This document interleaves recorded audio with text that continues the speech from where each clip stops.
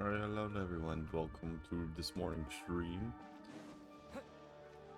First off, I should probably say this now. I do feel a bit better now. I'm not as fucking what's the word? I'm not as upset as I was earlier today. I mean, not earlier today, yesterday. Still not 100%, but I'm fine. I'll be fine.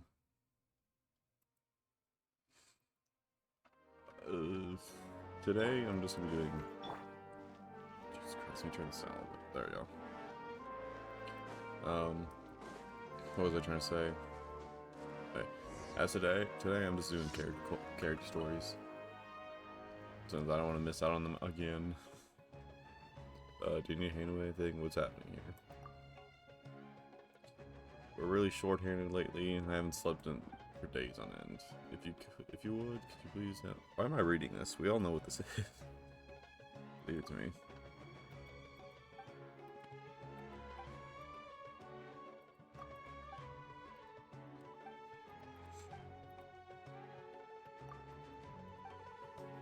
Okay, she's going to this lady again that hates taking medicine.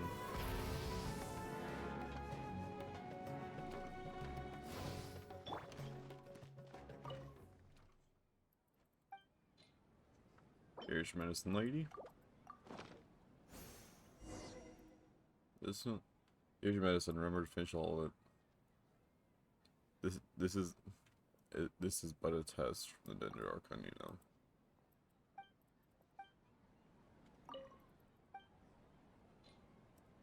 And I'll give her some sugar just so she takes the damn thing.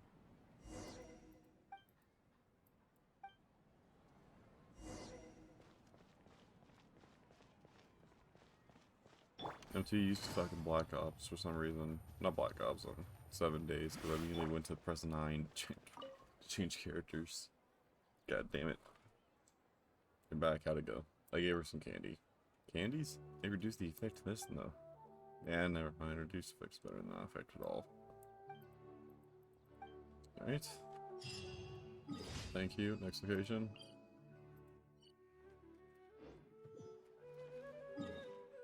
Oh, send me up here, okay.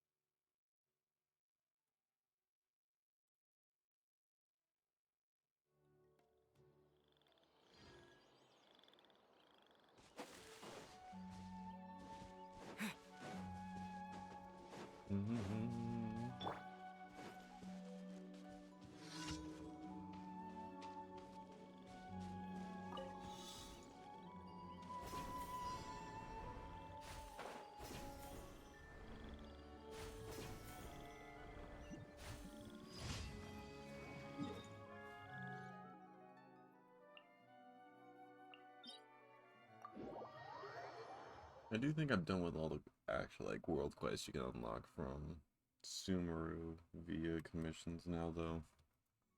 I haven't got a single world quest or anything new in a long ass time.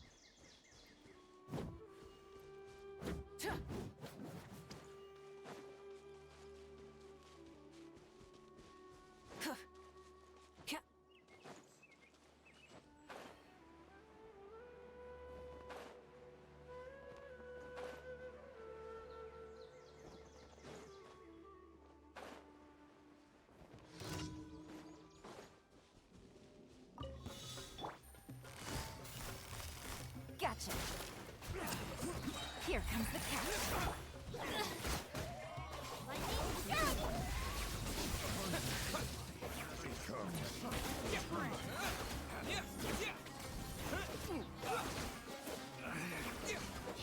Something I don't get now.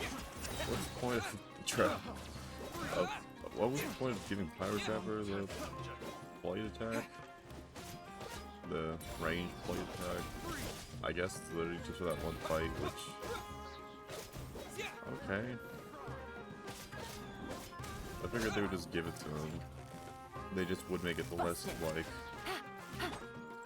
It'd be like fucking the, Animal Ring, though.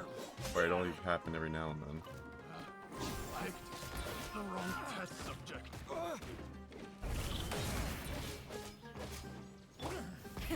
Rev the engine!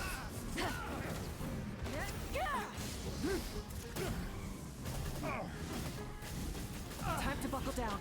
Pyroclastic surge!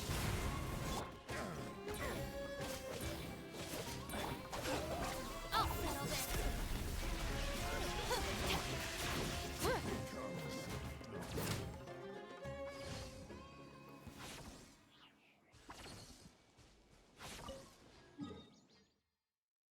Next occasion.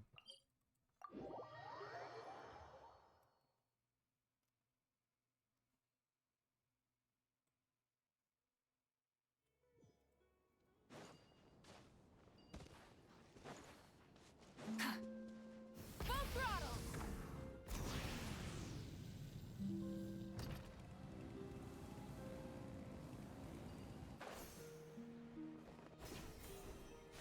Oh, this is R&R music. Where? Up there it is.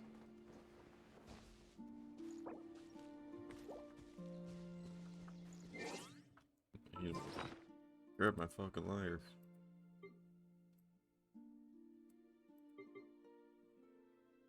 There it is.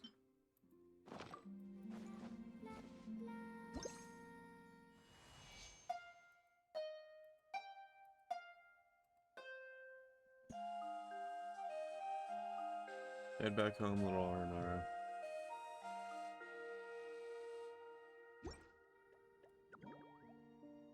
Great, it's the golden R and the golden music. I need to get back to Varnanar, but I can't fucking say a word. And tell Nara stories to the other Naras. R&Rs.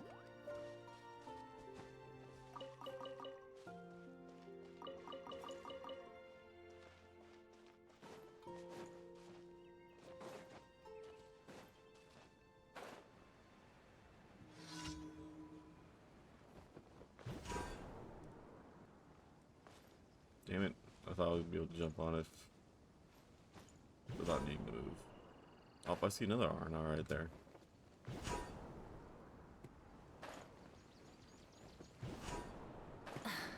We won't Paimon. Just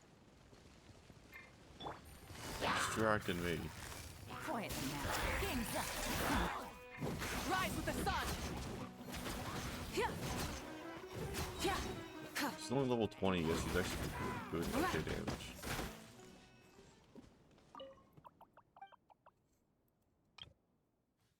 Penetrating my... I don't even try and say that, it's so weak. Back to Nara, I go. Nara friend, I'll see you around.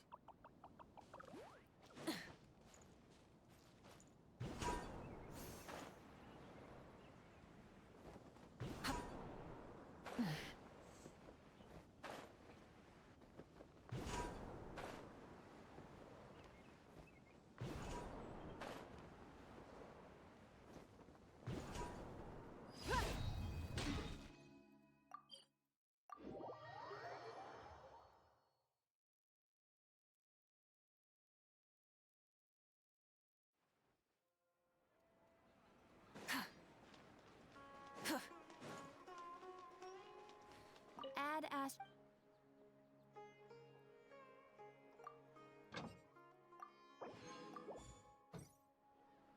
Add Ast...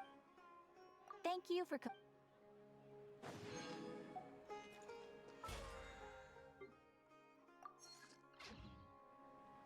Alright, what is this? Oh yeah, the whole beetle thing.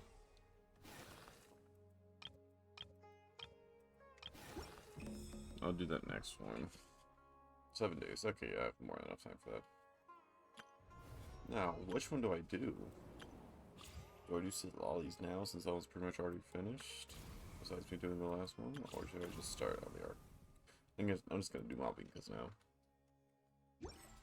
Since, you know, obviously, why I should.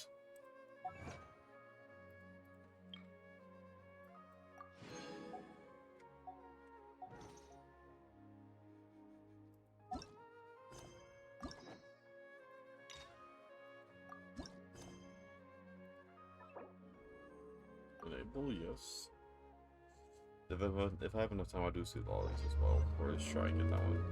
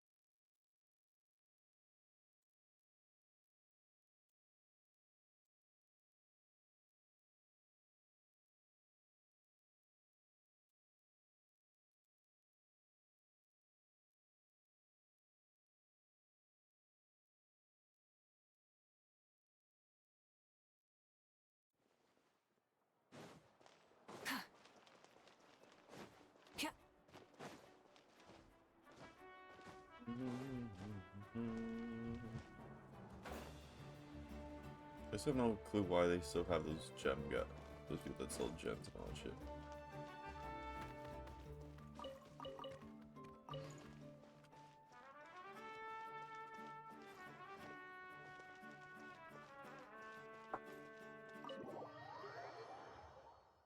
Also, I probably should actually change off Akinos the way of damage. Because as it stands now, I have no damage. So really quickly, let me change really first. An insurmountable problem, I presume.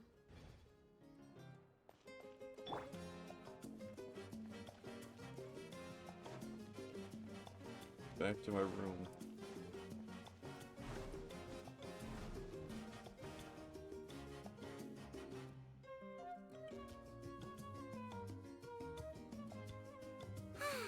Lately, we've been sleeping well and eating even better. Now this is the life. By the time I got to live like this, Exactly! Look, Paimon's tummy is so stuffed. It's all round and plump now. And now it's time for some rest.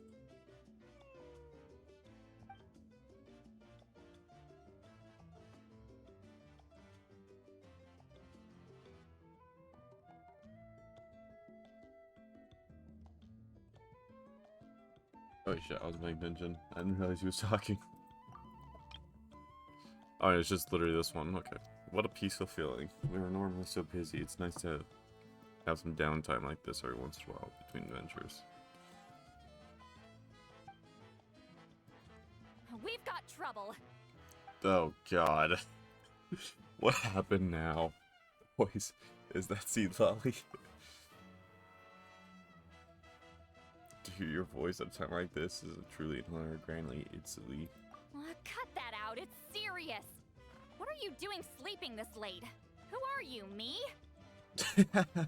She calls herself out. Come see Jesus. us in the speaker's chamber once you've cleaned yourselves up. We're waiting for you here.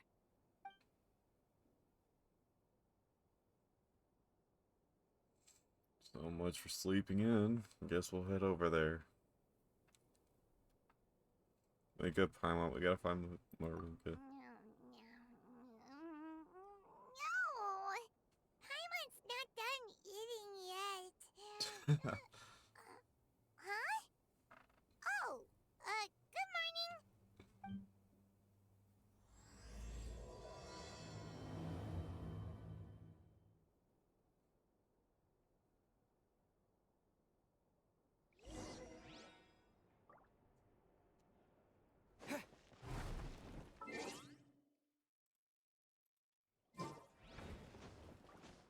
Time trial. It's worth a shot.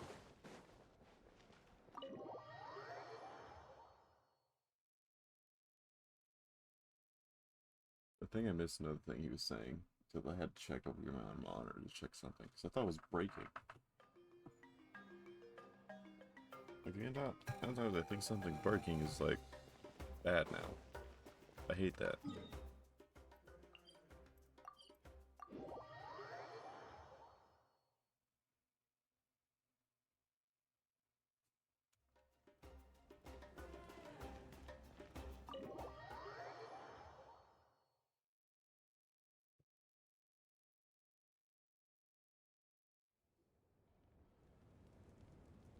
What's going on? I wonder if they've eaten. Or if they've even gotten up. Maybe I should buy some snacks? Oh, don't tell me something came up on their way here. Relax. I'm sure they're fine. Ah, there they are. See? Just like I said. Moika, see Lolly! We came running as soon as we got your message. Thank you for coming all this way. Here, have some water and catch your breath first. Sounds like something major's happened. Well, you could certainly say that. I'll let Lolly explain. Strictly speaking, I'm just passing on something I heard as well. Basically, the Wyab passed a truly shocking piece of news to me through the smoke last night. You're aware that Mawika's not the first Pyro Archon, yes? On occasion, there were those who lived longer than an ordinary human. Not unlike my situation. But all in all, the title has changed hands many times. And now, the Wyab have sensed a special surge within the ley lines. A truly ancient soul is about to return to the mortal realm. His name is Xbalanque. Xbalanque? But isn't he the very, very first? Yes, that's him. The first Pyro Archon. According to legend, he was the greatest of heroes and leaders, and the one who made a deal with the ruler of death, thereby creating the rules that saved Natlan's ley lines. Hasn't he been dead like a really long time? How can he be resurrected? Even in Natlan, it's impossible for someone as ancient as him to ever return. Still, nothing's off the table when Xbalanque is concerned. Hence why this really is something major. Let me be clear about this. I did not mishear, nor is the Wyab mistaken. We would never jest about something like this. Don't worry. Both the Traveler and I have complete faith in your abilities. Whose interpretation of the Wyab's will could we trust if not yours? Yeah, that's the one thing I'll never be modest about. But the fact I'm not wrong about this only further begs the question. Just why is Lord Xbalanque suddenly about to be resurrected now? As you can see, Lolly's even more concerned about this than I am. Still, it's understandable. Waiting to find out the whole truth must be torture for a great shaman who can only peep at the outcomes without knowing the causes.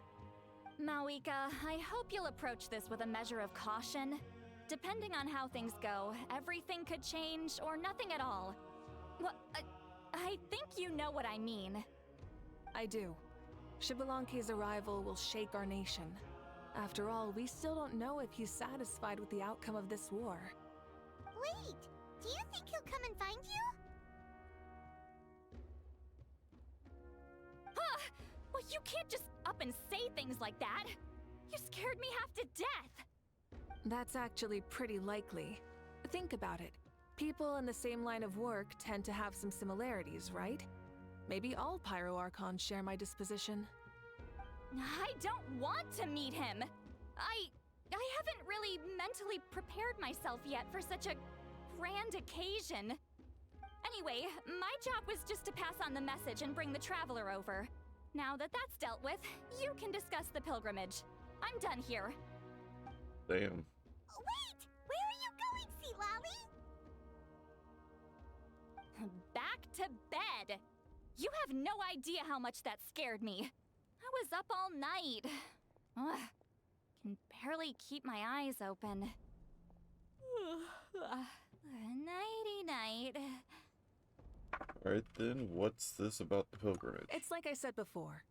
Our cultural legacy shouldn't end with our triumph over our suffering. Instead, it'll burn brighter than ever. So, the pilgrimage of the return of the sacred flame has been given new meaning. We have chosen to turn it into a pure athletic competition, promoting fair play and encouraging the personal growth of contestants. And this grand tournament will begin soon. Ooh, that sounds awesome! Mention to sign up. Heroes are drawn to tournaments like this, and naturally, you're no exception. The news of Lord Xbalanque's impending resurrection may be a bombshell, but I believe that we should keep our focus on the pilgrimage. Huh. Okay. So, not in a hurry to find him, huh? That's right. I've already informed the tribes that we'll be hosting the next tournament right away. It'll help sweep away the shadows cast by the war.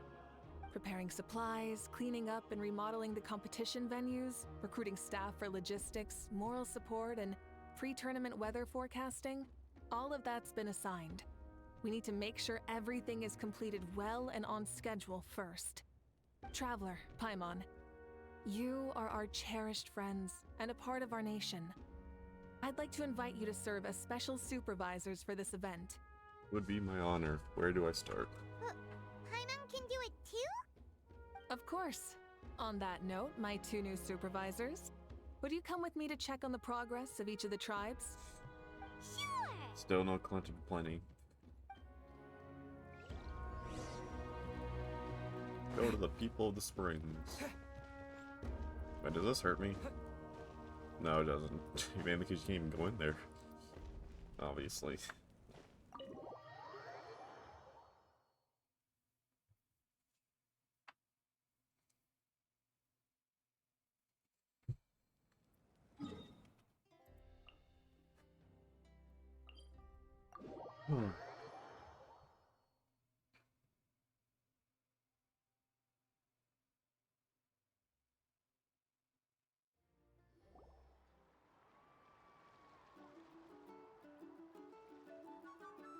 We're here! This is our first stop! Looks like someone's in a good mood. Of course! Paimon's here as a special supervisor this time! It's only been a few days, but Paimon's back and cooler than ever! I'm sorry, it might be a lot. Sorry, Paimon let this get to her head again. It's nothing. We've got a long road ahead, so it's good that she's so motivated. Pretty much all we need to do is talk to everyone and confirm how the preparations for the pilgrimage are going. Hold on a sec. Take a look over there. See that? Someone's fishing. It's them! Alright, my ironic trio. It's a quartet, you insolent ignoramuses! A quartet! How dare you treat the almighty Dragon Lord like a subhuman! If anything, I'm superhuman! Wait, no! Draconian! I mean, what if we were talking about you and Kanich was the one that we forgot about, huh? He's quiet enough. I'm joking. That was not a good hello joke. there, How? And you three? What are you up to? We're fishing, Archon. Mualani says if we're lucky, we might catch someone really special.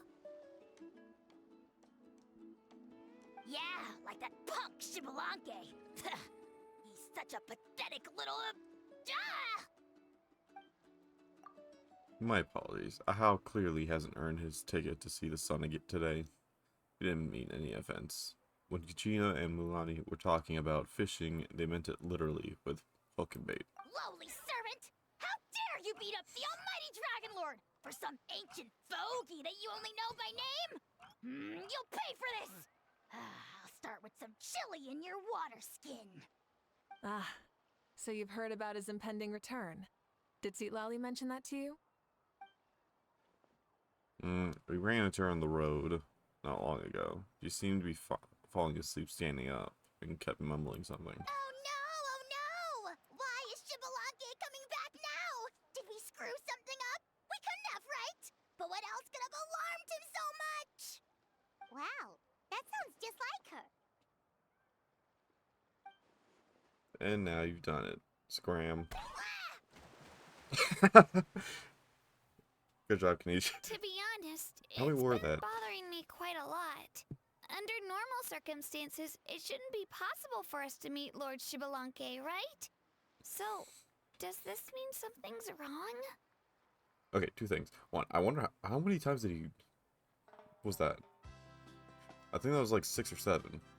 Second thing, I like the little touch where Mulani literally just pulled him out of the ocean. This kind of reminds me of like how Paimon Traveler met. Oh god, does it mean she's stuck with the How now? I feel so sorry for you. As you can see, there are many people that are thinking along those same lines. I believe that. I believe that. We've got a bite! What the fuck? Help! Something's pulling on me! Yeah, no, this is my face too. Like, what the fuck? This is literally just the first scene of the game. It's what's going to save your life! Are you having leg cramps? Help! Hold your breath for now. We'll get you out right away. What the fuck? Is this normal?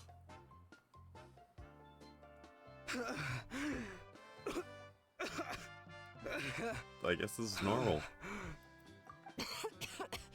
Thank you so much, everyone. Wait, why is her Archon here? But would you look at that? You actually caught some people after all. Thanks for your help. Otherwise, that sudden bout of leg cramps might have ended our entire surfing squad. The two of us are in charge of transporting supplies. After safely delivering some of the equipment, medicine, and a few other things for the tournament, we had some time to spare, so... Didn't warm up before going into the water, did ya? Thank you. Thank you so much. We'll, leave you to it then. We'll never forget how you saved us. We know you're busy though, so no need to worry about us. We'll see you around.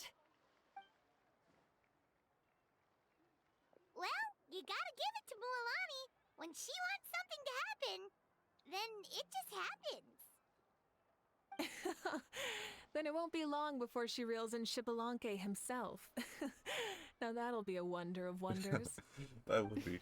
I was just thinking, what if he enjoyed swimming like the rest of us? It's easy enough for anyone who loves the water to end up here, so might as well give it a try. It'd be a great chance to say hi to him.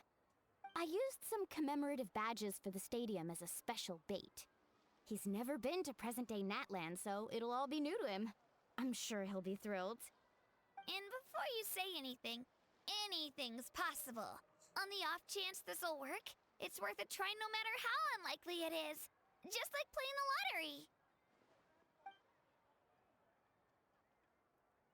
the lottery. As you see, the power of friendship sustains their faith in the theory. Well, what about you then? Given your personality, isn't your continued presence a testament to the power of friendship too? Sup, Bubs? Saw right through Thank you for lurking. Foolish lackey.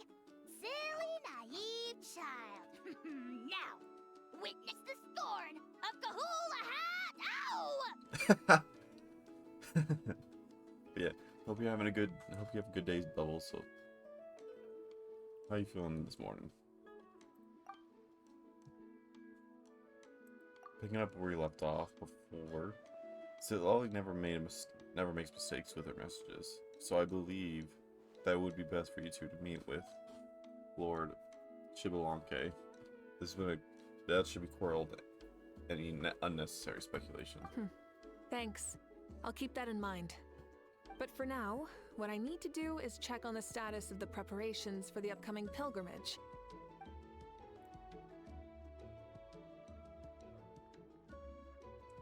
What?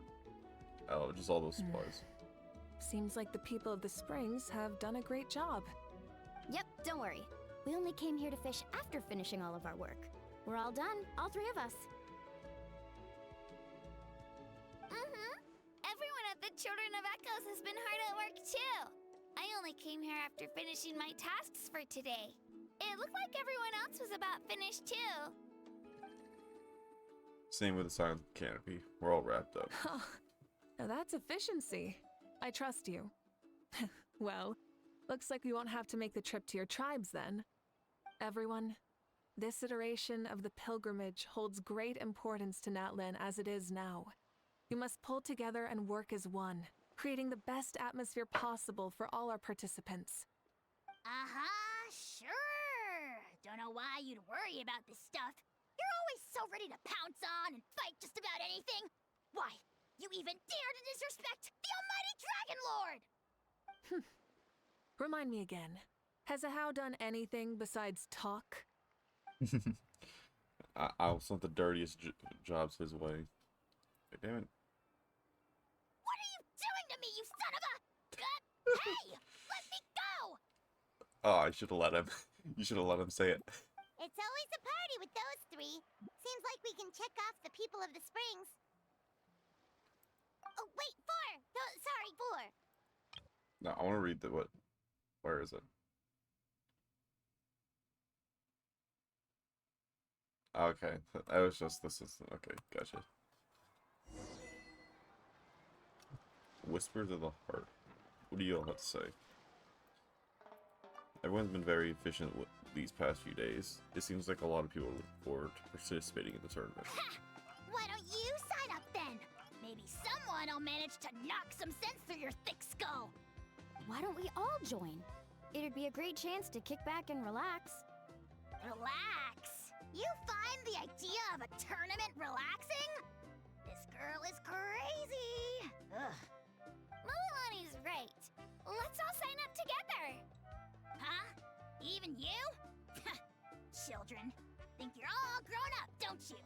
In the eyes of the great Kahulahau, you're still...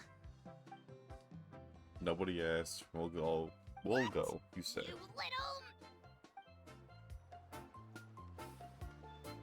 The Masters of the Night Wind.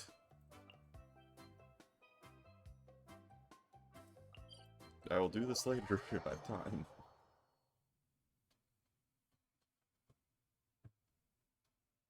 I probably could have just gone to this waypoint, couldn't I? The one up top. Damn it. I was not thinking. But it's fine. It's nice to always just go the main entrance way.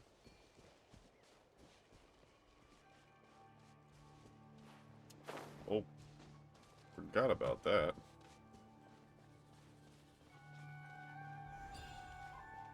Fatuis? Wait, I'm on... Huh? What are the Fatui doing here? That's a little concerning. Let's go over there and see what they're up to. Also, how did they get this close to a tribal settlement? Well, considering what the captain did for Natlan, maybe they're giving a little bit more leeway. Huh. All the Fatui left in Natlan are probably the captain's subordinates. That basically makes them followers of one of Natlan's heroes. Still, once a Fatus, always a Fatus. Something seems off seeing them here. Let's go check it out. Yeah, it's understandable. The amount of shit they do.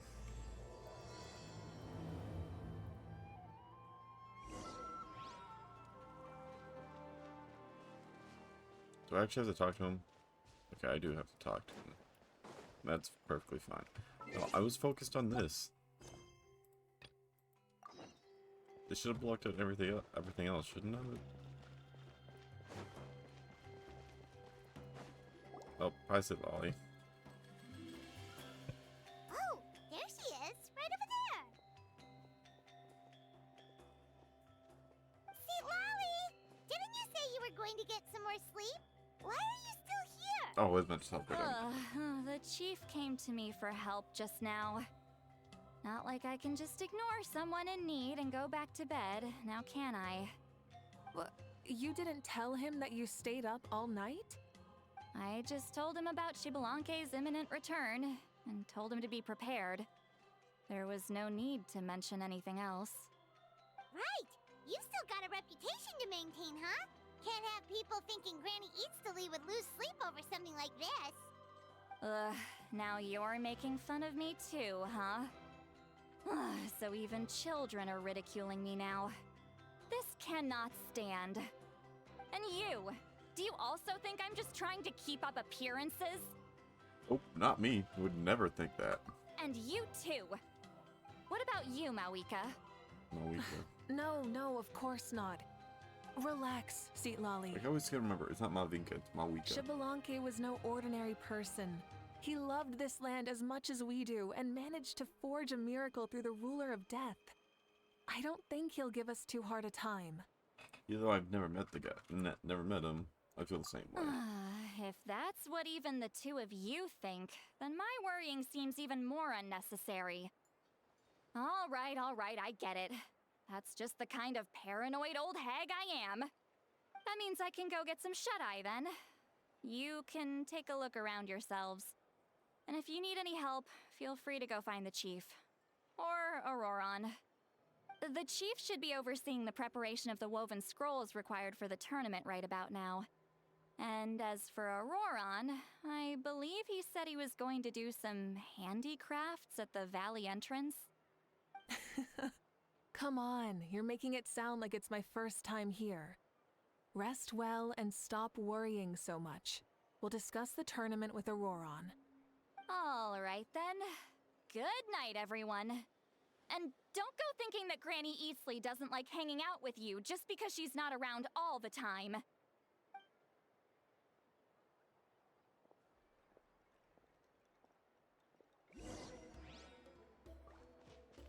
Find Auroron. Wait, what the? Oh, there's one up there. I want it. I want it. Give me it.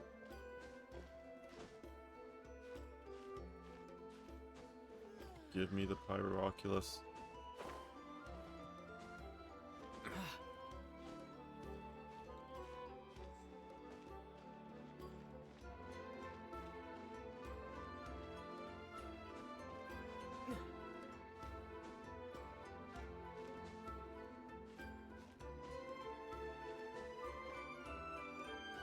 So where the fuck is it? Oh, it's right there. Okay.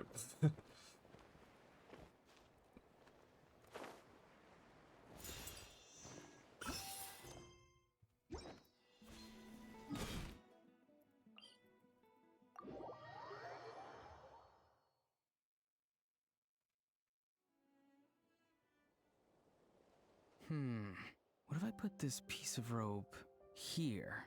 Oh, and this wooden dummy. No? Then what about this? No way, bro. Oh god, not a parrot. That voice. Sounds like Auroron's talking to someone. Let's go see what he's up to. Snark to Fatus. I would not doubt if Paimon would have thought that. What you up to, Auroron? Oh, hello. Oh dear, oh dear. A bird? No, a juvenile Cucasaurus. This one looks a little different from the others, though. Yeah, a very special look indeed. Is your pet Auroron? The heck are you on about? Whoa, he's quick on his feet. That retort was instant. For real now? Do you even hear yourself, bro? Did Paimon just say something wrong? Oh wow, no way, bro. What the heck? Don't worry about him. He's just... how should I describe him? Don't tell me he's some kind of elder. He definitely seems pretty important. No, he's an assistant at Aoife's clinic, and one of my friends. His name is Kakuku. The heck are you on about? Is that not his name? Oh wow, no way, bro. It seems like he just repeats a few sentences over and over. Yeah, that's what he does. Those are all Aoife's catchphrases, so Kakuku picked them up after hearing them day after day. The last time I delivered some vegetables to the people of the springs, I ran into Ahau, who was there for a soak in the hot springs. Ahau and Kakuku were stuck in an endless back-and-forth argument. I would have loved to see that. Sounds like a schoolyard Scrabble. Eventually, Hao got really agitated and just started immediately shouting, "No, you!" no matter what Kakuku said. How unbelievably childish. No less than I'd expect of a How. Even I have rarely witnessed things like that. They went on like that for an entire afternoon. Damn, that would be Wait, how funny. do you know that? Did you stay and listen to them the whole time? Yeah, I did. It was so dumb I couldn't look away. No, I wouldn't. I would have done the exact same thing. No question about that. It's so stupid. You're the most. You're more patient man than most. Anyway, I'm here because I'm trying to capture Shibalanke. Capture, huh? Wild choice of words. Yeah, I agree with her. Then how about hunting for Shibalanke? That's worse. Sorry, you're trying to do what now? We've never seen someone so ancient come back to life before, right? So I wanted to see if I could intercept him. See, this is the trap that I made. I've used it before. It's quite good at catching wild animals. Don't worry though. I've already told everyone that there's a trap here, so they won't get too close. See, I've even made a notice board.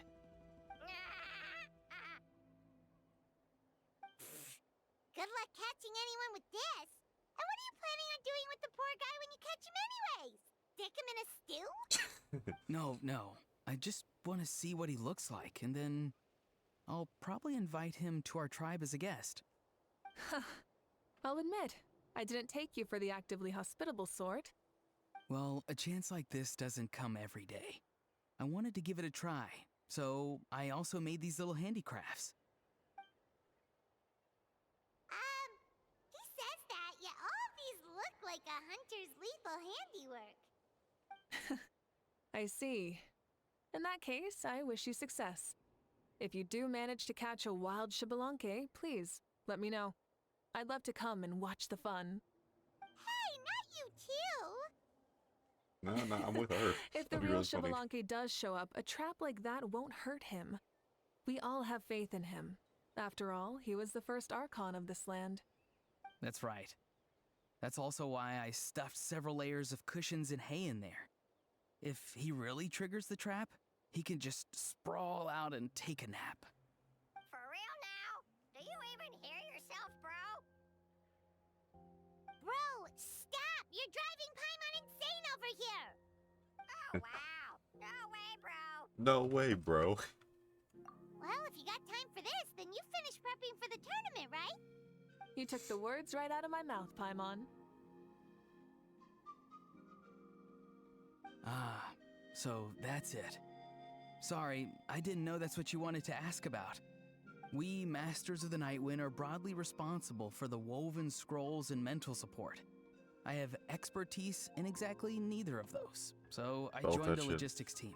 Felt that shit. I provided some amazing supplies. The others even praised me for the quality of my produce and even asked me about how to grow such great fruits and vegetables. I was very happy. You've gotten quite good at dealing with people. Yes, I think I've rediscovered a bit of that feeling I had in my childhood. Seems like things here are going smoothly.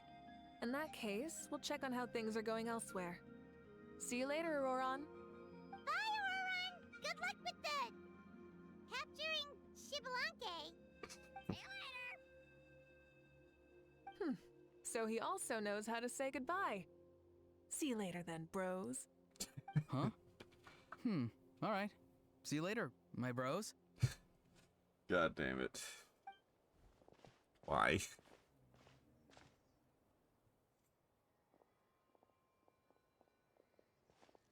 Oh, Moika. Oh, shoot. What are you doing here? What are you doing here is the question, actually. Shilonen? What a coincidence.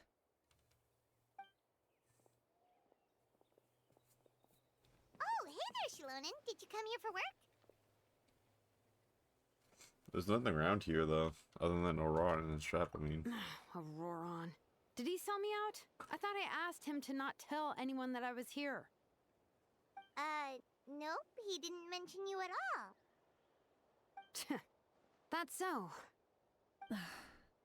She's avoiding me. There are a few big pieces of equipment we need for the tournament. and I've been wanting to ask her to make them. I went straight to her place because I was worried she might refuse, but each time there was nobody home, and the neighbors said that she was busy. Turns out, she was here. Shalana's tent is nearby too. Wow, she literally ran away from home just to avoid taking work from you.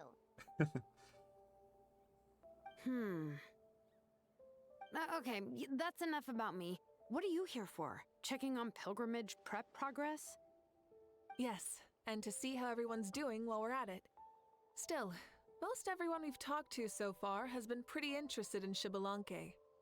Oh, Xbalanque? Did you just say Xbalanque? Wait, have you been so busy running away that you missed the whole memo about him?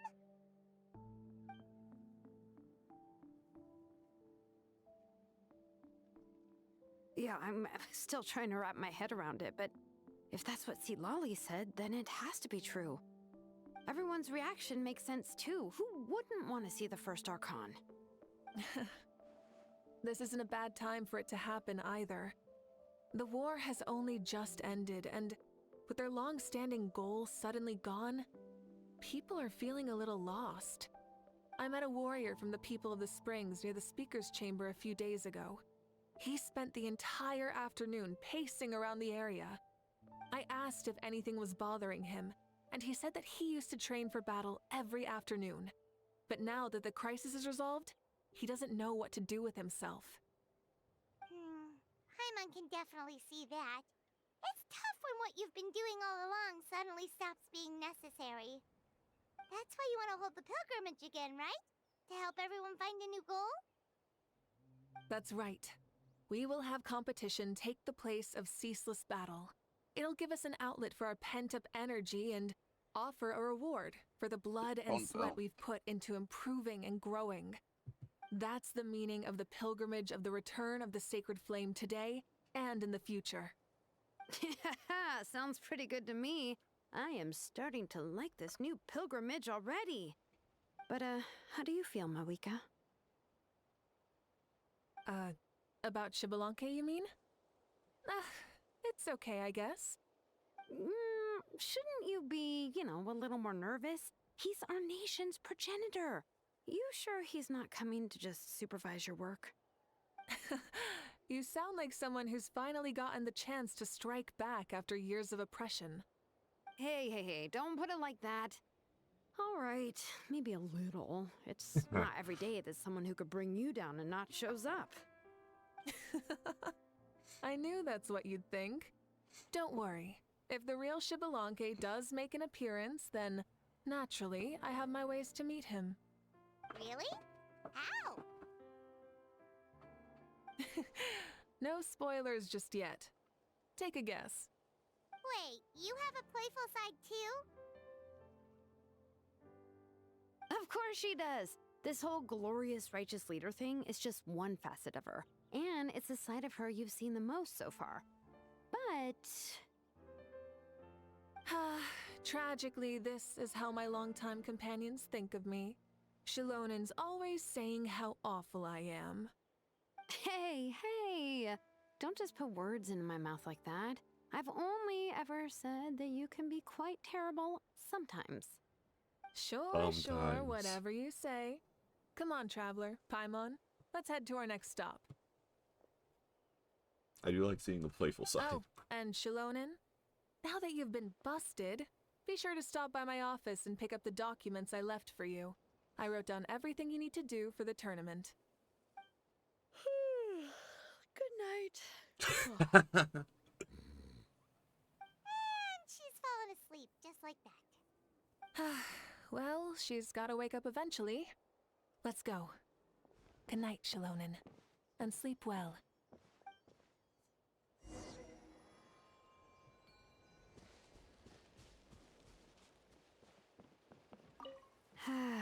Stop looking. I'm genuinely asleep now. That's not what you said. That's not what... Bullshit, that's not what you said.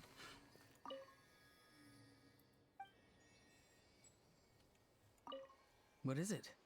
Do you want to talk about something else? You gotta find someone who understands Saurian tongue to translate for you then. or transform into a Saurian so they can talk to you. On that note, I'd love to try that one day, bro. Easy. Hello.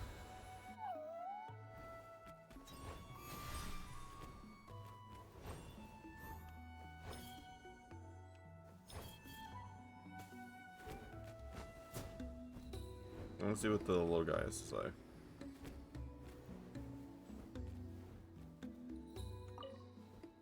Hey, hello there. Hello, you're Cucus. I can't remember how he says his name. Right? Oh, so you already know my name. The guy told you, didn't he? Oron, right? Yeah, he spoke the truth. My name is indeed Cuckoo, I guess. And I did pick up those lines from hearing Aoife say repeat them. And have you met Eva before? Not yet. Next time for sure. But even with all of his running around and being all everywhere, all at once, all the time, you never met him? Guess you must be tip-top shape. So you just need can't speak. You've just never needed his services. He's out to see some patients. I have nothing to do.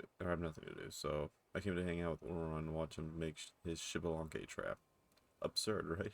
He's so crazy. I love him. Aoife. Right. Speaking of Aoife, I need to correct you on one thing. Judging from how you reacted before, did you think I really didn't understand human language? Come on, bro. Of course that's not true. As Saurians go, I have already understand more than enough. That's just not... I'm not just using their words, but their body language too. There's a limit how much I can mimic with my vocal cords. Mighty shame. That. But I feel like my charade, I don't know, should convert my meaning well enough. So of course I understand. No way, bro. Do you even hear yourself means and all the rest too? I meant those words from the bottom of my heart. Also, I'm not a pet. I'm Ifrit's colleague. Be a good bro. Call me Dr. Gogo. You got it, Broco. I like you. Choose bro. Choosing the bro part over doc part, huh? Well, if you'll be my bro, then I'll gladly be yours too. Ifrit, Aoife, and Oron are both my bros. And now I found a third bro. You look like a real fighter too. Just what the doctor ordered. Oh, and I guess a how counts for half a bro? You know, that useless guy who works with Kanich from the sign of the canopy? He's funny one.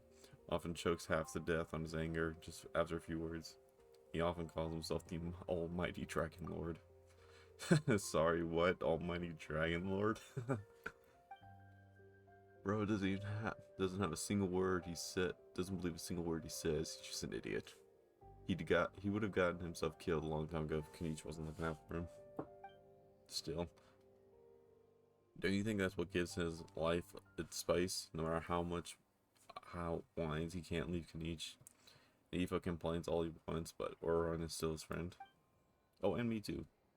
Aoife says I'm often too familiar with everyone, and that I instantly fly over, telling all my Saurian friends whenever he does something dumb. But that's just how we live, man. We torment and depend on one another in turns. Oh, okay, yeah. Once we Saurians know, the humans will know too, and whatever the humans know, the humans from further away will know real soon. Still, I know you'll love Aoife, bro. He's a good dude after all. Have you ever met a bad dude who reassigned all the time? Well, anyways, if you ever need a doctor or somebody to help you translate our tongue, come find me anytime. I'll send my boy Aoife to go help right away. Oh, oops. I meant my bro Aoife, of course. Of course I'd slip up. He's not a boy, you know. Here, he's my bro. That's actually a really nice touch. They did that.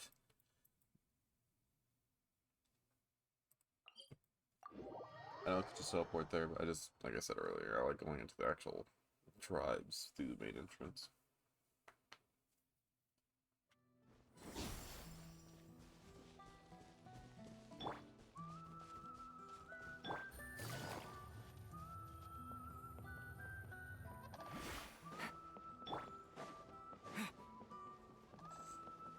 So what's the point of Traveler having his Night's Elf blessing yet? That he doesn't actually use the bar down there.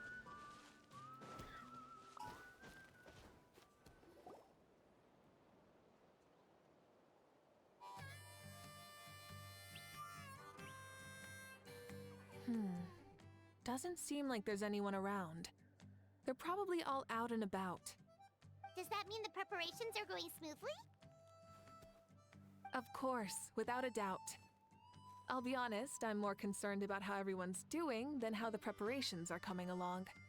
The amount of rest they get will directly impact their tournament performance. It's my hope that everyone is eating and sleeping well, so they can enter the stadium full of anticipation. What are you guys doing here? What's up, Shaska? Oh, it's Cheska! It's been a while. How have you been? Great! Things have been good on my end, too. How about you? Same old, back to the grind. Flying around to break up fights when they break out. Taking walks with my family when I'm free. You know, the usual. That said, I haven't had much work to do lately. The whole back to the grind thing, just... I'm just thinking about the Cantler Grind with Black Ops. Fuck, I don't want to do that next week, but I have to. I take it that means there haven't been many fights? Yeah, the war just ended, and the bonds between people have grown a lot stronger in the process. Hard to start fights like that. I don't mind, though. More time for me to zone out. I just sit at a lookout point and tend to my weapons. The fresh air is also great for my mood. Sounds like you've been doing well then. I'm glad to hear that. What are you talking about? You should know the ups and downs I've been through better than anyone. So, how have preparations been going here at the Flower Feather Clan? Ah, so that's why you're here. In that case, I'll take you someplace where you can see the situation clearly. Follow me.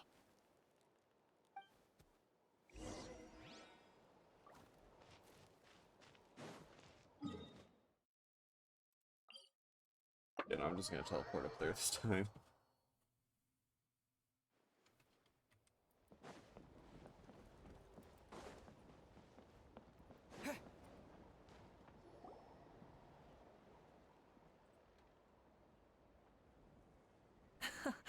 So this is the place you had in mind.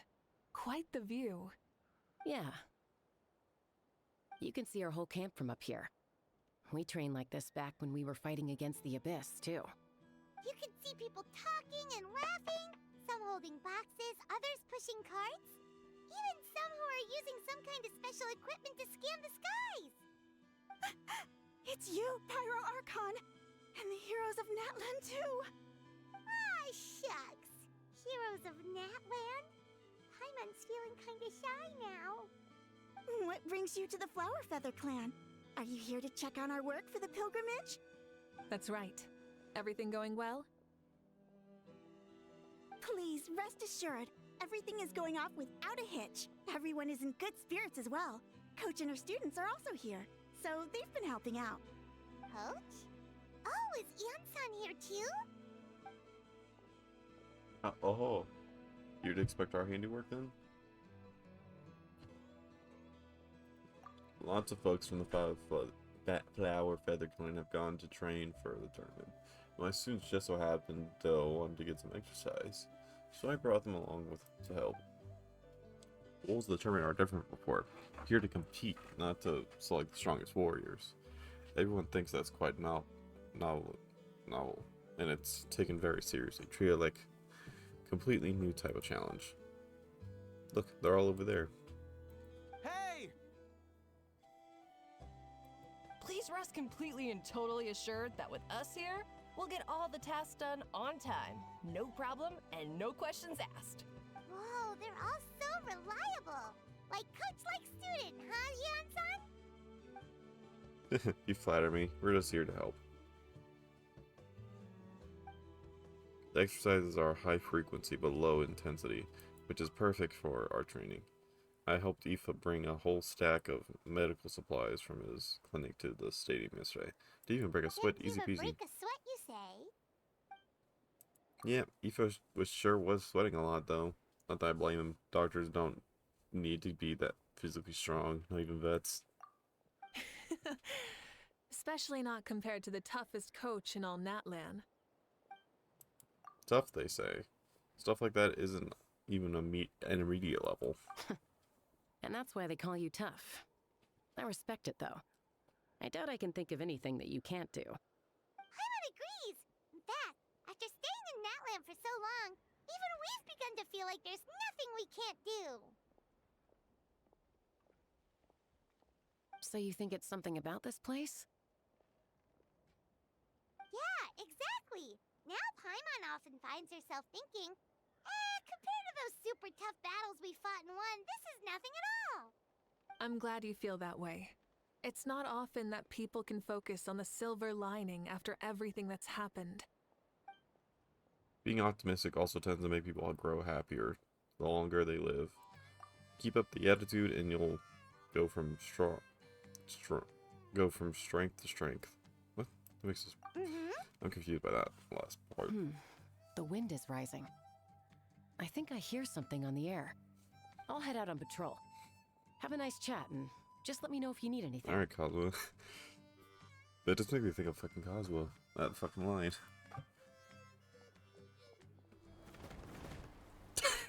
Like, sounds good, see you later. And she's off. Oh. I'd say that it's effortlessly cool moments like this that make her so endearing. And she's off. She really comes and go like the wind. Okay. I didn't mean to skip that part. Well, what's next for you? You look relaxed, so I'm assuming you're pretty much done with all the important stuff. We've already checked up on each of the tribe's progress, and everything is going smoothly. Well, we didn't quite get around to the Children of Echoes, but from what Kachina says and seeing how Shalonin's doing, it seems they're fine. No need to check up on them. Don't worry, things have been progressing well over the collective plenty too. So, that's it for the day. The only thing left to do for the next couple of days is persuade Shalonin to finish her part of the work. Sounds alright. Oh, I'd love to see the face she'll make if she heard you say that. Since you have time, why don't you give me a hand? As you already know, Mika, I'm responsible for designing the tournament course. Well, it's almost complete. I built a mock course. Want to do a trial run? Wait, so you mean we can get a sneak peek at what the competition will be like? Indeed. You know, Mawinka can't personally participate in the tournament, right? As the Archon, she must serve as both the host and judge.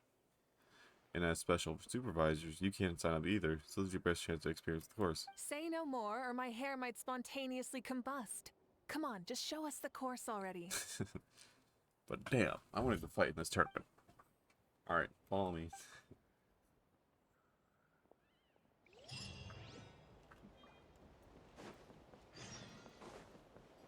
Return to the Stadium of the Sacred Flame. It's all the way back here? What the fuck?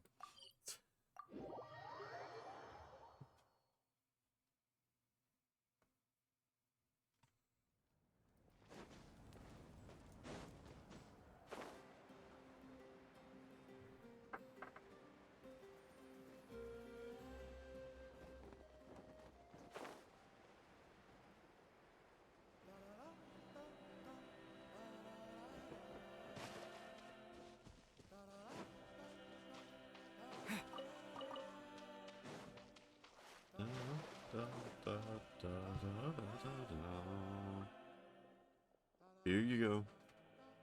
What lies before you is the mock course, the mock-up of the course that will be used for the upcoming tournament. This entire thing? If it's for the pilgrimage, it's gotta be grand. That's right. I've designed this one to make use of the stadium's maximum capacity, and I've given the thought to each space, each placement, and each decision or dimension. See this kindling? The contestants will have to chase it through the competition, encouraging all.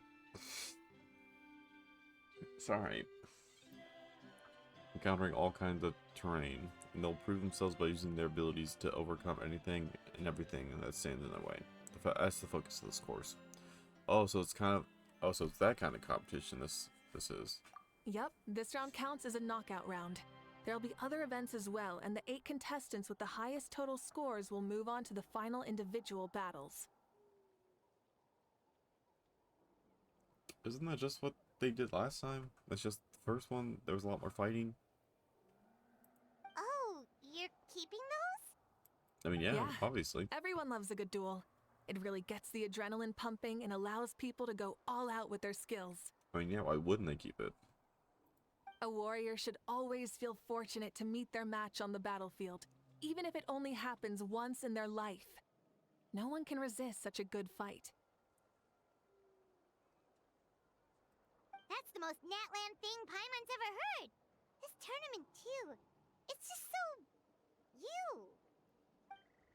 Oh, why do you say that? Well, the competition's all about chasing the kindling, and you're all chasing something too, right? Oh, that's a good metaphor. That'll come in handy when I explain my idea process later. Well, I'm glad you found this helpful. The benefits of having Paimon and Traveler as friends and teachers. Alright, well, judging by your faces, well, you look your errand go. Malwinka, so how should we try it? Why don't you try it out first? No problem. I'll go get ready. Whoa, Malika looks so excited. She must really be looking forward to this. She might be a little too excited about the competition. Do you think that she seems a little bit different after the war and all? Yeah, no, 100%. She no longer has that fucking burden on her back. Like, you know, maybe in her sense of playfulness? She seems less serious than before. More willing to just loosen up and have fun. Yeah. I mean, after all the shit that she's been having to deal with for 500 years, it only makes sense that now, finally, after the war is over, she finally just lets loose. Nope, you're not hallucinating. I agree. Whoa, you heard too? So, Paimon's right, right? Yeah, that side of her that she hid during the war has now come out. Makes sense, though. Everyone wants to unwind a bit after accomplishing an important goal. She earned it. Oh, so that's why you called this over. It's all part of your grand plan, huh? Not exactly. I did expect Malwinka to take this one, though. So I also had to plan some events for you. You're so considerate, Coach. People like you are awesome. Spare the flattery. You'll be awkward if you end up complaining that you're tired later. Coach, what about Paimon? Does she not even get to be a substitute?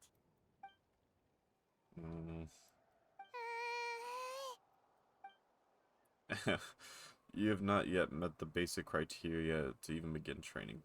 Practice a few more years and come back, we'll see. Aw, come on! I'm ready. Oh, did you come out of the water or some shit? Alright. Yep, hold the skill. Yep, I know that.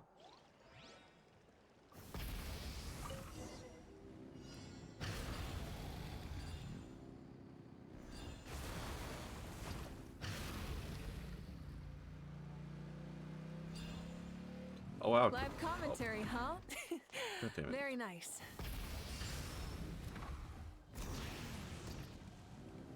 I couldn't read that fast.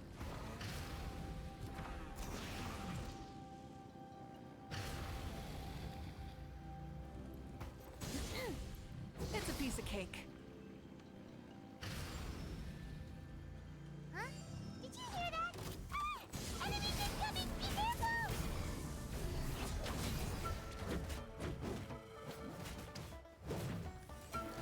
Try and stop me!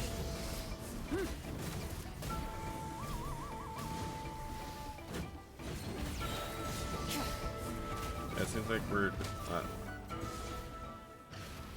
I can't read that fast. Rev the engine! I gotta say, this is pretty interesting. Oh, interesting. If this is that. Fine, you said you wanted to challenge people, so let's rise to the challenge! Oh. Course complete. Good job, contestant! Here, have some water! Now that was exciting. You're too kind. Thank you, my dear audience. And thank you, Coach. Well, what do you think? First things first, let me say that the enemy at the end was definitely not a part of the plan. The device never did anything before. Maybe it can't detect anyone under a certain height. In which case you would have been fine too. Oh, good point. It's a solid course, but, there are a number of small problems. For example, take the chase at the start. I feel like it's too short to separate the best from the rest. Why don't you find a few more people to test it out and adjust the distance based on their feedback? Ooh, you're really thorough. And yeah, getting multiple opinions is a great idea. Always. Also, about the vertical section. It's only so-so, and contestants might get dizzy from the sudden change of direction, which might cause some of them to fall if they get motion sickness. Also... Very true. Got it all down. Couldn't have spotted any issues without actually running the course. Thank you for your help, Winka. I'll keep improving based on the suggestions. That reminds me of something I wanted to talk to Traveler about, actually. I also have a ball launcher here. Want to give it a try? A ball launcher? Is it one of those other events that you mentioned? Yep, ball sports are also proud ancient tradition here in Natland. I decided to use one for an event. It's been a long time since I saw gear like this. This game can be played by 2, 3, or 4 people, and it's a fun one. Okay. Want to give it a try? I'm game. Happy to play with you. Thank you for agreeing to be my opponent. In that case, get in position, you two. I'll start the clock, and whoever has the highest score when the clock runs out wins. Be ready? If you're ready, begin. Traveler, you can beat her. No, I fucking can't, because no fucking clue what we're doing. Try out the ball launchers with Mawinka. Oh, okay. Oh, do I just have to slice it or something? Yes, okay. Use normal attack to repel the balls. We can launch to you during the challenge, get the timing down, and return as many shots as possible. Damn it, I missed it. I missed it again. Great shot. Yeah, no, I'm not winning this though.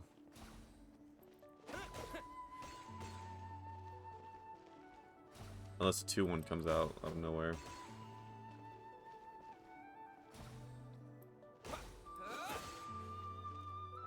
Or unless she misses 2 somehow. Damn it. Yeah, no, I've lost. What the fuck? Bullshit. That should have hit. Wait, am I allowed to move out further? Oh, I thought I was stuck in this box. Fuck. Okay. Yeah, I get it, Mawinka, I suck. Mawinka, I suck. Also, fix the hitbox of these damn balls.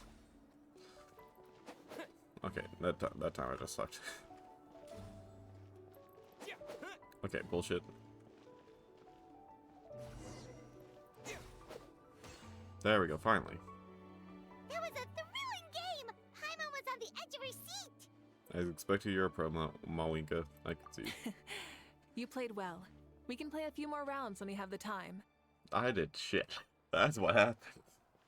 That'll be an update on feedback on my end for now. Thanks for all your help. No, we should be thanking you. Both the mock course and the ball launcher were fantastic. I didn't know you were so good at making things like this.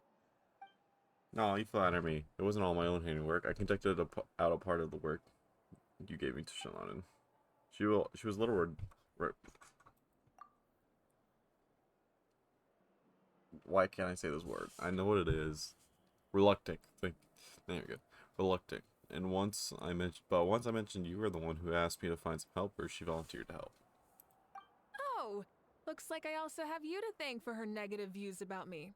How much would you say you contributed? 30%? Absolutely not. I say 10 at most. Please do not blame your problems on me. Your audience was pleased. Your attendance was a pleasant surprise. Traveler and Paimon. I don't think you have. I didn't think you'd have the time to try the ball launcher at least for a few more days. Thanks for coming. You know what they say, embrace the unexpected. Thanks for having us, Ethan. Well, I'm glad you all. I'm just glad you had fun in that case. Let's call it this a day. I'll need to get going now. The improvements won't make themselves. See you later. Bye, see you soon. Bye, Coach.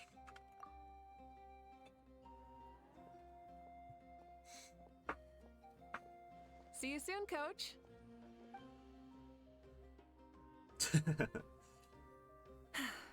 It's not every day I get to call Yansan that.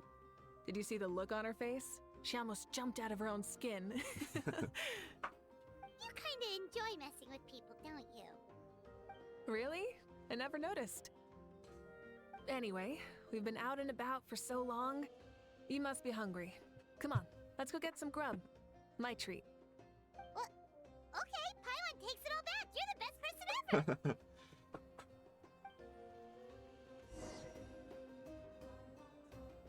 Dine with Mawinka.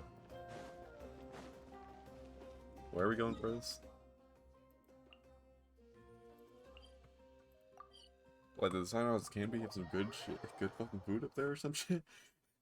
I thought we would just get some food here at the stadium, but that makes, I guess this makes more sense.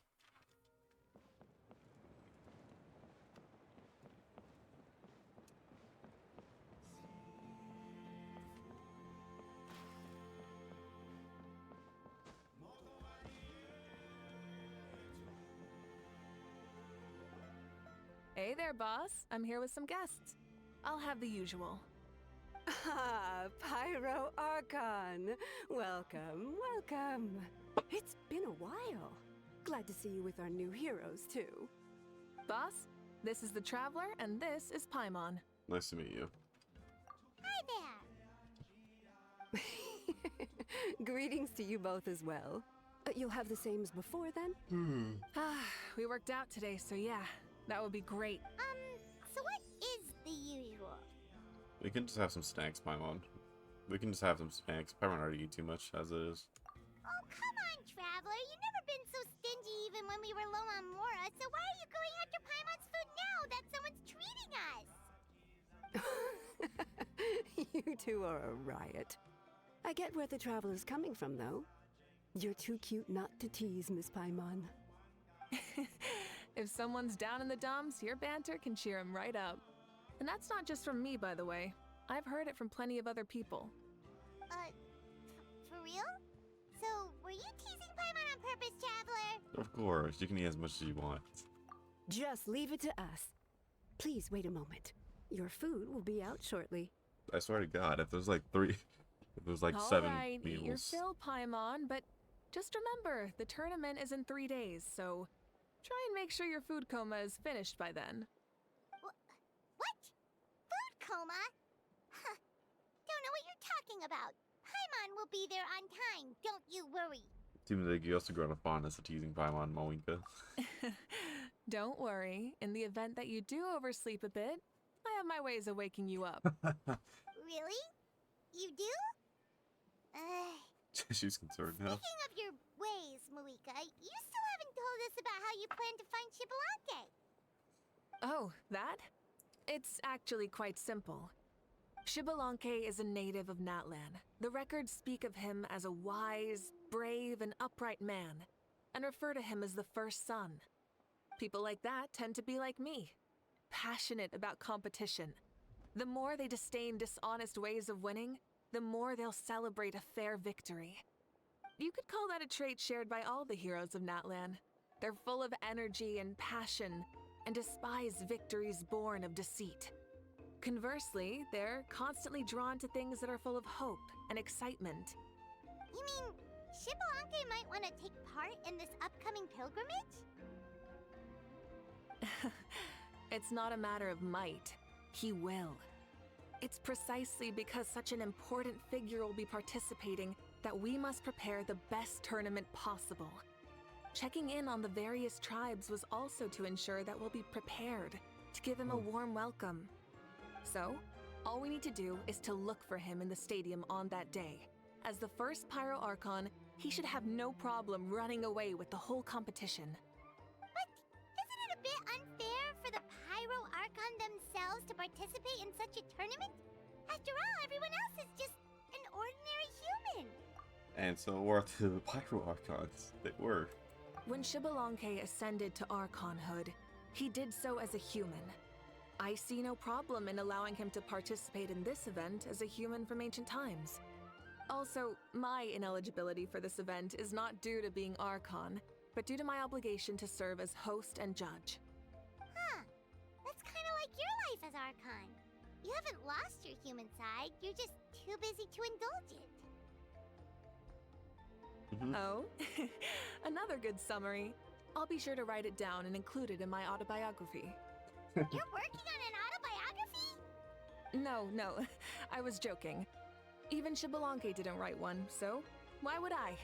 Still, if on the off chance I ever did write one, you two definitely be in it. Then, can Paimon have a super long title? Sure, as long as you want. The restaurant owner walked over you with a massive plate top. Hey, I can't read. I knew it. It was 7.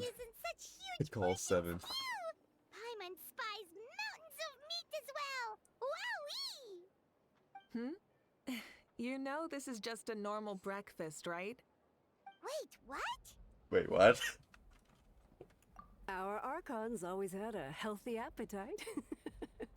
Please enjoy the food while it's still hot. Food never tastes as good once it gets cold. God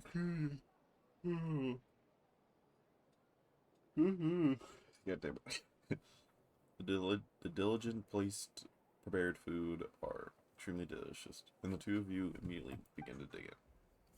And before you know it, Mawika has polished half the grilled meat with elegance, sincerity, and absolute...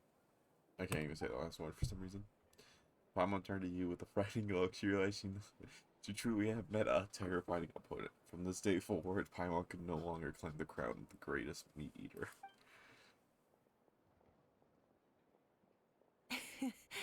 Judging the state Paimon ate herself into, I assume you'll be staying someplace close by. Is that okay? Actually, since it's so beautiful around here, we were planning to stay in the area for a few more days anyway. See the sights and all that. Of course you can. I'll go arrange some accommodations for you then.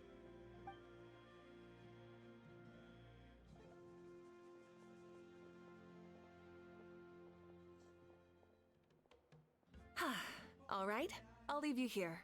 Have a good rest. All right, good night. How do you feel? Want another drink? I'm good. I'm full. Then how about some dessert? Paimon still wants something sweet. Why are you looking at Paimon like that? There's always room for dessert.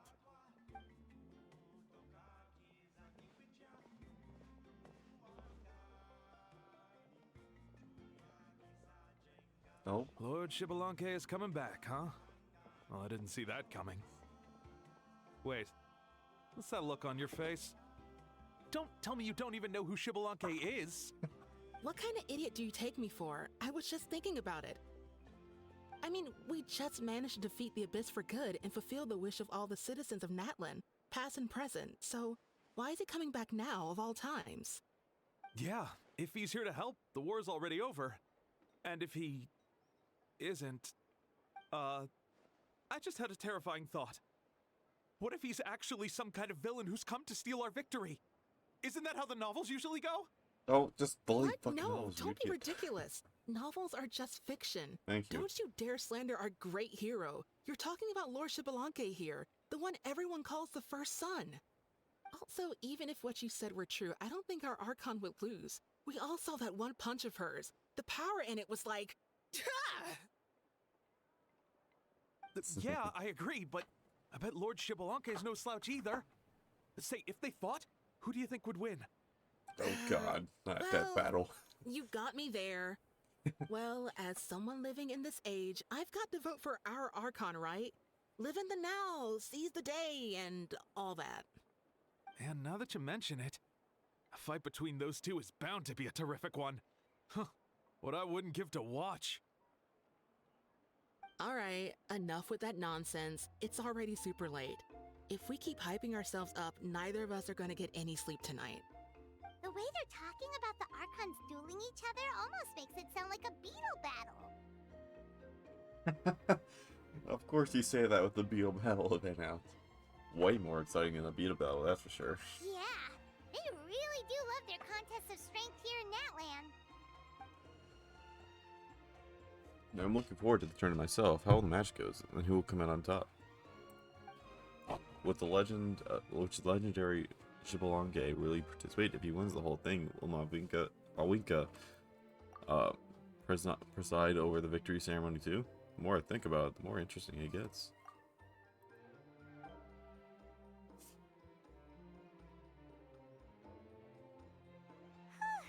Alright, Paimon's done eating. Let's head back and get some sleep. You and Paimon spend the next 3 days strolling around Elet. At the last, the day of the tournament has arrived. Time sure flies, huh?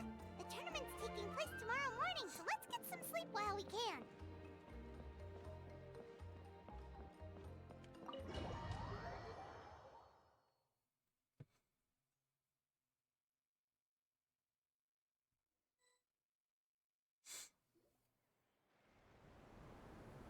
Hey, wake up, wake up! The tournament's about to start! That voice. It's Paimon. Wait, the tournament? Oh no, we've overslept! Only a little bit, but... Okay, wash up and pack your things. We gotta go, go, go! Alright, I can't believe it! Mawika totally called it! How could we have been so careless? Is this what people mean when they say you get so excited before a trip that you struggled to sleep the night before only to miss setting out the next day? Pretty much, yeah. Hey there. How are you feeling? Mawika, why are you here? Isn't the tournament about to begin? We know it's our fault. We're really sorry. Yeah, we're about to start. I'm here to pick you up. Put on your helmets and get on the bike. Huh? Can we make it in time? I'll hang on to you, Paimon, don't worry. Paimon doesn't count as a passenger, so we're not overloaded. We'll take a shortcut. Sit down and sit tight. You can hold on to my waist if you get scared. Full throttle! We're speeding, right? We have to be speeding! Oh, come on! If this counts as speeding, Mualani would have been arrested a long time ago. Paimon entrusted her life to you for so long, but only today has she realized just how unhinged the two of you are!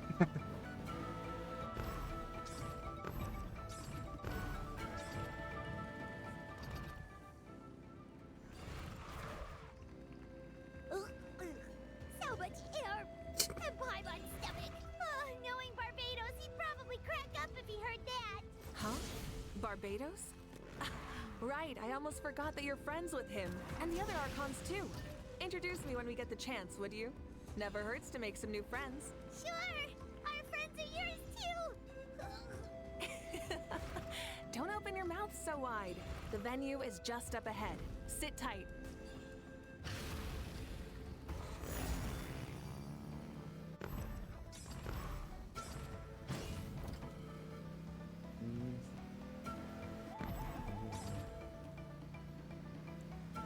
Can't wait for future quests when it comes to all the Archons being together. That's gonna be so much more fun.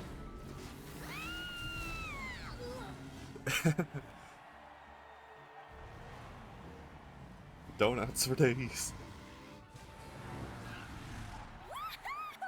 And safe! Just in time, too. Did you let everyone know or some shit? We won the bet! Oh, they were betting shit? What the fuck? You guys should have told me about this. Would have betted money too. That's right. Pay up a how. Of course, was against Hal. Yeah! Pay up a how. Pay up. Darn it! How do you like that? A short Flame Strider show to start us off, and to introduce and welcome Natlan's great friend Tumaini. Sure pulled off that stunt pretty neatly. How can you call that a stunt? Wait, what do you mean, pulled it off? That wasn't supposed to be part of the show? Everyone, welcome back to the pilgrimage of the return of the Sacred Flame. Once more, I will say a few words before we begin. Bored? Heard it all before? Not to worry. We're doing things differently from now on. The Abyss no longer threatens us day and night as it once did. My comrades, my friends, thank you for your hard work and sacrifice. We have achieved a lasting victory. A new day has dawned on Natlan. Yeah, all right! From now on, the pilgrimage will no longer serve as the prelude to a war waged to defend our land. However, many aspects of it will remain the same. It remains a trial to determine the strongest among us, as well as a stage upon which to showcase your individual growth. Today marks the beginning of yet another legendary saga, one written in the triumphs of the victors. So without further ado, let the tournament begin! Yeah!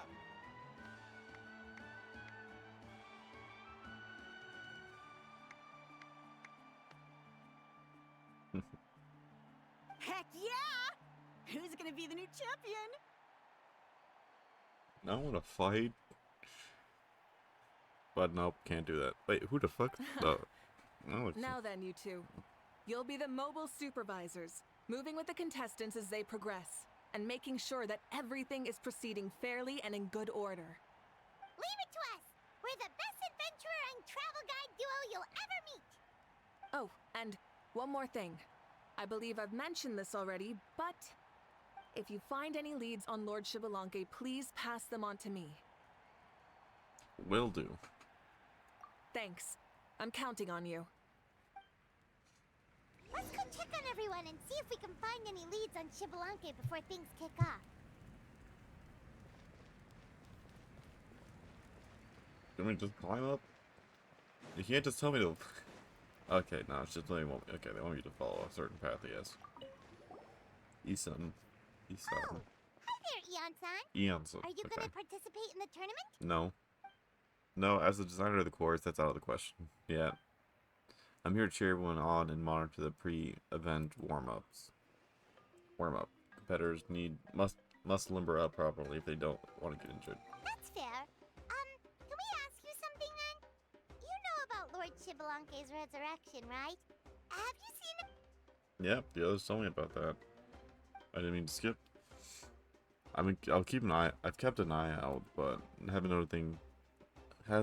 noticed anything unusual. At least, I haven't seen any competitors whose strength or skills clearly cut above the rest. Got it, thank you. We'll keep asking around then. You're welcome. Wait, one moment. Huh? You're warmed up as well. You've been running alongside them in the stadium, so you warm up as well. That's what they meant. You'll be running alongside them in the stadium, so you're gonna go in prepared. Stretch lower again. Good. Isan. God damn it. Alright, you're good to go. You're good. You may go. Thank you, Coach. Paimon feels like even her blood is boiling. You're going down to the ground. Warm up before competition is extremely important. Don't ever forget.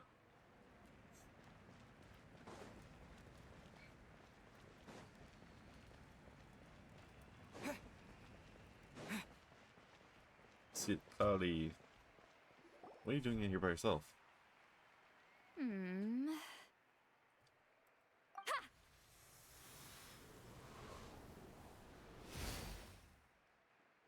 Woo! Oh? Well, hey there, Traveler and Paimon. What brings you here? To see the lovely Miss Eatsley. You... I'm not buying what you're selling. I saw that little side eye there. Traveler means it! Still, Paimon didn't think you'd be taking part, Citlali. Given who you are you sure it isn't against the rules? Though not a violation per se, what it will be is an unpleasant surprise for the youngsters. Normally I stay out of this kind of event. Don't want to put too much pressure on everyone else. But we're celebrating the end of the war here, so I'll give the occasion the respect it deserves. Good luck then! Make sure you show off your super majestic side, alright? Well, aren't you the sweet talker today? Too much syrup on your pancakes this morning? Anyway, thank you both. I'll remember your words of encouragement and do my best. So, what was that? Ha! Thing all about? Some kind of strange ritual? Of course not. I was using my power to search for Lord Xbalanque. To be more precise, I was trying to look for him in the world of souls. After all, I also have no idea what he might look like. Still, nothing so far. But why? He is the first Pyro Archon after all. Isn't it a given that he'll be revived with an unimaginably large amount of power? Seems like we'll have to keep looking. Yeah, we don't have any leads yet. We'll check for leads somewhere else. Good luck, Granny, and take care. Be on your way now. Oh, and take care of yourselves too.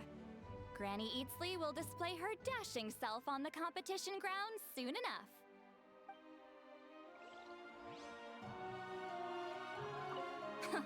This'll be a walk in the park. No, I have to find the others. Somehow. I mean, I know they're already on the stage, but... Oh, what's up, Kanich? Obviously.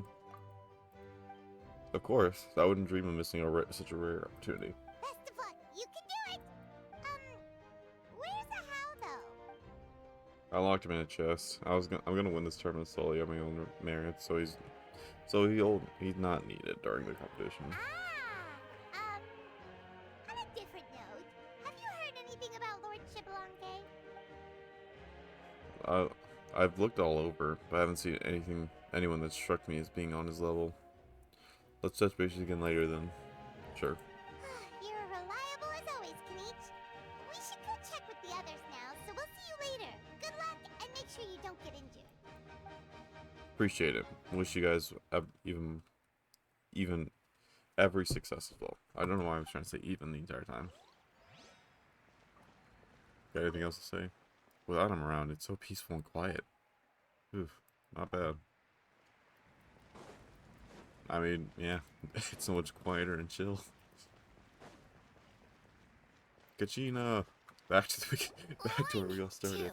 2, 3, 4, 2, 2, 3, 4. I think her and Chi-Chi would go on great. How's the warm-up going, Kachina? Feeling good? Oh, hey you two. Yeah, I'm feeling great. Ready to get out there and show 'em who's boss. Good luck and bring it home. I'll give it my all. I mean, I don't know if I'll be able to win again, but as long as I learn something from the experience, that's enough of a win for me. Yeah, having the right mindset is everything. Yep. Oh, by the way, have you seen anyone who seems like Lord Xbalanque? Lord Xbalanque? I don't think so. A powerful figure like him is sure to attract attention wherever he goes. Like Moalani and Kanich, only even more so. I haven't seen anyone like that, though, so he probably hasn't passed this way. Alright. Thanks, Kachina. We'll go take a look around. Focus on taking care of yourself as well as winning. I will, thank you. Seems like we still haven't found any useful clues. Maybe we should just go back and check in with Moika. I want to see what Kachina has to say first. Don't worry about me. I'll do my best. Is she in the stadium or no?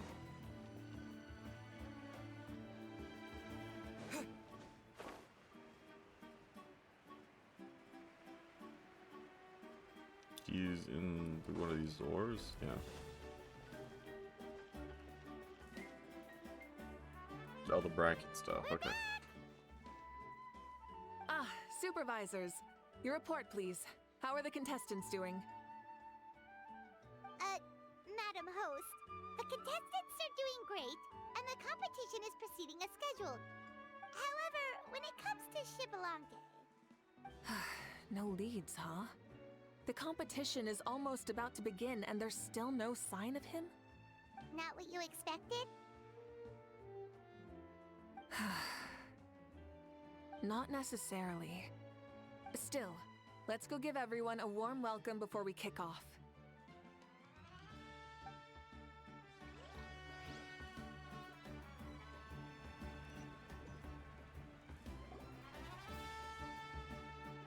I believe we're all warmed up. Now, take your positions. This iteration of the pilgrimage is the perfect chance for us to bid farewell to the past. Now go forth and soar. Faster, higher, stronger. Become a better version of yourself. Remember what brought you here and keep pushing forward. This tournament begins now! All right. Ready or not, here I come! There's Mualani, a natural sports star. She's not gonna stop scoring anytime soon. I've got this. This round's in the bag. Oh shit, I just realized it. Kenichi is coming up to the trickiest parts of the course here. But is he slowing down? No! He's speeding up! Amazing! I didn't realize Kenichi was talking. A vertical course, huh? Time to leave them all in the dust. How's he so fast? See you later. The gap between our competitors has increased significantly. Could this mean? Oh! Contestant Kachina has suddenly appeared from the side. This part's rough, but I won't give up. So annoying. Oh, she's in the back. I was wondering where she was The at. competition has entered its final phase. Who will emerge victorious? We're about to find out.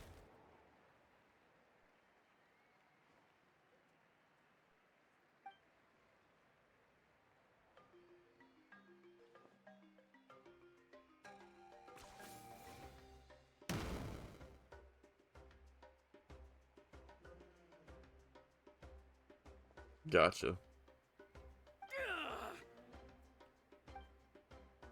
Well, do you yield?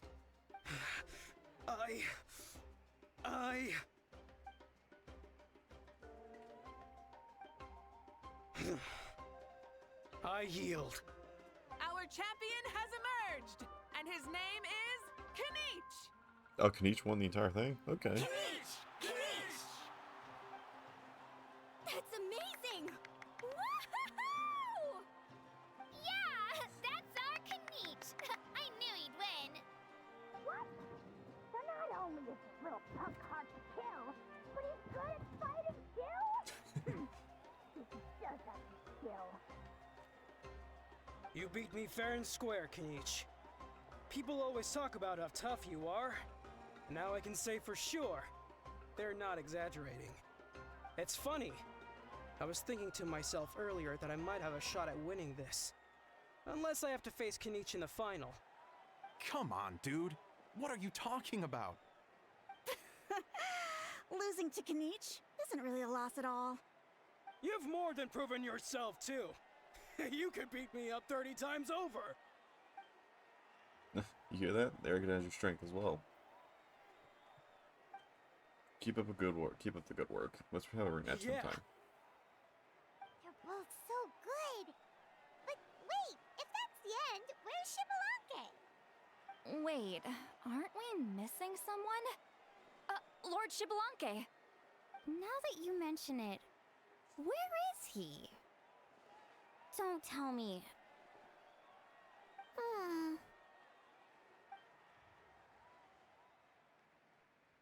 With the looks in your, what's with the looks in your faces? I might have won, but I'm not Xbalanque. Huh? Are you saying that you beat Xbalanque then? Just kill me now! Better death than to suffer joke. You might be onto something. I never met one of our runner-ups before. So, where did you get this good? That's impossible, right? Could he have placed so well because of some connection with Lord Shibalanke? I highly doubt it. He might be Shibalanke? No, I don't believe so. I think he's just a random fucker who's just good at fighting. Wait, I'm Shibalanke now? That's news to me. Exactly. I've got it! Lord Shibalanke didn't want to steal anyone's thunder, so he must have lost the tournament on purpose. That is not Shibalanke, that's just a random bastard. Wait, that doesn't make any sense. This is the most holy pilgrimage of the... Whoa, did Paimon say something wrong? No, still, that guy was almost too good, wasn't he? We've never heard of him before, but he was still going toe-to-toe with Kanich. Could he really be? He could be, but I literally just think he's just a random fucker who's just good at fighting.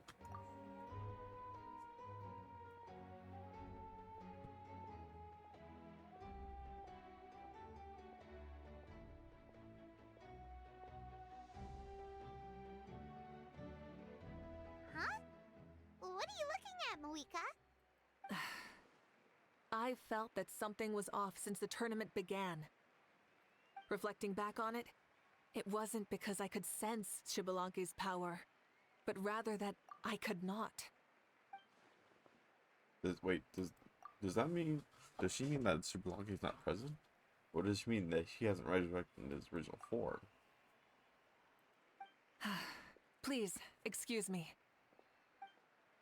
Wait, she's going straight in the direction of the other competitors? There you are. No unimaginably strong soul aura, nor any whiff of extraordinary power. But I know, beyond any doubt, that you are Shibalanke himself. I knew it. I saw that guy out of the corner of my eye. I was like, who the fuck is that? That did not look like an actual NPC. Huh? Who's that? I've never seen him before. Isn't that Mauso? Like, Tato's grandson? When did he sign up for the tournament? Did he even fight anyone out on the field? What are you talking about? He's been standing there this whole time. I totally thought he was just there to cheer the others on. Wait, so that's Shibalanke? But he's just a kid. Ha! Ha! Well, this kid doesn't look like he can take a single punch from the almighty Dragon Lord! Kahula how! Just give me 1 second and I'll... Huh? That's Lord Shibalanke? But, I mean, he was right next to me for most of the tournament. And he didn't seem very, well, Shibalanke to me. What does it even mean? You recognized me? Perceptive. No less than expected of this era's Pyro Archon. Why does that... Is that Todd? Is that Todd Abercorn? It sounds like Todd Abercorn. Forgive me for asking, but how did you do in the latest tournament? I didn't even make it to the final 32. Oh yeah, no, that's... No! Oh yeah, no, that's Todd. That's Todd Abercorn. I could tell by the voice. This is a joke, right? It has to be. It's clearly staged. Out of my way! I've got to see Lord Shibalanke for myself! As expected, your return has caused quite the commotion. Less talking, more doing. Hurry up and take Lord Shibalanke's place. I got this place covered. Please, remain calm, everyone. Lord Shibalanke is one of the most important people in all of Natlan. I will take responsibility for receiving him into our midst. You heard our Archon. Just leave this to her. Don't worry. We'll let you know what as soon as we know more. And that's our cue to follow.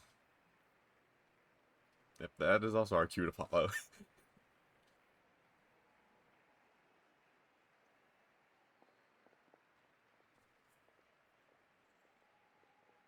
Mawinka signaled to Paimon and me to follow her? Yes. She's calling us! Quick, let's go! Hey, wait up!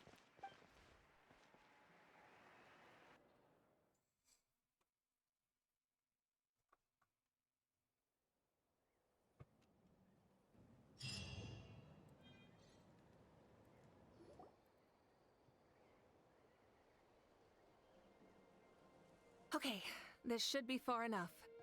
Sorry for making you walk all this way. I am Natlan's current leader and Pyro Archon Mawika. Lord Xbalanque, I said I was inviting you for a chat, but to be perfectly honest, this is also my first time doing something like this, so I don't even know where to begin. Something I just realized. This is the first small character model we have that's a guy. All the other ones are girls. I just realized that. Oh? Oh no. He doesn't sound too impressed. You mean you've never hosted a long dead guy on his first trip home before? No worries. It's a first for me too. I didn't realize you also had a sense of humor. Actually, wait, no. No, wait, no. Yeah, this is definitely Todd then, because I was about to say he also sounded like Razor, but then I remembered, isn't Todd also the voice of Razor? Wait, really? Hang on, I think I just realized something. You're telling me that neither you nor your companions know that I, Xbalanque, was totally hilarious? All the woven scrolls regarding your life depict you as a wise and upright person. According to legends, you also use the Divine Throne to negotiate with the Ruler of Death, establishing the set of rules unique to Natlan. As for your sense of humor, no sources have ever touched upon it. Maybe it's better to say that we know even less about you than we expected. I see. In that case, allow me to reintroduce myself. I am the first Pyro Archon, Xbalanque. You may call me dear beloved son, or just Lanque for short. Wow. Talk about being overly familiar. Keep your voice down, or you're looking for it to be smacked. And these two are? Allow me to introduce the Traveler and Paimon. They're important friends of Natlan and our companions. Great heroes who helped us defeat the Abyss for good. Ah, I see. I was about to say, why did a child follow us all the way here? Though you could say the same for me. And judging by your expression, that's exactly what you're saying. And there's where you'd be wrong. This body belongs to a child of present-day Natlan. I'm only possessing it temporarily.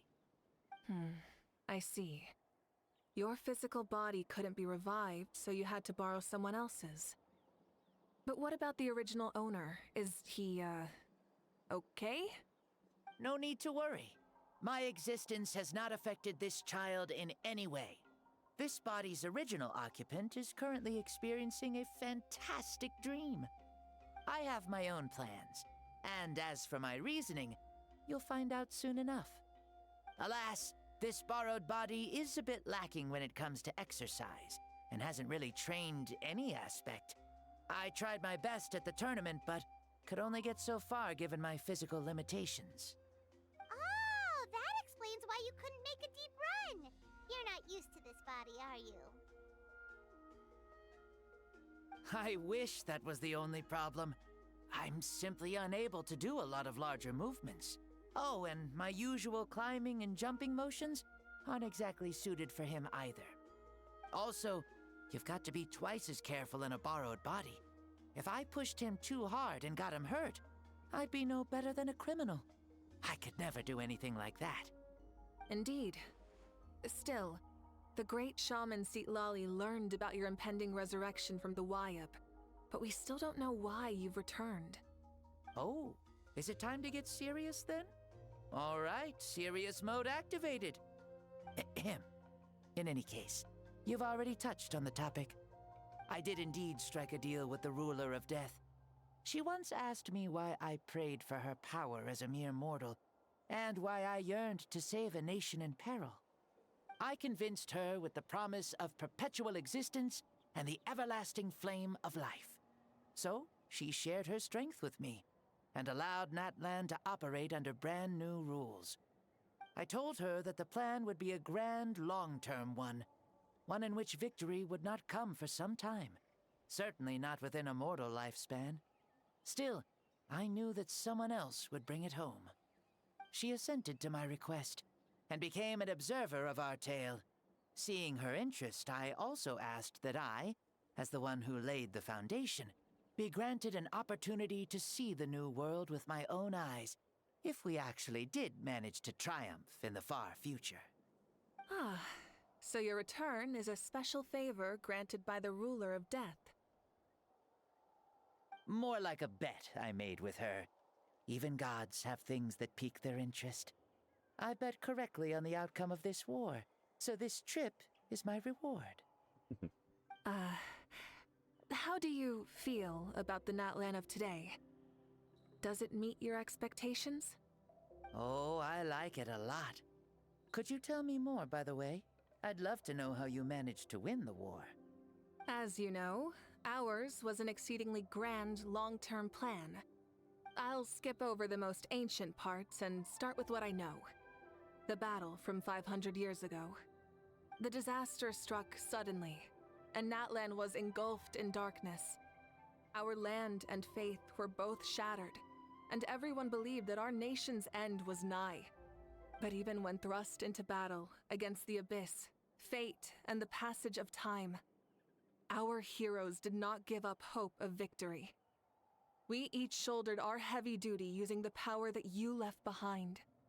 All the Pyro Archons in the last 500 years have devoted their lives to banishing the abyss, rebuilding our tribes and faith, and uniting the people as one. As for me, I decided to head 500 years into the future, that is, the present, so I might finally bring together our people's resolve, which has stood firm for thousands of years, and fight for our final victory. Of course, I had prepared for the worst. That I would awaken to naught but monsters, corpses, and ruins where our nation once stood. Had that happened, there would have only been one thing left for me to do. Fulfill my final duty as a warrior, and then witness the end of the world helplessly. Still, the outcome proved that our faith was not misplaced. This victory, and the miracle that it created, is the greatest reward for all who gave everything to protect our realm. Yeah, had anything gone wrong, whether in the past or in the now? I have always believed you to be shrewd. Surely, such a quality was needed to bargain with the ruler of death, and win so much for us in the process. Natlan was only able to overcome this crisis with your help. All these millennia later, and the people of Natlan have finally achieved victory over fate. If future generations will call me the one who created the rules and initiated the plan, then you are the one who inherited those rules. The final executor of the plan. The one who created a miracle. Beginnings and endings. Creation and change. Mawika, you truly are a remarkable leader. It is my honor to have met you. Please, you're too modest. Rather, it's our honor to welcome you back to this world. Ah, and that's the perfect segue to something that you should know. You see, you don't have to worry too much about my second life, since I'll only be here for a single day. Like, from sunrise to sunset. A single day? What? But the day's already almost over. That's why I said you won't have to worry too much about the boy this body actually belongs to. I'll be long gone by this time tomorrow. Besides, no one ever said I was actually going to return and stick around for years and years, right? This is just a short little outing back home, so I can see some of my compatriots again. Still, I've got to say, it has not been an easy trip. After being resurrected, I woke up in the home of a normal boy and wanted to take a quick dip to relax, only to have my trouser legs snagged by a fishing line that came out of nowhere.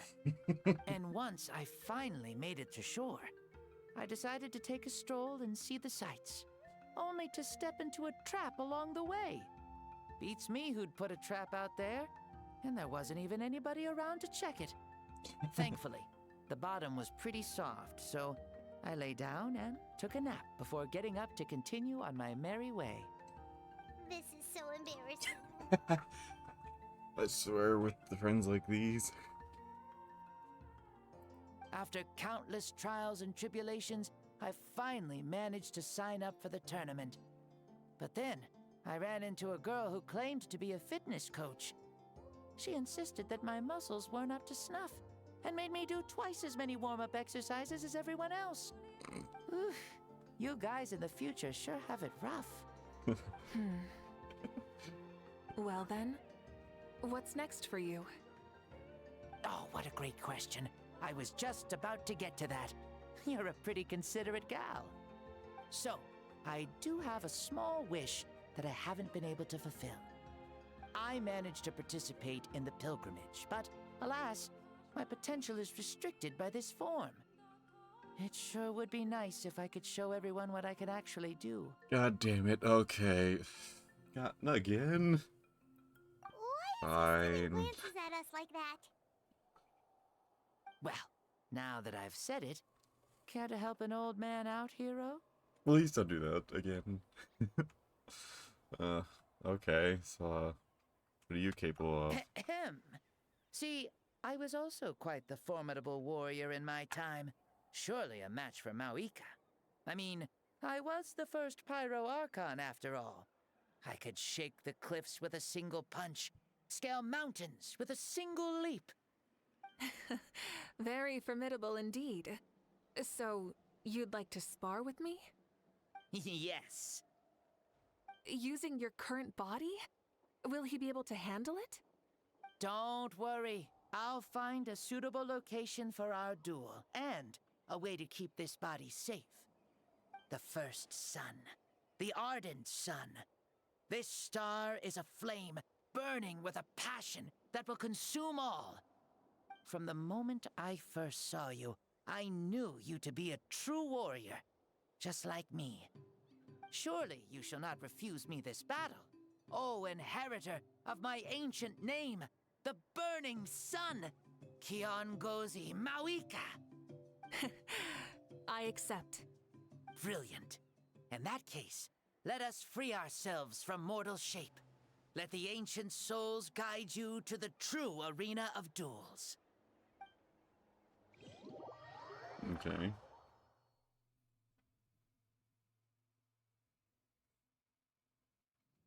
Where the fuck did you take it this time? Oh. Here. Okay. What is this place? I've never seen something like this before. Such powerful pressure. Is this a temple of the spirit? This is the land of the sun, created by my soul. Only the sun and those blessed by it can survive here. Me, you, and you. The sun, the other sun, Blessed One 1, and Blessed One 2. Wait, Blessed One 2. We've been blessed by the sun? The sun will remember the most virtuous stars. You are hope itself. The most radiant, most important friends we could have. We have invited you here, so you may witness the clash of suns. Huh, I see. We've manifested in an almost fully spiritual, consciousness-like form, removing the limits of our flesh. That's right. As I said, I knew you to be a born warrior the moment I laid eyes on you. But there are two forms of human strength, that of the body and of the spirit.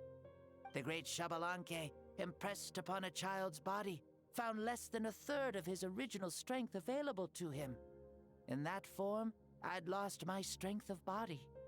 But here, we meet as our true spiritual selves.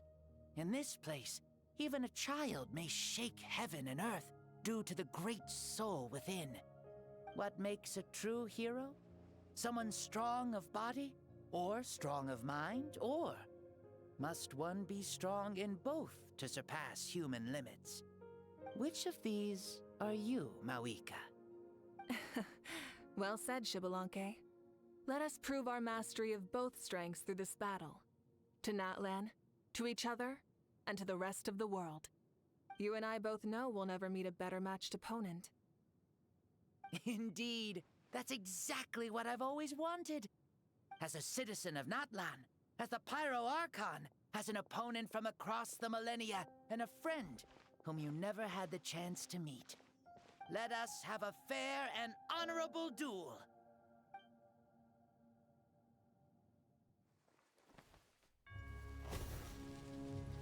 Our fight will end when the flame is extinguished. Fine. You ready?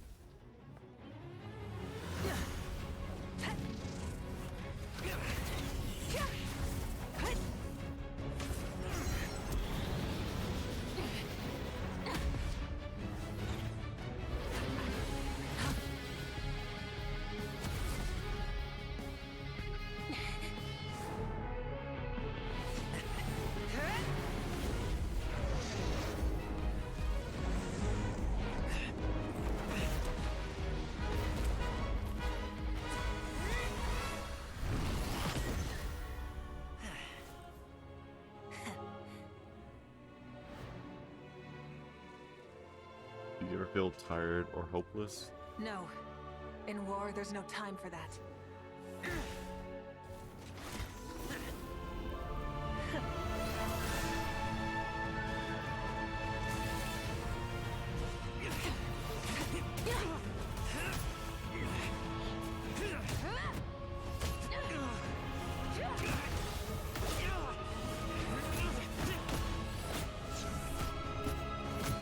It's literally just a Super Saiyan battle at this point.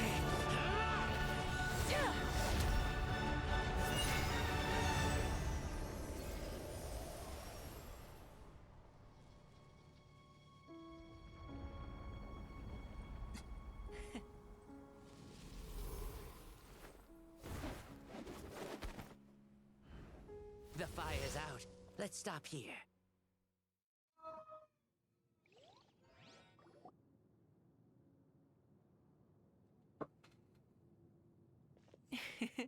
It was a great fight. That was an exhilarating battle, Maoika. Looks like this old man's still got some fuel left in the tank after all. You jest, Lord Xbalanque. Your spirit is as strong and youthful as ever. Come now. Can't you tell I was making excuses for coming up just a hair short? Not by much, just the slimmest of margins. Yet still, you actually won. I've always seen myself as the strongest warrior, but it would seem that the inheritance of ancient names has proven its worth after all. I bear the name Kiongozi, the leader of our people. After countless generations, this name came to you, and you used the power it accumulated over the years to defeat everything in your path. This battle has been most meaningful. Beyond the facts of victory and defeat, I've also learned a lot about you. Take, for example, your strength. It is at once ruthless and gentle, both tenacious and sharp. You neither overwhelm your opponent with sheer power, nor defy them with only your strength of will. You possess a great understanding of your own might, and will convert all of it into fuel, so you may climb to even greater heights. It is thanks to heroes like you that this war was won. I'd have never been able to return to the mortal realm otherwise. Your victory granted me this chance at a second life. Even if it is just for one day, the sun has risen again to drive away the darkness. Even the darkness of death that once enveloped me has been dispersed by your flames. Maoika, you are the newborn sun, greater and more radiant. Allow me to give you a present to celebrate your victory. Ooh, there's a prize too? Paimon wants to know what it is! Coming from you, it must be super awesome. My journey is complete, and I have no more need for my remaining time. Maoika, I would like to give you all my remaining life force, which I obtained from the ruler of death. Use it to awaken those you wish to see the most. Surely there must be at least one person that you'd like to meet. What? So it's a blank check to bring anyone back for a time? Though Natlan possesses incredibly unique ley lines, it is still extremely difficult to meet the dead outside of the Night Kingdom. Now, take it. Though we both became Pyro Archons in life, we were still born into this world as ordinary humans. There's no need to hesitate. Just do what you think is best. Thank you for the offer, but I don't think I'll be needing it. Huh? The past lives on in my memories, and will always remain my treasure. Meeting someone we can no longer see again will only lead to more longing. Rather than cling to the past, we should enshrine it in memory. Ever loved and never forgotten. Malika? There's no hesitation in her gaze. She meant what she just said.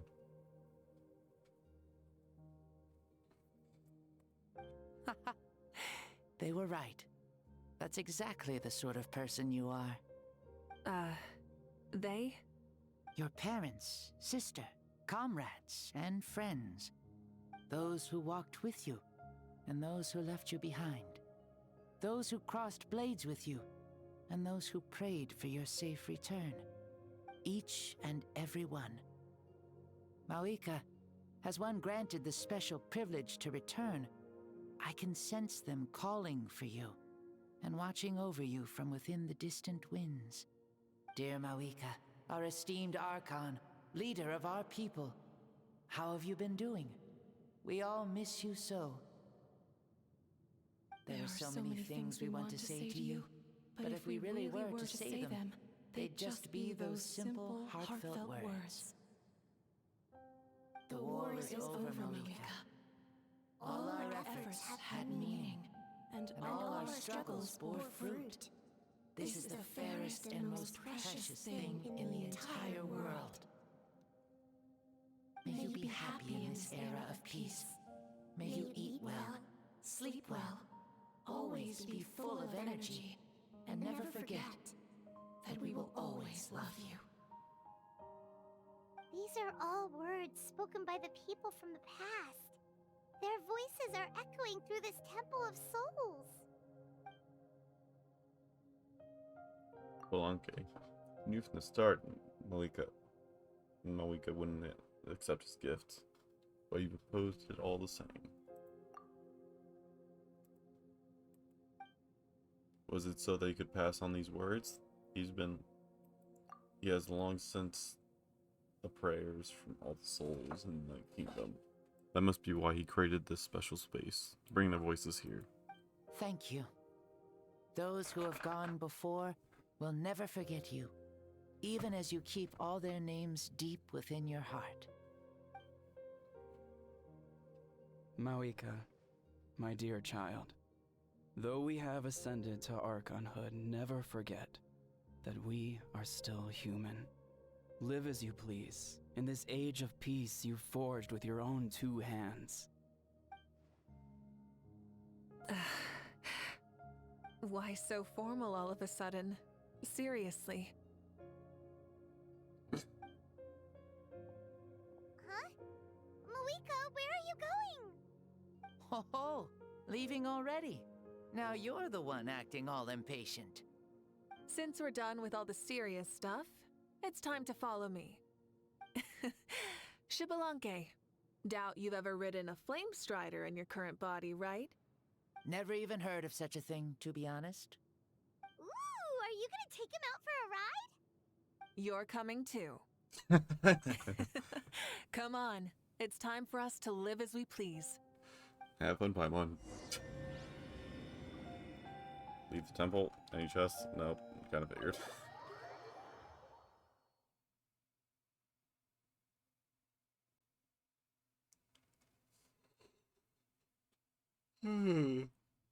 Ugh.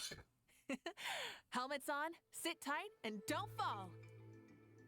Is this a board you can use to ride on the water? And you can stick it to the back of vehicles too? Genius!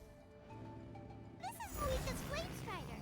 Oh, we call that for... Playing with this stuff is part of everyday life then? Yeah, we're living good! Ah, I wonder if I would have ever become Pyro Archon if we had had these gadgets around back then. I might have had a bit too much fun with them. What?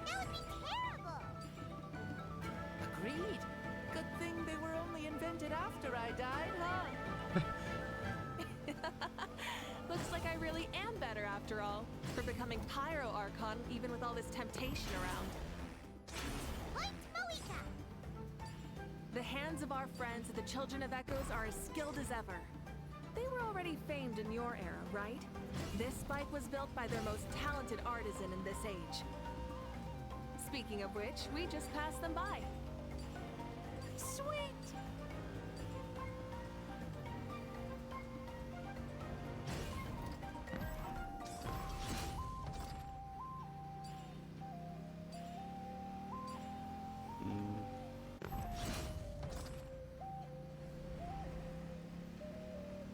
Oh, flag. There we go. People of Springtime? No.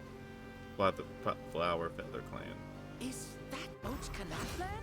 Ah, sure brings back memories. Oh yeah, that was Filthy Noon time, right? It's long become a landmark. Very popular with tourists, so I hear. They think it's a lovely place. Is that so? So that's how you all see it. I think so too. It's especially stunning if you look at it from a spirit way. The stories of the past become things people aspire to in the future. It's just like what they say. The apex reached by those who came before will become the everyday goals of those who come after. Everything is constantly changing for the better. That's good. That's how it should be. I'll bring those words back to the Night Kingdom and share them with everyone there. Oh, what? No word about the Flower Feather Clan? Or... Oh, I guess we'll go, like, over the actual town when we get there. The people of the Springs.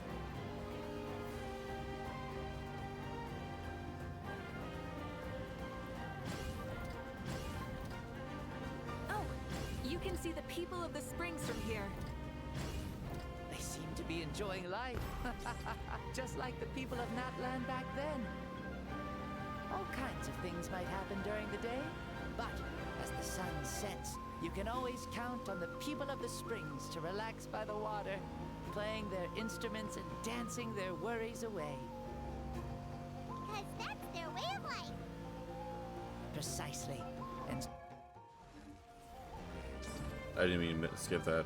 no matter I was how trying to many move. years have passed, for the people who live here, some things will never change. Well, you're the one most qualified to say something like that. So, what do you think? Satisfied with what you saw? Very much so. Speeding across the water, the warm breeze against my face, it makes me very happy. I really do adore this world, just like a plant adores the sun.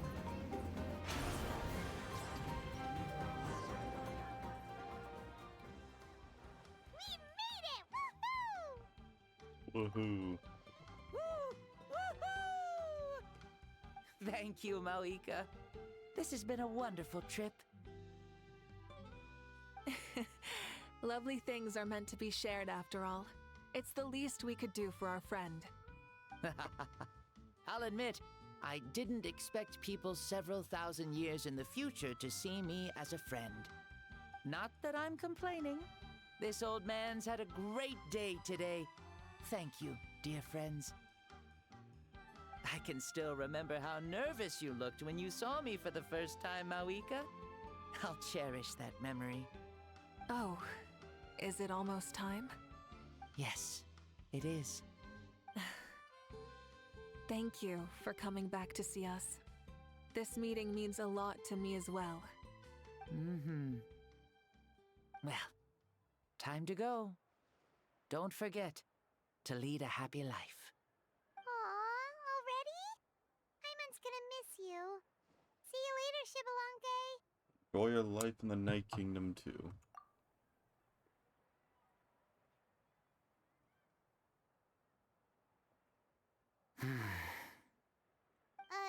He closed his eyes. Did he fall asleep? Mm-hmm. I can no longer sense Shibalonke's soul. Well, it's gotten quite late, hasn't it? Thank you for accompanying me this whole time. Let's hurry back. You must be starving. There's a victory feast tonight, right? Yes.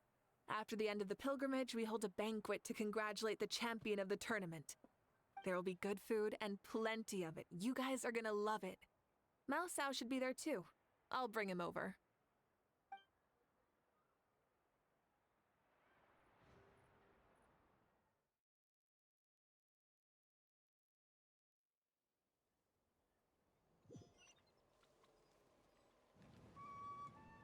I really enjoyed this. It's a really chill event, pretty much. I mean, not event, the story. Do you think there'll still be any food left over for us? It's kinda late and all. I'm sure the feast has already started, but don't worry. I'm sure Yansan will save some for us. She's very reliable. Leaving the tournament planning to her was a smart move. So she probably figured that we'd be gone a long time. Yeah, I told her as much too. Ah, seems like they've prepared the thing. What thing? The thing? Yep, I'm on the thing. See that row of braziers over there?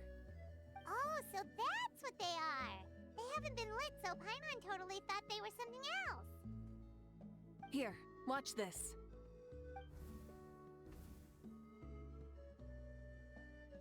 Whoa, they're beautiful! What you left behind for us three? This particular kind of brazier is called a signal flame, and is reserved for those coming back late at night.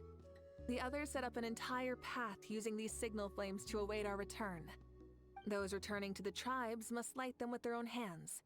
The flames will illuminate the path ahead and show the tribe that the person has made it back. Even if you're surrounded by darkness, never forget. Your friends wait for you in the distant light. Remember that feeling when the exhaustion of your journey creeps up on you.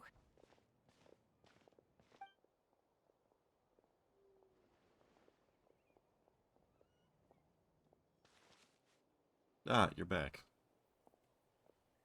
Archon! Traveler! Paimon! You were really gone a long time. We've already started grilling the meat. We had a long talk with Lord Xbalanque. It was pretty time-consuming. Did it all go well? More than well. Xbalanque... he's a very good man. He far surpassed even my expectations. The people at the feast gathered all around you, Paimon and Mawika. Mawika just for everyone to move over and sit down to drink. To the drink table for telling the story. Revealed everything without reservation, holding back nothing, hiding no secrets. As a part of the deal made a long time ago, the ancient sun could only rise again for a day. Still was enough time for her to recount all the people's achievements and hard work to him. As night fell, the sun disappeared once more. She returned with joy in her heart and a child of the tribe back on her back. The sun arose and the child dreamed, quietly sat in his deep sleep. So the only reason Lord Xbalanque didn't win the tournament is because he was limited by the physical body he was in. That's right, but don't feel disappointed on his behalf. He himself was not upset about that turn of events. He had many revelations during this journey, and as he said, strength of mind is as important as the strength of the body. He realized that after failing to make it to the final 32. Huh. No matter how many times Paimon hears it, it's still so funny to think that Xbalanque didn't even make it that far. You have never expected to hear those words next to each other. Strong in both body and mind. Huh. I'd say our champion Kanich fits the bill. Don't you think? Indeed. Everyone, let's raise our cups. Let's celebrate our champion! Kanich, you've proven yourself a true warrior and athlete. Congratulations on your triumph in the pilgrimage. A toast to our champion! Cheers!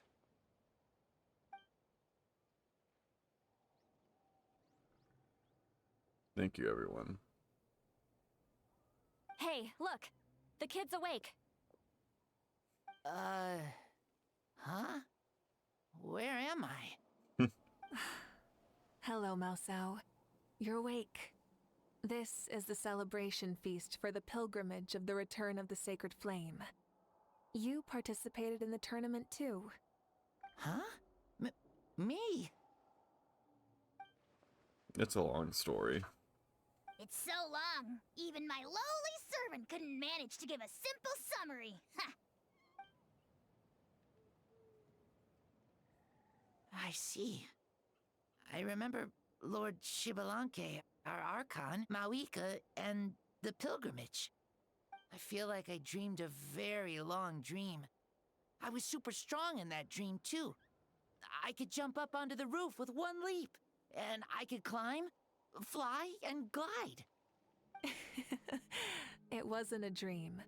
Your body did go through all the motions of the tournament.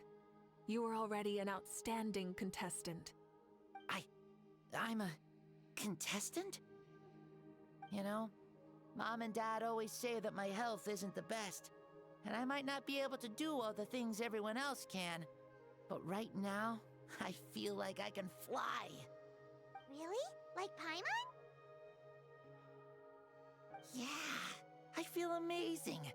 It's like I'm filled with power from head to toe. I want to feel like this next time, too. Then go and train hard, then come back next year and show us what you've got. Yeah, as long as you put in the work, you'll do great. I know it. That's how it is for all of us. Yes, you'll turn out to be a truly beautiful vegetable. I'm sure of it. Vegetable. Yeah, I will. Oh, but the pilgrimage was only half of the dream. I think after that, I somehow got into a fight. Really? Against who?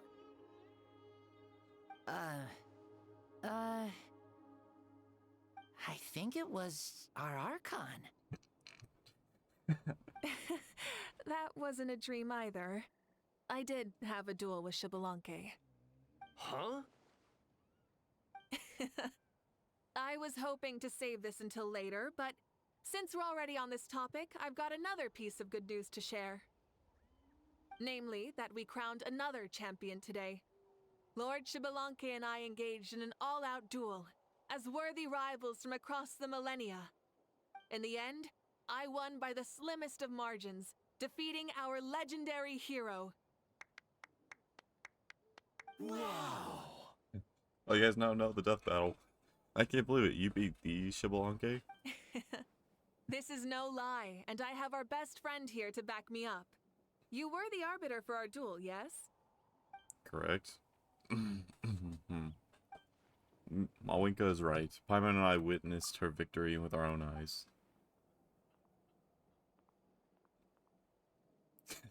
Yeah! Amazing! What an achievement! Come on, everyone, let's have another toast. For our Archon this time.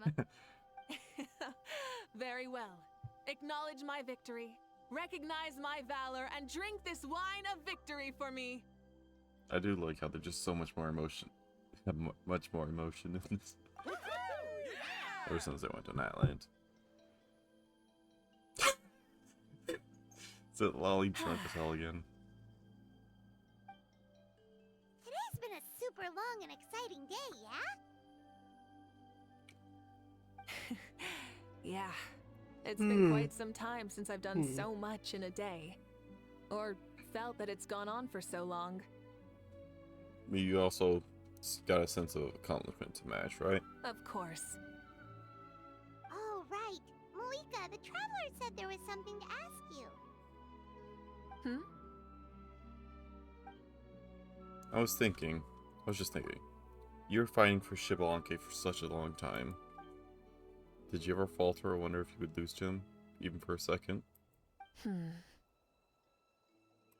No. In battle, there's no time for that, so it never crossed my mind. It's the same answer as last time. How could she know what I was thinking? The night is still young. Cheers.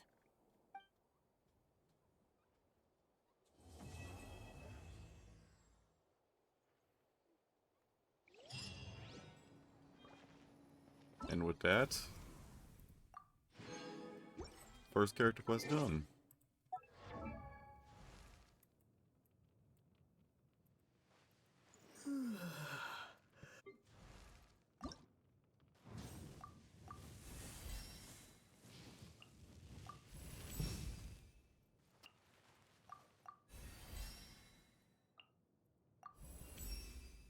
Level 60.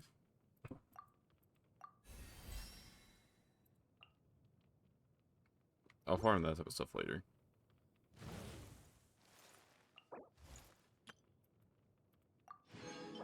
Alright, I might have enough time to do Seat Lollies now. I don't know for certain though. Actually, wait, can I talk to anyone here? Are they all still here? Yes, they are. Good. Wait, no. Yeah, Malika already left. Did I mean to climb that?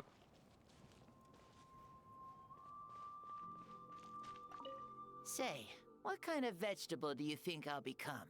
A red one? Or a green one? You? I have a feeling that you might turn into an onion. An onion? Someone who looks ordinary, but who can make anyone who attacks you break down and weep. Really? That sounds super strong. What are these two even talking about? Onions are super powerful. One of my friends happened to be cutting onions when I came over to his house. He began to cry, and the Saurians also began to cry, and eventually nearly every living creature in the room was crying. What about you? Did you cry too? I was also in the room, but I shielded my eyes with my cloak just in time. Kukuku and Aoife couldn't see my face, so they thought I cried too. I'd like to become an onion man and make people cry too. Sure, no problem. I really want to interrupt you, but I have no clue what to say to derail this line of conversation. Well, Leon-san, you're a tiny mushroom. Yes. No one asked you. Still a mushroom, yeah? Not bad. They're tough, strong, and full of life. I like them. Then you must be full of life too, right, miss? Yes, she is. Yeah. Sure, why not? What are all you guys talking about? Whoa. Our Archon really is amazing. And super brave, too. She even went toe-to-toe with Lord Xbalanque. Don't be so modest. You would have done the same. Like any of us wouldn't! I'd have jumped at the chance! What about you? I wouldn't dare. Fighting is a warrior's nature. If the opportunity was presented to you, I'm sure your instincts would have made a choice for you. I swear, you're all just brimming with energy over here. This is Lord Xbalanque we're talking about. Our greatest ancestor? Are you really that into sparring with your elders? Granny Seat-Lally! Let's spar sometime, too. No. We're absolutely not doing that. Alright, I'll see you later, said Lolly. I'll see you in like 20 minutes.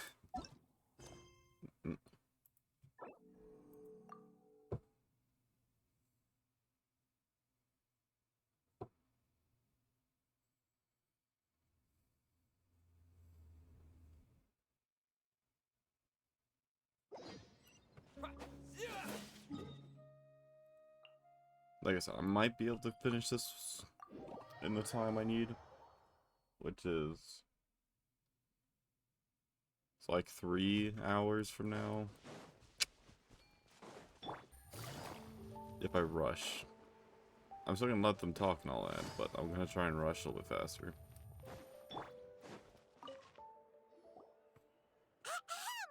What are you guys doing here?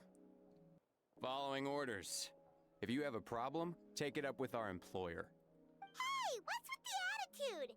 Can the Fatui even work for a private employer? This is Grudok. I hired him to be my bodyguard in Natlin. As you can see, he's not the sociable type. I'm sorry for any offense. Oh, it's a Fontaine guy. My original plan was to hire someone from the local tribes, but a priest recommended Grudok and his squad. I was told they were capable fighters and had the time to spare, so they fit the bill. It seems like the Fatui's reputation in Natlin is quite positive. The Fatuis. So that's what happened. Then you must be from Fontaine? Precisely! Montluçon, at your service. I work in the publication business. And you two... Wait, you must be the Traveler and his fairy companion. Oh, you know us? A golden-haired traveler with a floating companion. There's no mistake. Your exploits in Fontaine have all the makings of a best-selling series. I'd be a failure of a book merchant if I couldn't recognize you. Wow! We're really famous at this point, Traveler! It's truly my lucky day. I know this is sudden, but I was actually looking for you two. You see, I have a favor to ask. So, you chased us all the way to Natlan? That's a little creepy. You'll be generously rewarded, I promise you. Well, at least he got straight to the point. Should we hear what he has to say? Something tells me we can't escape this one, and if the pay is good. Alright, we'll hear your request.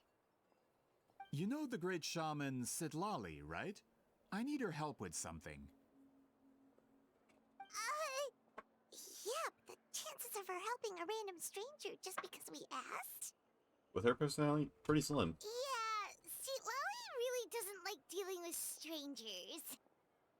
I heard about that from other members of her tribe. But they told me if one person could convince her, it would be the golden-haired traveler.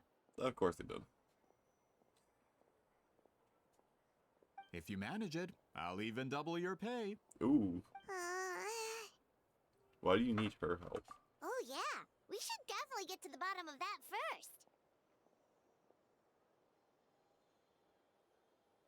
It's kind of a long story, and there's tribal history involved, so you should hear it from an expert. Alia, if you could. Of course. I don't often have an eager audience for this kind of thing. Nice to meet you. The name's Alie. I'm a researcher from the Fontaine Research Institute. Unlike most researchers, I have a keen interest in ancient ruins. That's why I was invited to join Monsieur Montluçon's team. Have you heard of the legend of the great shaman Huitzilin? Sounds familiar. He was the one who worked with colors, right? Yes. According to local records, she was a color mystic who lived over 200 years ago, and the most adept in her tribe at using that particular technique. Out of all of her exploits, her most celebrated is the Battle of Seven Colors. According to legend, the battle was triggered by an abyss invasion, one of the most brutal in Natlan's history, even from a greater historical perspective. Amazingly, Natlan was able to turn the tide despite being at an extreme disadvantage. The key to victory was none other than a color Huitzilin created on the battlefield. The color was extraordinary, illusory in appearance while also seeming to possess physical form. Legend has it that Huitzilin used the color to construct a magnificent maze on the battlefield and trap all the enemies inside. This allowed her allies to launch a counterattack and ultimately secure victory. Anyway, that's the gist of it. We don't want to take up too much of your time. That story is the reason I came to Natlan. I often publish books about the history of other nations. They always end up faring well on the market. When I heard this story for the first time, I wanted to include it in my next collection, but historical records about Natlan aren't very detailed. We haven't been able to determine where the battle took place, or find any definitive evidence that it occurred at all. Even within the Masters of the Nightwind, people dispute the legitimacy of the story. Some believe it to be a myth. If that were the case, the story would not be fit for publication. But if you're just including it in a story collection, why does it matter if it never happened? Well, you see, the slogan for the collection is Restoring the Truth of History. Naturally, I needed to be factual. That's why I'm here. The Masters of the Nightwind are said to have a tradition of recording past events, so I wanted to consult their records. But I was refused access to the Obsidian Altar. Application after application, and all I received were a few ordinary woven scrolls with nothing to offer. Honestly, I'm just trying to promote their history, and they make such a fuss. According to my research, their scrolls are considered sacred relics in addition to historical records. Naturally, outsiders are rarely granted access. Not to mention, the scrolls we did get to review actually contain a huge amount of information. I just need more time, and I could... We've been over this, Alier. There's no need to waste time on those scrolls when we have a better way. Seat Lally, you mean? Exactly. You're well aware, I'm sure, that Sitlali has been alive for more than 200 years. That means she lived during the era of the Battle of Seven Colors. If she agrees to be my consultant, then no other historical records are necessary. Oh, that's what you want. So, what do you say? I'll quadruple the pay if it helps sweeten the deal. I don't trust you, Well, motherfucker. it's not that we don't want to help you. We should actually go ask her, Paimon. We still have duties to fulfill after all. Oh, right. The duty the chief gave us has a lot to do with Wheat Sealing. Who knows? The Battle of Seven Colors might lead us in the right direction. All right, we'll help you convince Seat Lally. Just let us do the talking, okay? Of course.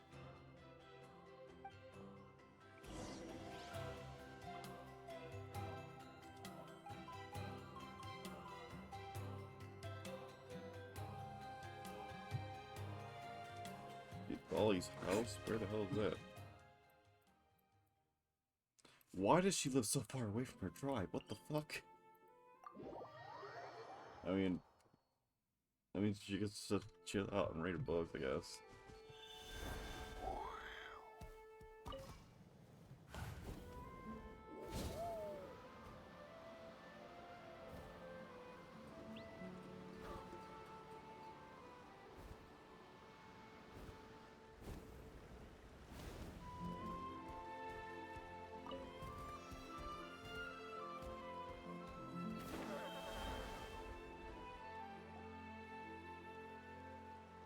So, this is where the great shaman lives? A bit far from civilization, isn't it? I hope the person who pointed us in this direction wasn't mistaken. For someone like Seat Lally, it actually makes a lot of sense. Is this graffiti her work too? I wonder if it's a cultural practice. If I could just copy it down, We're here for a reason, Alier. As agreed, you two can do the talking, and we'll wait for you here. Okay, we'll go knock on the door. Hopefully she's not hungover.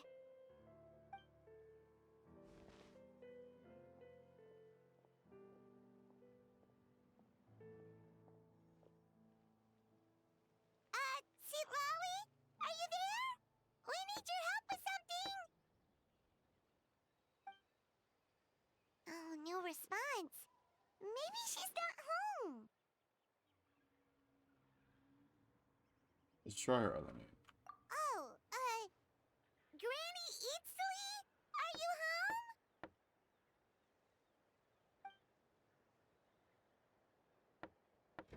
Hey, kid! If you're here to challenge me, book an appointment first. So, Sid Ollie is a real hermit, huh?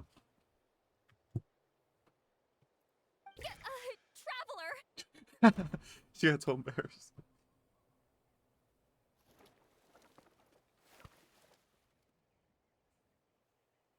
Looks like we came at a bad time.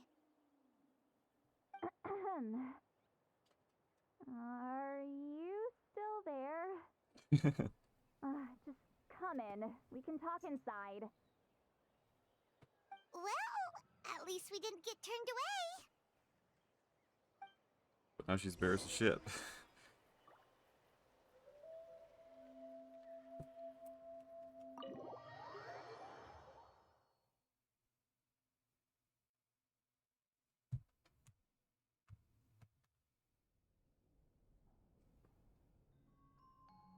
Huh. So this is where Seat Lally lives. I, didn't have time to fully clean up the place. Complain if you want. Menial housework means nothing to a great shaman like myself. Besides, in light novels, people who keep everything neat and tidy are always too boring to be the protagonists. Also, I'm not a hermit. I'm just above superficial rules of societal etiquette.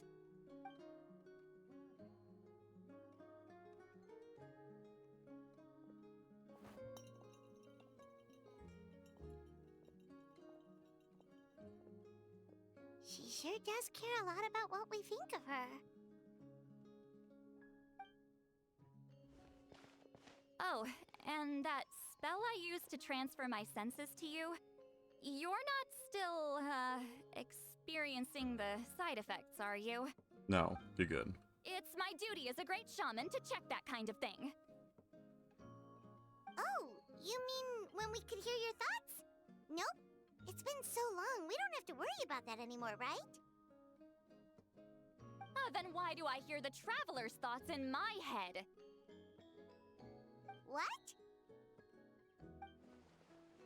Oh, she heard me call her a hermit. That bothers her?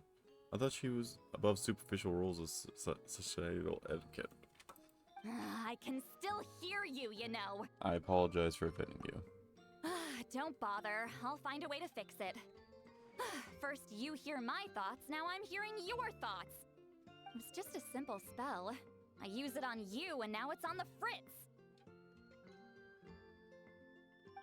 Forget it. Just tell me why you're here. Well, someone asked us to ask you to be their consultant. They have questions about the history of Natlan. So they asked the hero of Natlan to put in a good word? Sounds like they know I don't usually trouble myself with other people's problems. The pay is really good.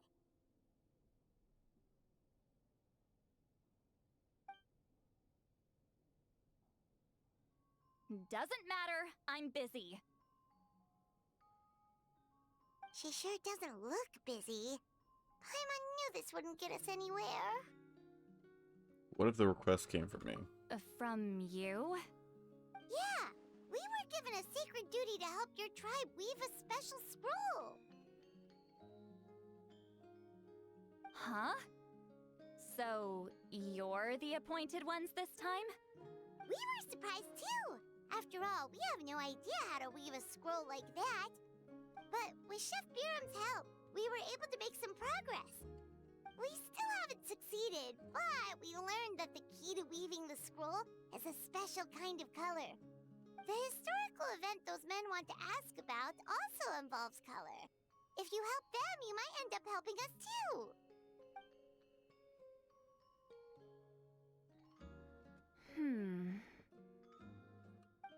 She's giving us that face again.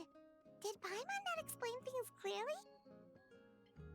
I can't decide whether this twist is completely out of the blue or if it was foreshadowed all along. Does that mean you won't help us? I need to think about it. Then there's still hope. Hey, what's the holdup? Just give us an answer already. You agreed to let us do the talking!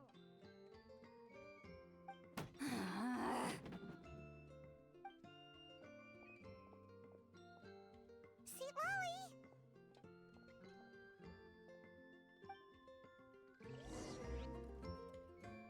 Lolly? Ollie suddenly walks out and you rushed after her.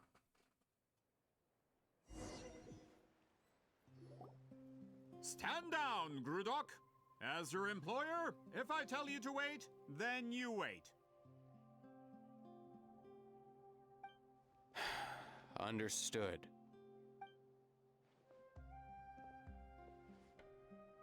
You're the great shaman who's been alive for centuries? But you're so... Apologies for the disturbance. Grudok is a recent hire, so difficult to restrain sometimes. You're lucky you didn't force Seat Lolly's hand. Well, since you're here, how about a discussion? Do you have any idea who I am? Did you think Granny Eatsley would be fooled by your little performance?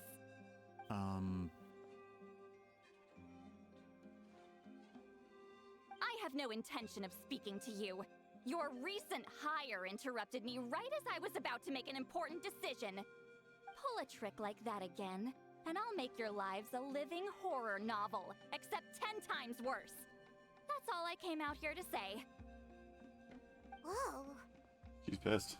Traveler, We have a discussion to finish. You live up to your name, Granny Itztli.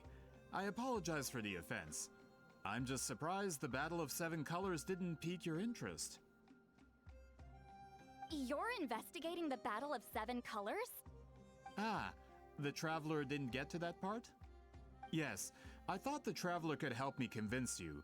But, if I'm not mistaken, you have a personal interest in this matter, don't you? I heard that the great shaman Huitzilin was a friend of yours. You two must have been close. If I can resolve the controversy and prove the battle took place, I'll include it in my next collection. Then, all of Teyvat will learn the truth. With your support, your friend's heroic deeds will once again be known throughout the land. Inspiring, don't you think? We help me fulfill my duty. That also means a lot to your tribe. If this is really about that duty, then... fine. I'll help you. I'm honored. Save it. I agreed to help the Traveler, not you. You'll just have to leech what you can. Well, at least she agreed to help.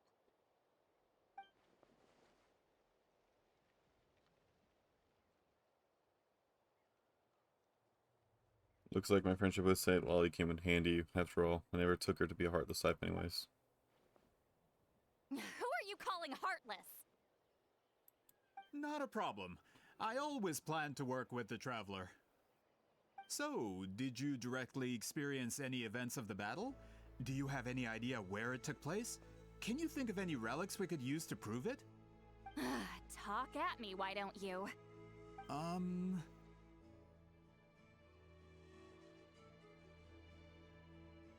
I'd like to know too. Fine. No, no, and no.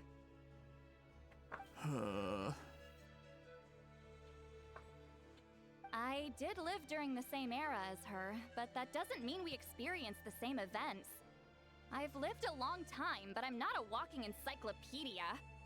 You decide the angle of your investigation, and I'll provide answers if I'm familiar with the subject. Alright. Even if you didn't witness the battle yourself, you still lived through that era. Your insights are very valuable. Alier, you had an idea about where to start, yes? Oh, well, my plan was to consult the members of the tribe in charge of recording history. Then, let's start there. Traveler, what do you say to officially working together? After all, it appears I can only get Miss Citlali's help through you. Sounds good.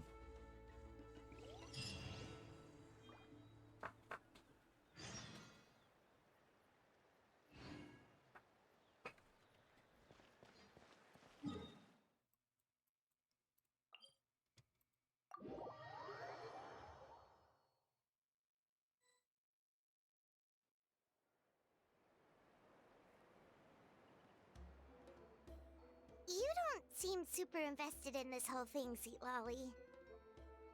The Battle of Seven Colors is something I've only ever heard about. I know as much as anyone else in my tribe. But how? Weren't you alive when it happened? I wasn't there when it took place, and she never told me about it. That's how. But Molo-san said the two of you were close friends. The battle was legendary. Why wouldn't Huitzilin tell you about it? Close friends? More like arch rivals. Something Montlusan would know if he actually did his research. Did you see the graffiti outside my house? That's not my doing. All students from Huitzilin's School of Shamanism must pass an extremely difficult trial before graduation, defeating me in battle. Those graffiti drawings are how they challenge me. Wait, what? Of course, none of them ever succeeded. So, after Huitzilin's death, her students had no choice but to modify the requirement. Instead of defeating me, all they have to do now is last long enough. Yeah, that sounds like a necessary change. As my rival, Huitzilin only had one achievement that surpassed my own, and that was the Battle of Seven Colors. I can only assume she had some kind of secret technique at her disposal. It makes perfect sense that she kept it from me. I'm a fast learner. Telling me about the technique is no different than handing it to me on a silver platter. As if she would give away her one advantage. Oh, that makes sense. Anyway, all of that is secondary. Like I said, I'm only here to help you fulfill your duty. So Dolly's doing all this for me? Don't misunderstand. This duty is important for my tribe, too. A great shaman should do her part to see it done. A great shaman should also be a bit more organized at home. Excuse you? I fail to see what housekeeping has to do with my duty as a shaman.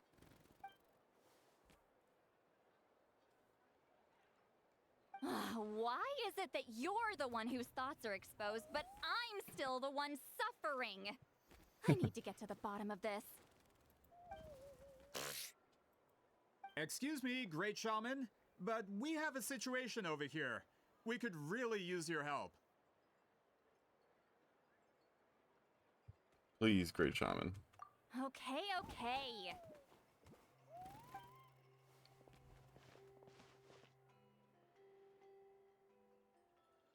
Of course the Battle of Seven Colors happened. The Woven Scroll proves it. Wheat Ceiling used a mysterious color to construct a maze and trap the enemies inside. That's just your interpretation. There's more than one way to understand that scroll. Besides, constructing a maze out of color is ridiculous. Wheat Ceiling was one of the most powerful shamans of her time. She definitely could have pulled it off. That's the biggest problem. She had students. Why not pass it down? A technique that powerful? And no shaman since has ever used it? Her students are keeping it a secret, of course. If you knew a technique like that, you'd be a fool to show it to just anyone.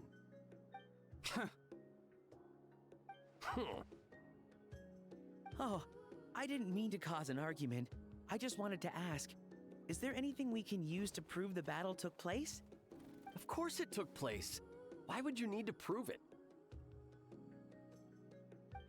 You'll have to excuse him. Some people in our tribe insist on clinging to outdated views of history. I'd give up now if I were you. It only gets more ridiculous from here. Please don't fight. Wow, so the battle really is controversial. Am I the outdated one? Kids these days can't find anything better to argue about? These arguments are precisely why I hesitate to include this story in my collection. Neither side was able to offer anything useful. What should we do?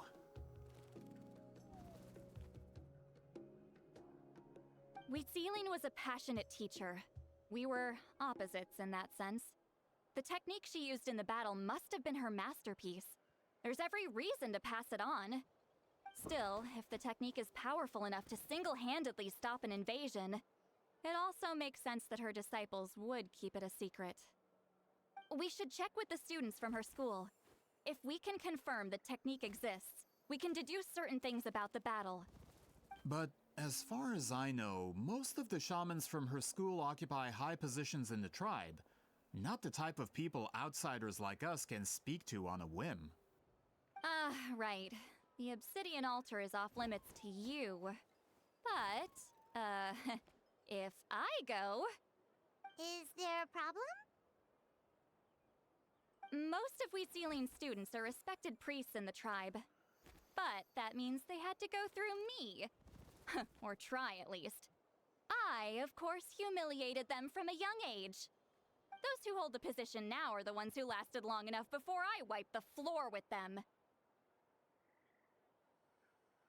If I show up without warning, they'll run for dear life. That's not gonna get us any answers. Yeah, Paimon can see it now.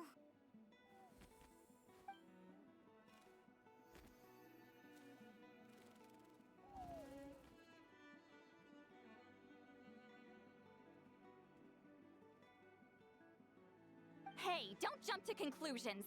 That was just a metaphor.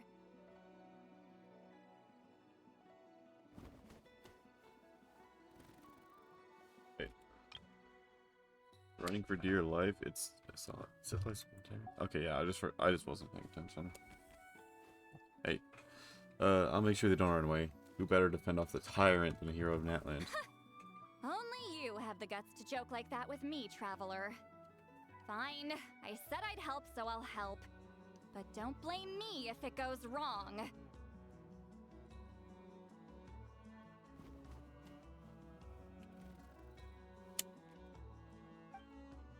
Right, took it off auto. Alright, the rest of you can wait for us here. We appreciate the help. Damn it.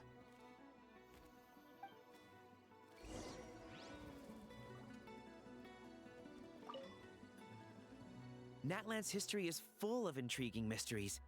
It's too bad I can't talk to those priests myself.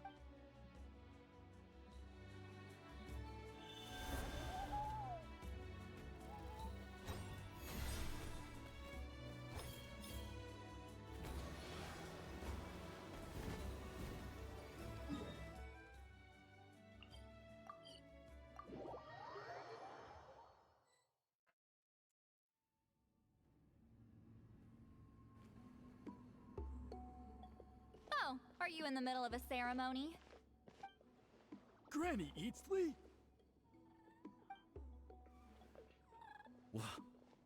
What is she doing here?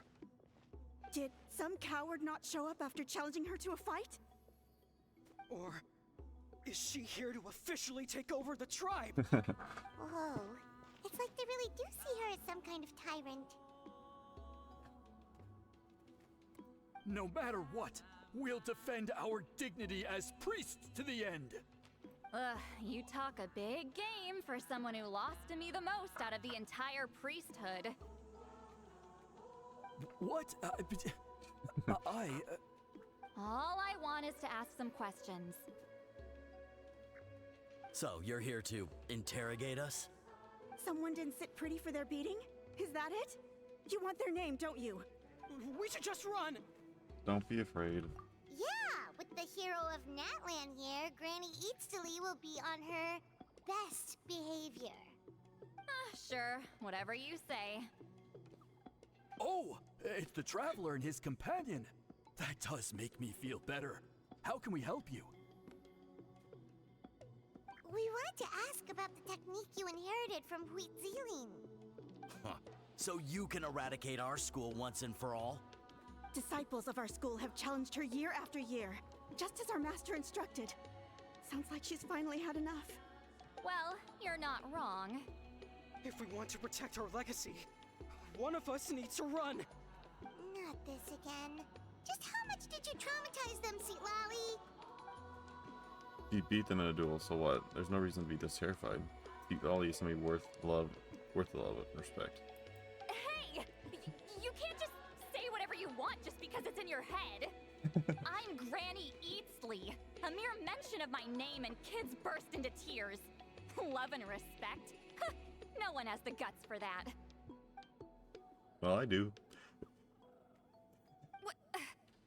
You know what? Forget about your duty. We really need to fix this mind-reading situation.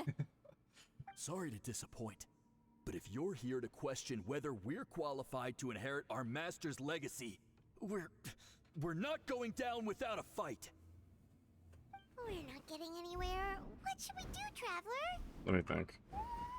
Hello. I thought it was her wing flap. Oh, it's you. Elder Tlapo! Oh, we must have disturbed your meditation. Our deepest apologies. Please forgive us.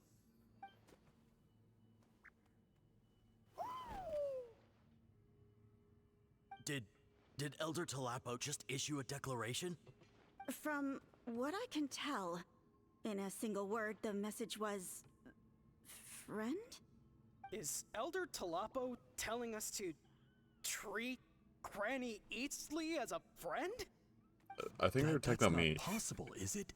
But okay. Oh, you forget yourselves, my friends.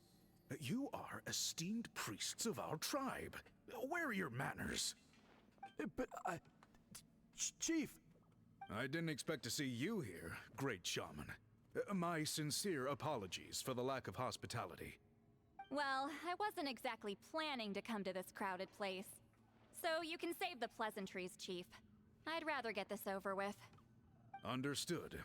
Now, As successors of Huitzilin, I understand your friction with Granny Eatsley.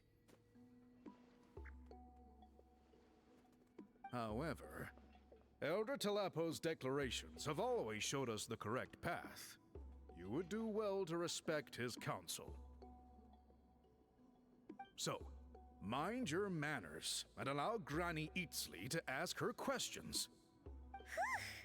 Good thing Elder Tlapo and Chief Biram are on our side.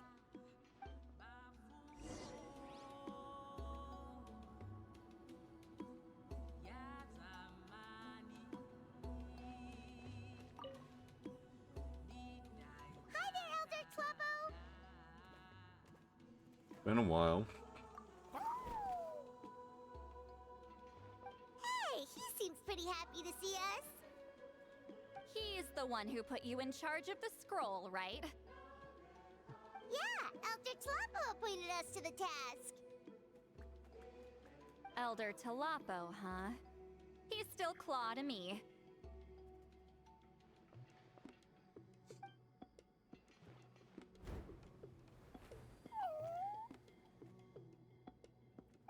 Hey, don't pull that cutesy stuff with me. You're an Iktomi-Sor Elder now. You occupy an eminent and important position within the tribe. Oh. So, you already know each other? Claw was only this big when we first met. He was Huitzilin's Saurian companion back then. She kept dragging him to my place, so over time, we got to know each other. You and Huitzili were close. But she only came to my place to fight me. But at the same time, she always claimed to be my friend. She was the only one who dared to try, at least.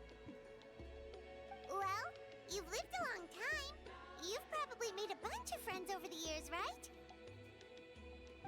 The more time you have, the more friends you lose. Oh,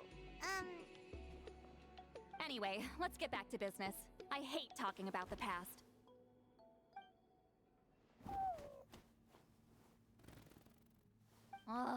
200 years and you still haven't given up, Claw?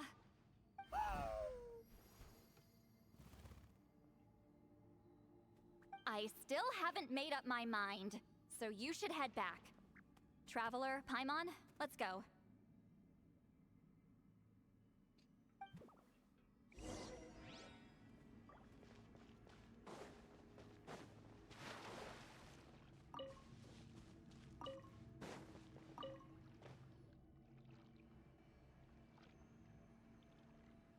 Chief Biram? Oh, Oh, Biram. wait. We haven't reached out since the last time we failed the task, huh? I'm just grateful you haven't forgotten that duty. Actually, we have good news. We found another clue. I'm all ears. It's the Battle of Seven Colors. Huitzilin's claim to fame? That sounds promising. But the battle took place hundreds of years ago. An investigation is bound to be difficult. True, but Granny Eatsley promised to help. Is that so? Huh. I've tried seeking her help in the past, but I never managed to coax her out. You should cherish this opportunity. Hey, don't complain! None of the previous chiefs succeeded either. Forgive me. That wasn't my intention. It was a comment on my own failings. Paimon said you've been trying to figure out how to weave the special scroll. It is my duty, Great Shaman. Why bother? The scrolls always end up completed on time. So what's the point of figuring it out for yourself? If I may, this task concerns the history of Natlan as a whole. And in many ways, history is the memory of a people. Memory is sacred to our tribe. I'm sure a great shaman understands that better than a humble junior like myself. Something this important cannot be left to baseless rumors. I know you don't concern yourself with the daily affairs of the tribe, Granny Eatsley. Even so, as a priestess, I trust you wouldn't leave something like that to chance. I get your point. Something on your mind, see, Lolly? Of course. The one time I wish you could read my mind, it doesn't work. Chief referenced himself as a humble junior. Maybe said Lolly's worried she looks old. He's doing this just to piss her off now. No, that's not it. Huh? It's not important. Rest assured, Biram, with my help, the Traveler and Paimon will definitely be able to complete the task. You have my thanks then.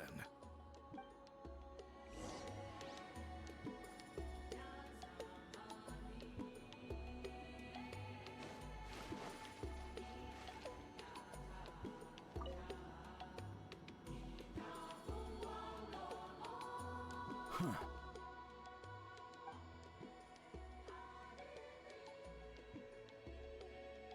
So are you here to test whether we're qualified to inherit Master Wheatselian's legacy? You've already been tested, haven't you?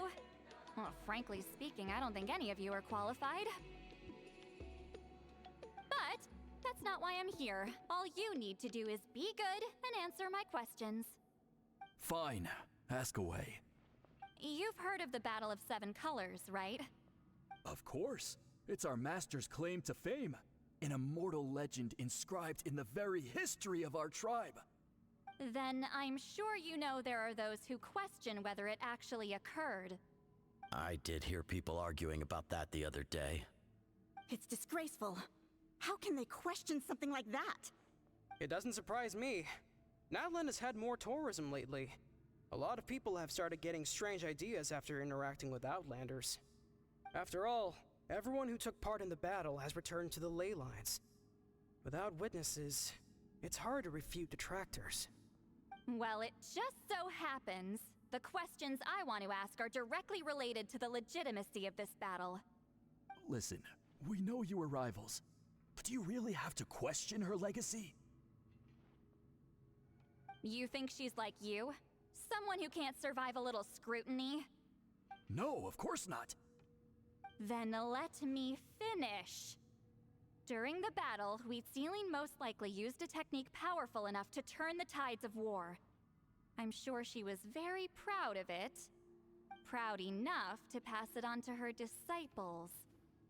So, which one of you inherited that technique?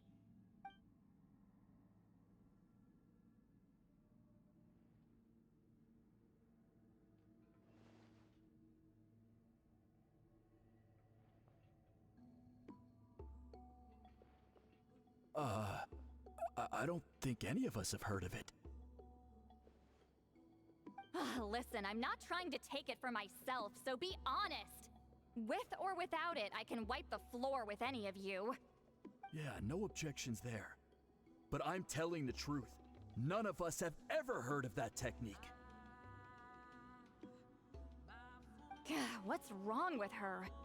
Why would she let it go extinct? Master's body of work is massive.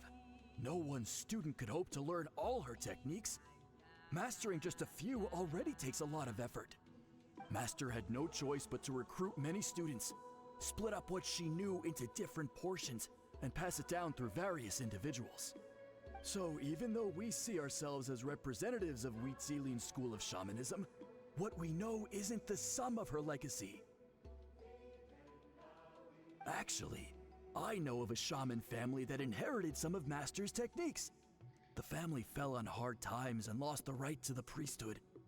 Still could be worth a shot. But if they inherited Wheatselian's secret technique, shouldn't the family be thriving? Well, it's the only thing I can think of. All right, give me their address. I'll mark it out on your map. To be honest, I'm not optimistic about the future of this investigation.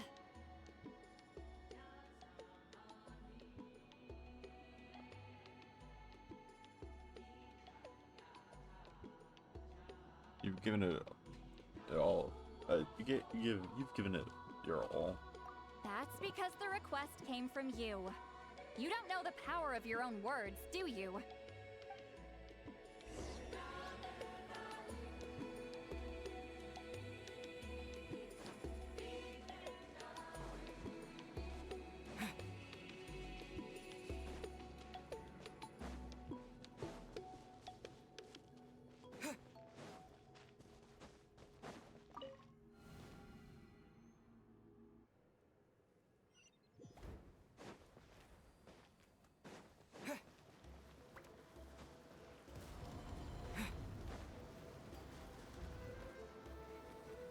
Found everything you learned to Proving the legitimacy of this battle seems more hopeless by the second.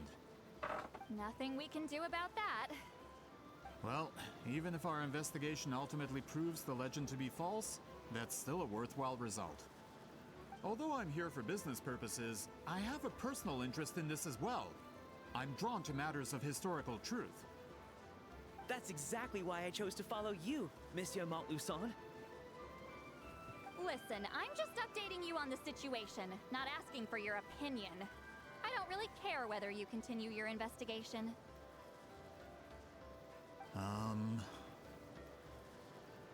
And Traveler, you came to me for help with your scroll weaving duty, right? You thought looking into the Battle of Seven Colors could give you answers. That's understandable. But based on our progress, I'd say this is a dead end. Instead of wasting time, you might consider taking a different approach. I'll try to think of another way to help you. Respected Traveler, let's not forget about the compensation I promised. You shall have it in full. Extra, if that's what it takes. Alright, I'll be right back. Give me 1 second.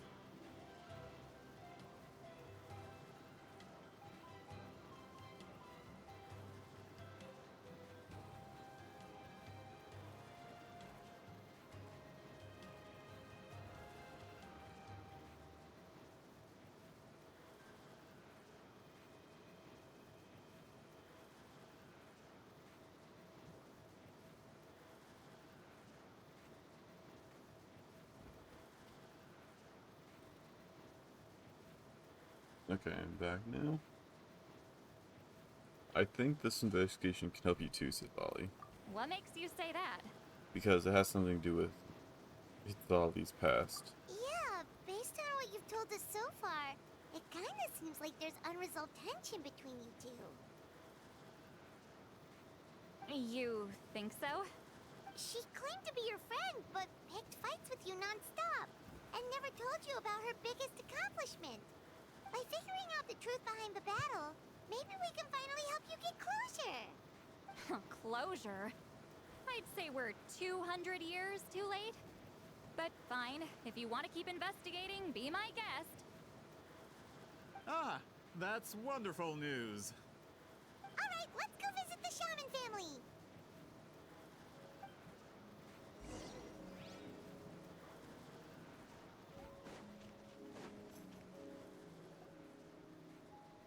Hello, are you Aisha Man? Yep, that's me. Huh? Granny Eatsley? Get up. In a crowded market like this, the only person who should be trying to hide is me. My apologies. Ever since my grandfather's generation, the shamans of my family have given up on passing your trial, Granny Eatsley. Have we offended you in some other capacity? Man, this is generational trauma at this point. Yeah, no, it really is. Whenever I misbehaved as a kid, Grandpa would tell me about the thrashing he received from Granny Eatsley. I still get nightmares about it sometimes. I wonder what eats. See how he looks in those nightmares. Hey, don't get any funny ideas. This was your idea, remember? Keep asking your questions.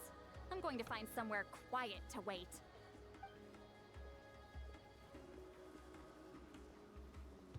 Okay, so your family studied under Huitzili. Yes, although that pretty much ended with my grandfather's generation, unfortunately. The techniques my family learned from Huitzilian didn't have much practical use in terms of tribal affairs, so during my grandfather's time, we quit the priesthood. Turns out, shaman techniques aren't that useful outside the priesthood either. So over time, we abandoned them altogether. Of course, it's possible that we were just too foolish to understand the true power of those teachings. After all, Huitzilin was a genius. None of her students have been able to fully reproduce her talent. Do you know which techniques were passed on to your family? I'm not sure. As a kid, I remember hearing my grandfather talk about them, but it's not like I can use them myself. Just think about it for a sec.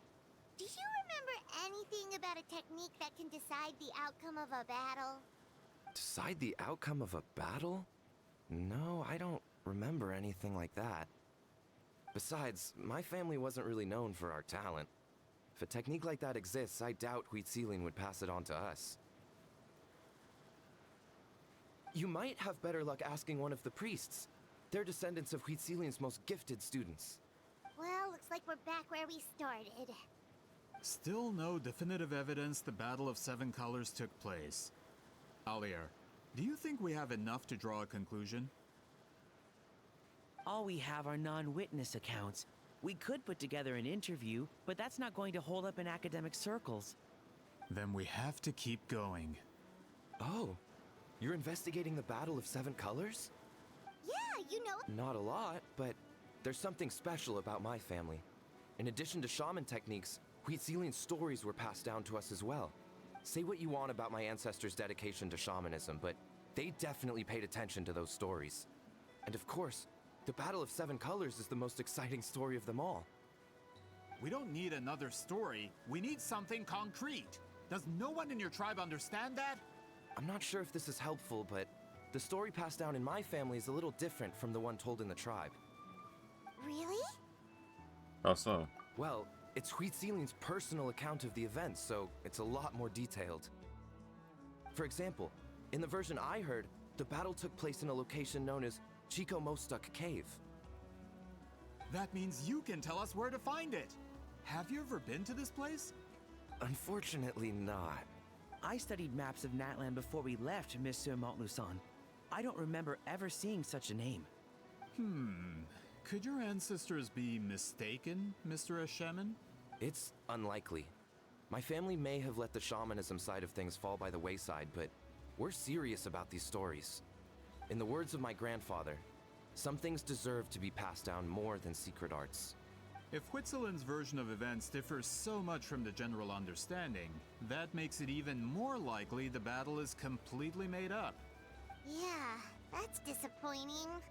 Hold on. You mentioned the Chico Mostuk cave? Oh, yes? Can I clear something up for you? It's been more than 200 years.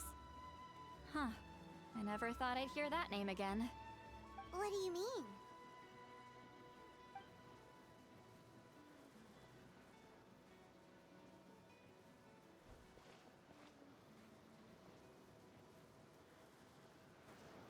That location is now known as the Valley of Fog. The Chico Mostek Cave is what it was called 200 years ago. Precisely when Huit Sealing was alive.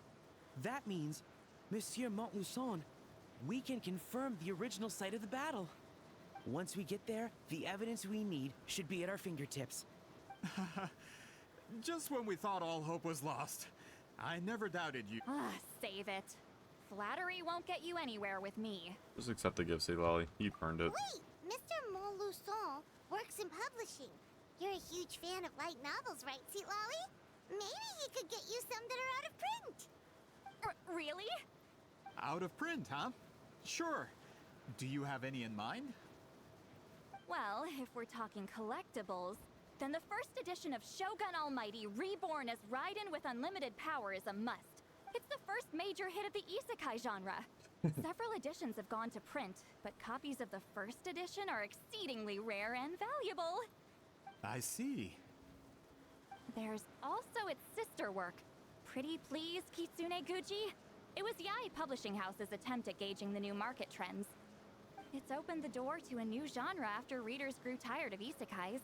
The sales speak Sounds for about right for themselves. real life. Actually, Yae Publishing House released a limited edition not too long ago, but it's almost impossible to get. Sorry, I'm not sure I caught all that. What were the titles again? Reborn as Kitsune Guji? These two titles are among the most successful and well-known works in the entire industry. You're telling me, as someone who works in publishing, you've never heard of them? I'm a merchant from Fontaine, after all. Regarding this particular genre from Inazuma, I'm afraid I lack your level of expertise. Amateur. Just leave the books to me. Don't forget our pay, though. Of course. Sounds like a perfect arrangement. Now, there's no time to waste. We should head to the site of the battle right away. Once we get there, it'll take a bit more work to determine the actual location. Right now, all we have is a general idea.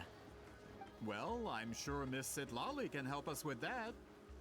Have you even looked at the time? It's already evening, and I have important plans tonight. You expect me to work through the night? Well, what do you think, Traveler? Let's break for today and meet up tomorrow. Battlefield isn't going anywhere. Okay, we'll find a place to rest for the night. He's persistent, huh? What do you think, Sandali? How about noon? Do we have to wait that long? Great shamans have important matters to attend to in the morning. My guess she just wants to sleep in. That's only because I have important tasks to complete at night. Pet was All so right. confused. As Miss Sitlali instructed. Let's meet back up tomorrow at noon. We'll be waiting at the exit of the tribal settlement.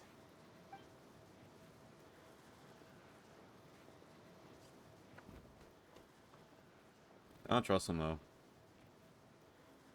He's calling. I guess calling us back over. Alright, never mind. He's coming over. Sorry. I just wanted to ask. Is Granny Eatsley Yeah, of course. You. Oh, good. I'm skipping glad I some didn't offend facts. her somehow. I don't know why I'm skipping stuff. You're really that scared of her? She's actually really nice. She's just socially awkward in social situations. To be honest, Granny Eatsley almost never interacts with ordinary tribespeople like us. Everything we know about her comes from rumors.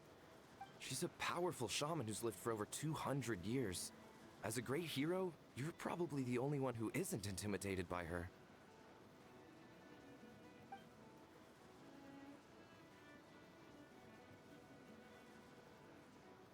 Well, thanks for today, Sweet Lolly. Want to grab a meal? My treat. Thank you as a thank you today. That's quite considerate of you. All right, let's grab a few drinks.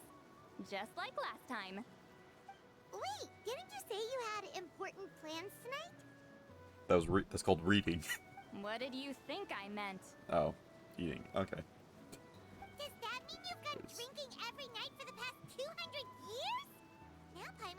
invite your help.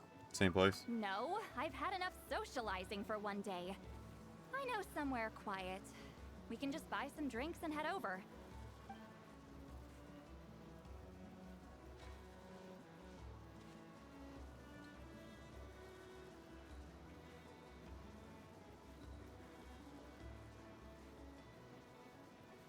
Which will also give us a chance to solve the mind reading issue.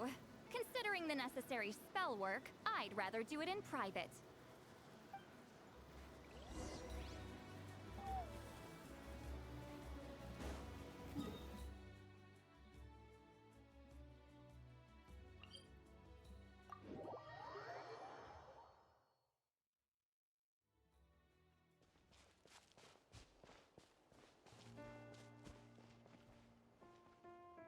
I need to get up there. Climbing team, let's go. Yeah, let's get this over with. Anytime, any.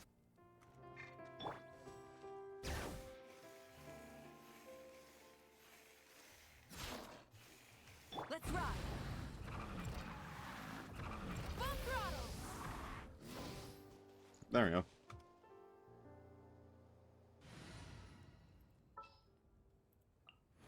This will be a productive partnership, I hope. What they do Is this the place? No, further up. Further up? Oh, shit. Leads you to I'll lead you to a higher one. Whoa, this is like a secret base. Sometimes I want the fresh air, but not the company. So I come here. Let's see if my stash is still here. Ah, great! The halberd crest birds didn't eat my snacks.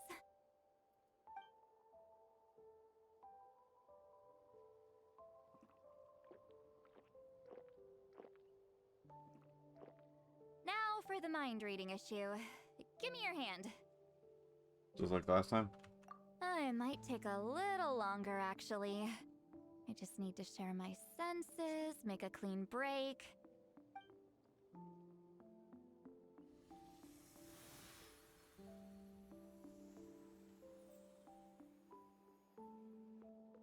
And that should do it, right? This is really one kind of view. That must be why Sitlali likes to come here. You're not wrong. Hold on. Why do I still hear you in my head? No idea. Oh, did I not separate our senses completely? Maybe using my palm isn't enough? Close your eyes. What? Ooh. Oh, please work, please work. A great shaman should be able to handle this. Okay, what about now? I think I heard something. It sounds like it was your thoughts. Huh? And now? It's gone. Huh. Whenever I try to remove the effect, it just flips direction and gets worse. Was that still on his forehead just now? It was really warm. That was just to help with the spell. Oh, shoot. I still hear you. She's so embarrassed. Damn it, I really don't want to summon for her back. But I also want you to know. For a human soul, to lose the boundaries of the mind is to drown in the sea of consciousness without a concept of self. Wait, that sounds bad. I read that in a light novel. When it comes to the real world, I think it's pretty accurate. Is Sitlali drunk? She's not making much sense. Anyway, we'll just have to leave it for now. Hearing the Traveler's thoughts isn't that bad, right? You should just tease him. That's what Paimon would do. It's just... I'm not good at this. I'm not used to being close to people. Sorry, I said we could be friends, but I guess I'm not ready. I'm used to being Granny Eatsley. Someone intimidating, someone people are scared to approach. I don't have to deal with people that way. Why live like that? Yeah, Paimon's been wondering. Why do you insist on living so far away? You could easily become a leader of your tribe, someone everyone loves and respects. When you live as long as me, a person is like a flower. The color draws you in. You water it to see it bloom. It rewards you with its fragrance, but it doesn't last. With the passing of the seasons, everything withers away. You can try to water it, but it will never bloom again. Even if the same plot of soil is covered in flowers the following year, the one you remember won't be there. That's just how it is. Most of the people in my life will be gone one day, just like a flower. Getting close means losing friend after friend for hundreds of years, until the weight of their memories crushes my soul. If people don't care about me, then I don't have to care about them. It's better if the people in my memories are nothing more than fleeting strangers. See, Lolly.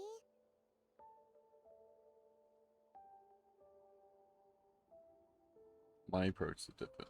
I choose to honor people. You won't live as long as me, so you don't have to worry about that. Actually, I might have a long lifespan. I have some ancient, truly ancient memories. Really? Then you should understand. Nearly everyone you know will be gone one day. Mm-hmm. Oh, they actually haven't speaking. Damn it. All the more reason to remember them. Traveler?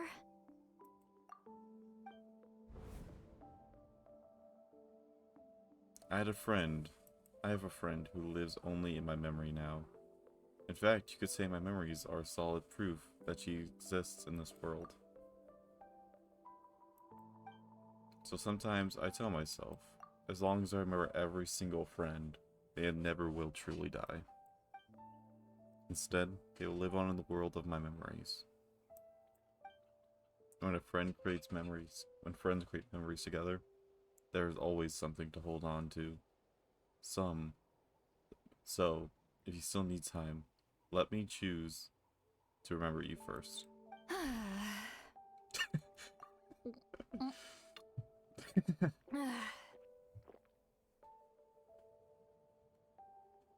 Is something wrong? Stupid mind-reading side effect won't go away. It's not like I want to hear you complain about me all the time. Okay, she's definitely drunk. See, Lolly, maybe take it easy? At this rate, you might sleep past noon tomorrow. I'm not drunk. I remember everything the traveler said. Just gotta think of a response. I'll think of something. Uh-oh, not this again. Is she asleep? I'm fine. Can get home by myself. Is she talking in her sleep or talking to us? She seems kind of out of it. Bye. Gonna walk back alone. Need some time to think. She doesn't need us worrying about her. She's always been like this. Alright.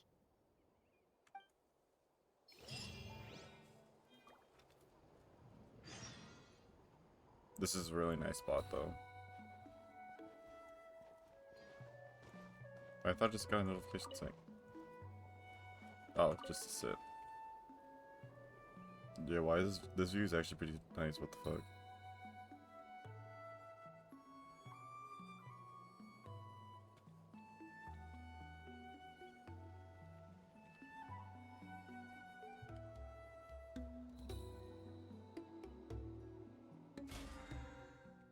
What's the camera button? I forgot.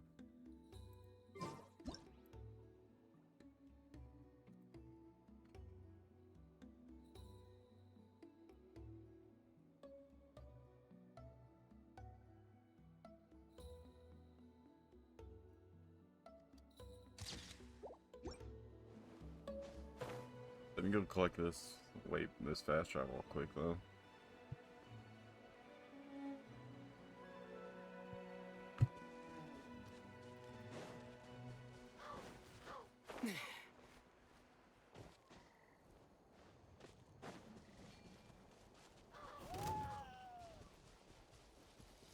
What? Why are little saurians here?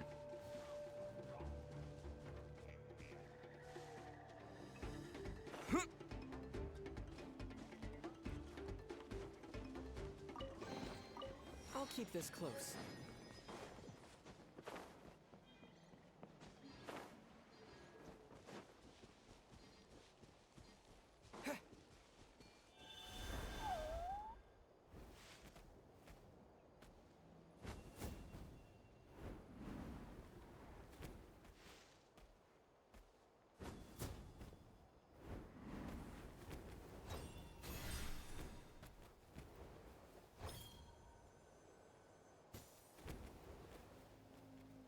Don't worry, little Saurian. You and your friend could be together now.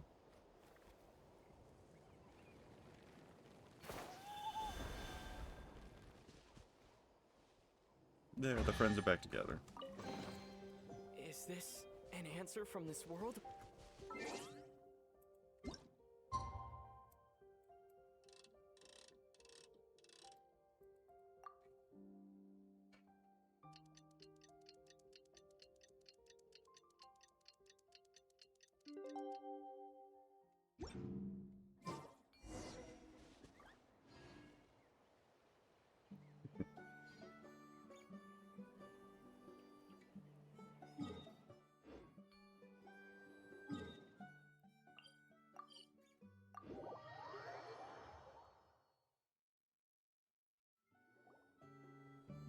This should be the place we decided to meet yesterday. Who knows if Sweet Lolly will show up on time? She drank so much last night, she might not even be Oh, up there's yet. some stuff here I need to do for treasure hunting. Ahem. Sweet Lolly!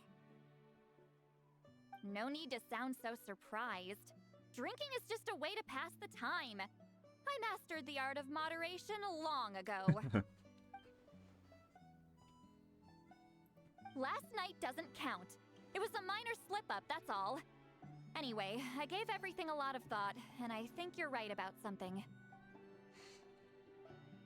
The Battle of Seven Colors holds the key to a lot of the answers I've been searching for. So that's why you're here so early. Traveler, great shaman. Sorry to keep you waiting. Shall we head out? Why? Just follow me. I'll confirm the location myself. Of course.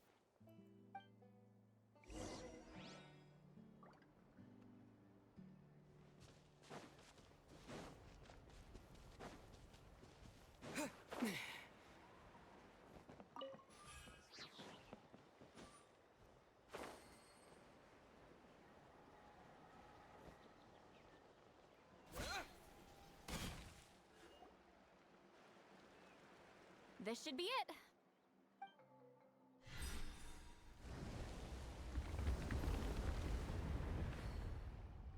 So the battlefield is inside this place.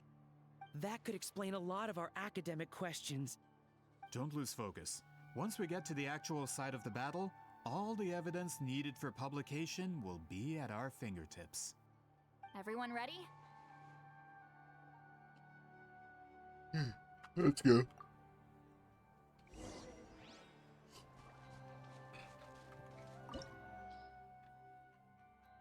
I don't have any actual good animal users right now.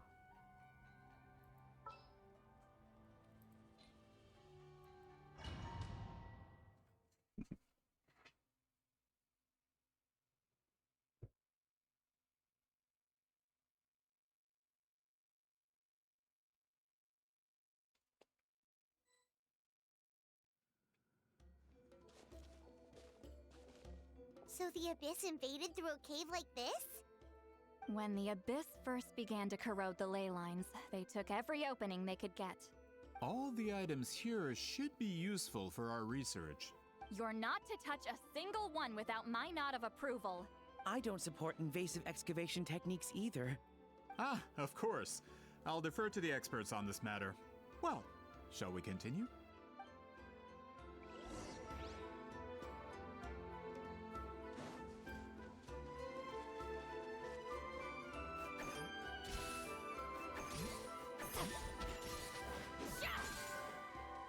She just throws each spot. There are weapons here from every tribe in Natlan. The battle must have encompassed the entire nation. Sounds like we're getting closer to what the legend describes. But all we can really say is that a battle took place here. There's still no evidence of any colors or some elaborate maze. Wow, you're really invested in the Battle of Seven Colors. He just wants wine. Well, it's the reason I came to Natlan in the first place. Grudok, send some of your men to search the area. We might miss something all grouped together like this. I'd like to cover all our bases. All the bases. You got it. Don't jump to conclusions. Of course this isn't the site of the actual battle. We have to keep going.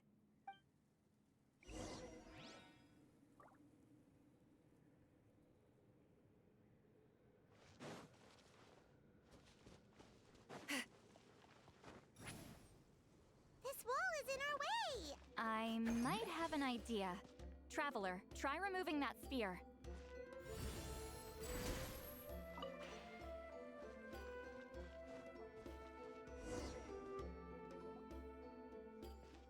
Whoa, we passed straight through! What was that? Some kind of color magic?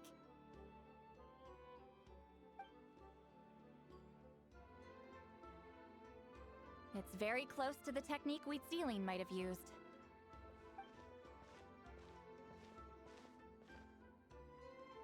Ugh. That's it? Doesn't quite compare to the scale described in the legend. Still, what a terrific archaeological find. Enough chit-chat. We should keep going. The deeper we go, the more we'll find.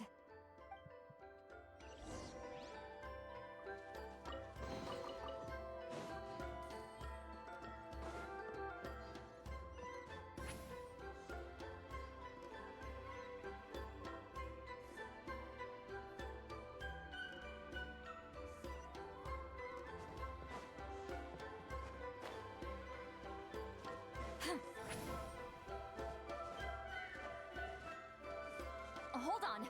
If we step here, we might fall through. You mean there are traps in here? Remember how we were able to pass through the wall just now? It must have been because, on our person, we were carrying the same color as the wall. Let's put the spear down and see what happens. Whoa, you're right. We can keep going now. Like smoke.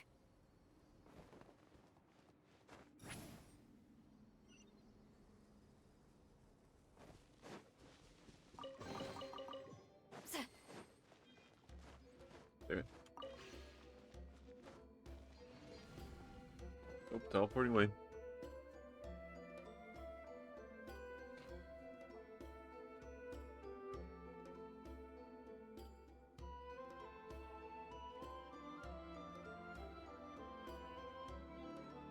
Wait, what was that? What is this place? Look! A maze made of colors. It's real. I can't believe it. Hold on. The quality of this space. This isn't reality. It's a realm of memory. Huh? Is this the Night Kingdom? No. This is a space constructed using memories as a medium. The principle is similar, but the two are not the same. Correct?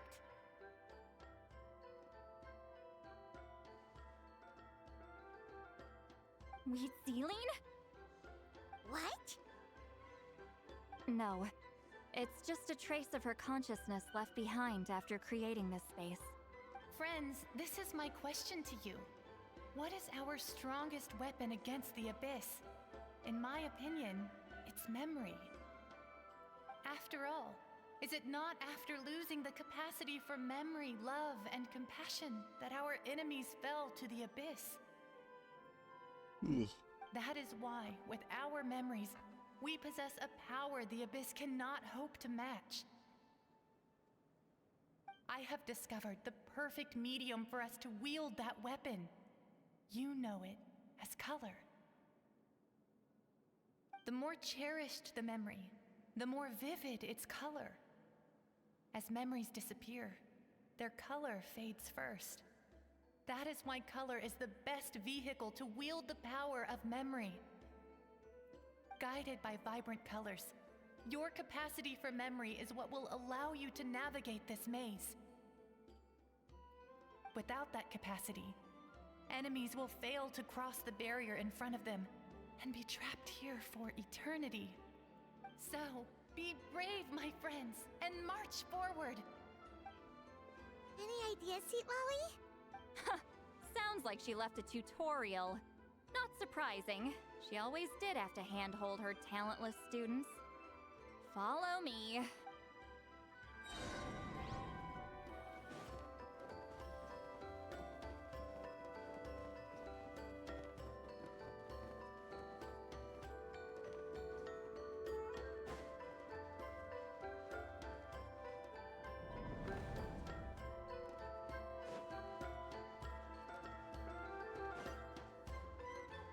Take me up! Take me up!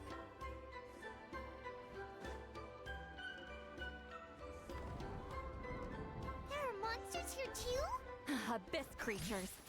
Likely trapped here for some time. Looks like a few monsters made it out of the battle all those years ago. Bond is strong! Busted.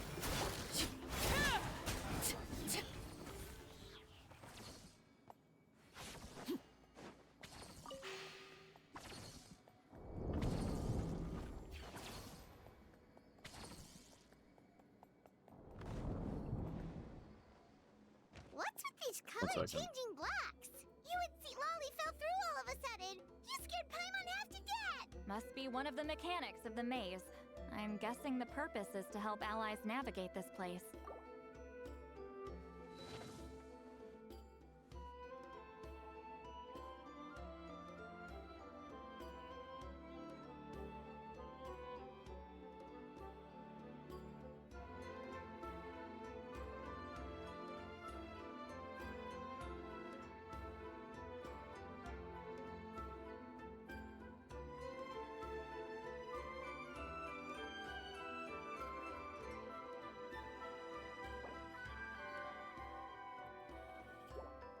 Sorry about that, I got a phone call.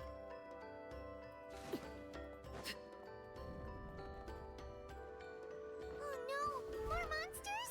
Ah, shoot. They're blocking the way forward. Let's get rid of them. Suffer the wrath of Eastly!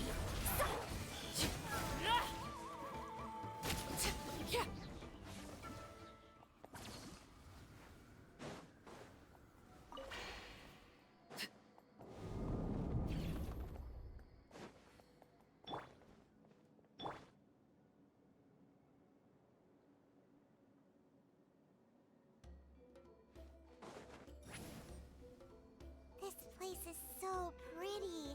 If not for those monsters, Paimon would have never guessed this was a battlefield. The showmanship's not bad. I'll give her that. Damn it. Alright, so Is this a bridge made of colors? Don't sound so surprised. We just need to cross and we should reach the end.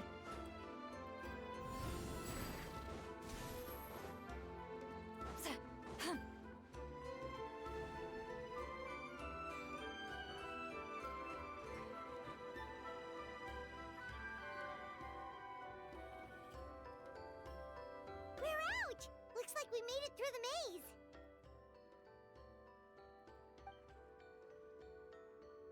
Hold on. This is... Whoa, so pretty! The thing inside the sphere looks exactly like the maze! It's like a miniature blueprint made from a special dye. That color. The dye was modified using a secret technique to harness the power of memories and create mazes like the one we just witnessed. Without that power, it's just a normal dye.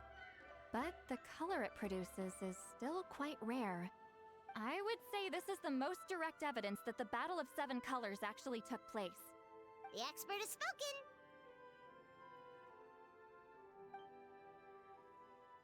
Perhaps I could take a closer look? It's an important piece of physical evidence, after all. No, you may not.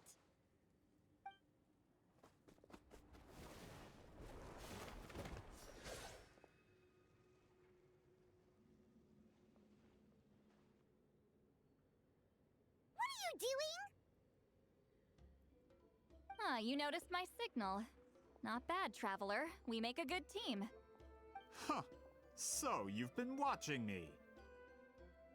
A self-proclaimed book merchant who's never heard of Shogun Almighty reborn as Raiden with unlimited power? Please, that work was a commercial success across Teyvat. That's right. I knew you were I kinda figured fishy, too. but I didn't expect you to pull something like this. Monsieur Montluçon, we just need a few pictures for our research, not the artifact itself. What if it gets damaged or destroyed? Shut it! I couldn't care less about preserving this piece of trash. I would destroy it right now if I could. But then there would be no evidence to prove the battle took place! What if that was my goal all along? What? Huh. Pretending to be a book merchant? Pretending to promote the history of Natlan and its heroes was the only way to get information out of the people in this tribe. But make no mistake, I'm no lowly merchant. I am the future owner of the largest printing company in all of Teyvat. But the dye in that sphere ruined all my plans before they could even get off the ground. We've received a report that your advertisement in the paper makes false claims. Fontaine Law demands it be taken down immediately. False claims? The dye I advertised is an unprecedented innovation. It produces colors of unmatched radiance. Unfortunately, its qualities are neither unprecedented nor unmatched. According to the lady who made the report, she saw a woven scroll in Natlan made with a similar dye. Even more miraculous, that substance dates back hundreds of years. How? Creating this dye is the culmination of my entire life's work. You're telling me I'm hundreds of years too late? Calm down, sir. Sorry, it's just... I know this product will be a hit. The economic boost to Fontaine will be huge. We just need to advertise it as written. Fontaine's publishing industry is one of the best in the world.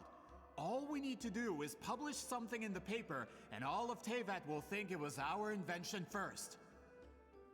We don't need to worry about more reports. Fontaine is far more advanced than Natlan. No one will believe such an innovative product could come from a place like that. That goes against all of Fontaine's advertisement regulations. We can't do that. What if I give you a portion of the profits? You're trying to bribe me? Careful. I'm dangerously close to reporting this to Monsieur Novelette. Do it. I knew if I was just allowed to market my product, it would be a hit. A bestseller even. I would be a giant in the printing industry. But now, no one will see it as anything more than a poor imitation marketed centuries too late. No matter how good the product actually is, not a single one will sell. I will never accept that someone from this backwoods, ignorant nation could come up with that dye. Not 200 years before me. Even when the truth is right in front of you. Ha! Truth is in the eye of the beholder. I'm already in the printing industry. I can go into publishing, no problem. All I have to do is destroy this sphere, write a detailed report about my findings, and publish it around the world. Then, the so-called truth becomes your word against mine. Once my report is accepted as fact, no one can accuse me of making false claims. That's awful! What happened to restoring the truth of history? That plan hasn't changed. I will continue to spread my truth for all of Teyvat to see. Talk a big game, but did you forget who you're talking to? Ah, You mean a hero of Natlan who's not actually from Natlan? And a great shaman who, according to rumor, abandoned her tribe long ago? From a practical perspective, there's no reason for either of you to stand against me. Shows what you know. Since you like rumors so much, have you heard the one about what happens to people who get on my bad side? Ah, the wrath of Granny Itzli. Like I said, our interests aren't at odds. I knew from the beginning that you would accept my invitation, considering Huitzilin was your rival. You've lived longer than her, you're far stronger than her, and yet, she has always been more revered than you. Now, that can change. With the backing of the printing industry, I can take any book and send it to all four corners of Teyvat. This part of Natlan's history will be mine to tell. And in my version, I can erase the Battle of Seven Colors. You can be the one to have all the glory. That's not real history. That's a no then? Your history means nothing to me. But it's not allowed to stand in the way of my Mora. Done running your mouth? Good. Before handing you over to the tribe, I think I'll have my way with you first. Teach him a lesson and make it stick. If this comes to a fight, per my contract, you're gonna have to go through me. That's right. I didn't pay all that Mora for nothing. Wait, aren't you subordinates of the captain? Why are you helping someone who wants to erase Natlan's history? The captain. You actually bought that? United in the pursuit of Mora, we travel the land to collect debts. Our loyalty is to Regrader, his interests, and his wealth. Regrader? The captain means nothing to them. They serve a different harbinger altogether. Regrader! Yeah, we kind of figured that out. This man has the potential to become a giant in the printing industry and disrupt Fontaine's economic system. This aligns with Regrader's interests. It's all been a lie from the very beginning. That doesn't change anything, Paimon. Just more guy to beat up. I don't care who you serve. When it comes to punishment, I don't discriminate. Get to work. Ha! Stand with me. Lightning terrified. Gotcha. These are about to get done. Laid bare.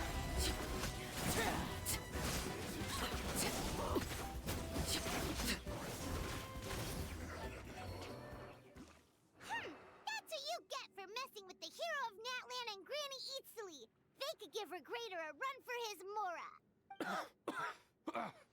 When did this person get so strong? Looks like the men following the captain failed to update us on the latest intelligence. Not good. This is becoming more trouble than it's worth. You're on your own. Hey, what about our contract? Your boss signed it himself. Our boss never signs a contract without loopholes. Even a veteran businessman like yourself fell into his trap. That's what makes him the best.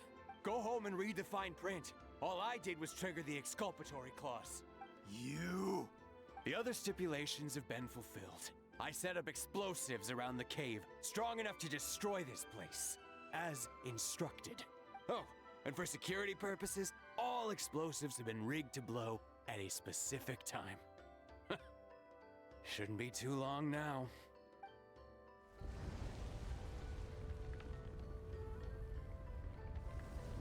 What? This whole place is gonna collapse? You were supposed to wait until I made it out. Are you trying to kill me? That depends on how fast you can run. I'm off. Oh!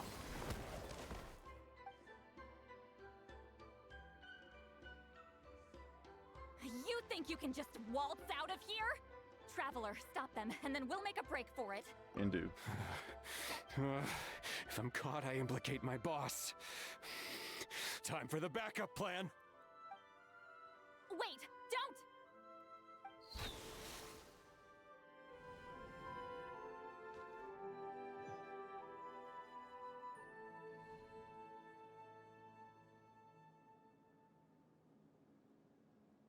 Where are we? Back in the maze? Our surroundings look different, though. What did that Fatui guy do? We need to find Lolly. She probably is somewhere around here too. Good point. She'll know how to get out of here. Let's hurry. If we don't make it out before the cave collapses, we might never be able to leave. Where could she be? Let's see. Seat Lolly! Looks like it's not gonna be that easy. What should we do? I see the special color. It seems to be guiding me. The special color? The one you saw in that woven scroll? Why would it appear around here? There's no time to think about that. You're right. Lead the way, traveler.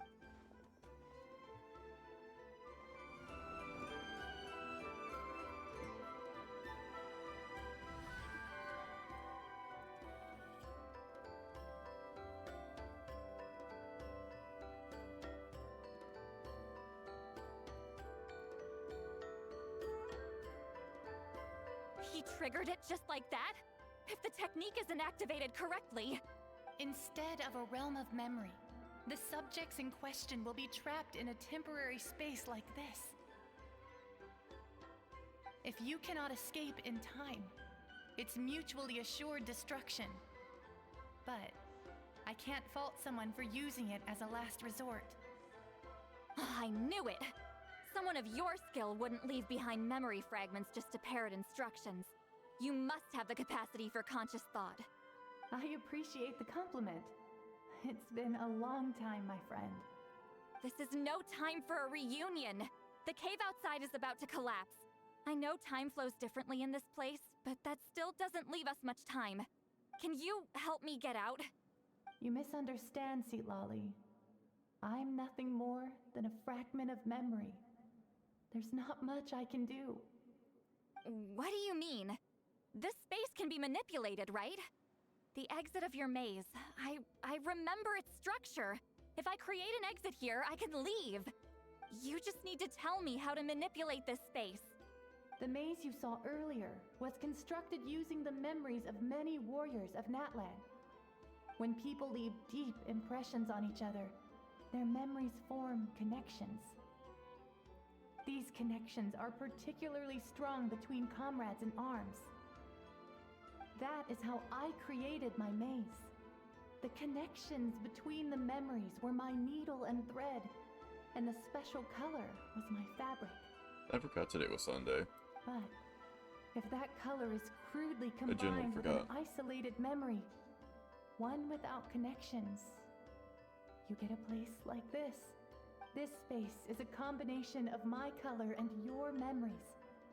There is no way to alter or construct anything within it, because there are no connections at your disposal. Over 200 years, and not a single lasting connection. This is my punishment, huh? Well, at the very least, you have a connection to me. Otherwise, I wouldn't be able to appear in this space. That's only because you never gave me a moment's peace. Still, it's a shame you're not around. You said it yourself. A memory fragment can't be used to create the connections I need. Seat Lolly. But now that I have the chance to talk to you again, I need you to give me an answer. Your special technique. You didn't pass it on to your students. You passed it on to the rival you could never beat. Me. What I want to know is, why? So you figured it out. After what I saw in the maze and everything you just told me, I'm certain the technique at the center of all this is the same one you taught me all those years ago. But you never brought up the fact that you used it to win a battle. From your description, it might as well have been a simple color trick. I'm getting the feeling you always meant for me to come here. But if this is a foreshadowed event, I'm not happy with the narrative setup. Seat Lolly, ever since you learned that technique, you've been able to see a special color, haven't you? You mean... That color is the core of the technique. But it isn't my invention. It's something I discovered in the work of our ancestors. More specifically, You could call it the color of memories. In truth, passing on the technique is a process of using that color to tint another person's memories. Yes, the technique has the power to decide victory. But in my opinion, the capacity to add color to someone's memories is where the true value lies. You are fated to live a far longer life than me, Citlali. I couldn't bear the thought of all those years existing as a blank canvas in your memory. So I wanted to leave a little color behind. Your color, you mean? One day, you too will want to leave behind your color in someone else's memory. When that day comes, you will understand my decision. So if you need some time, let me choose from you first. I have to get out of here. That's the only way to rescue them.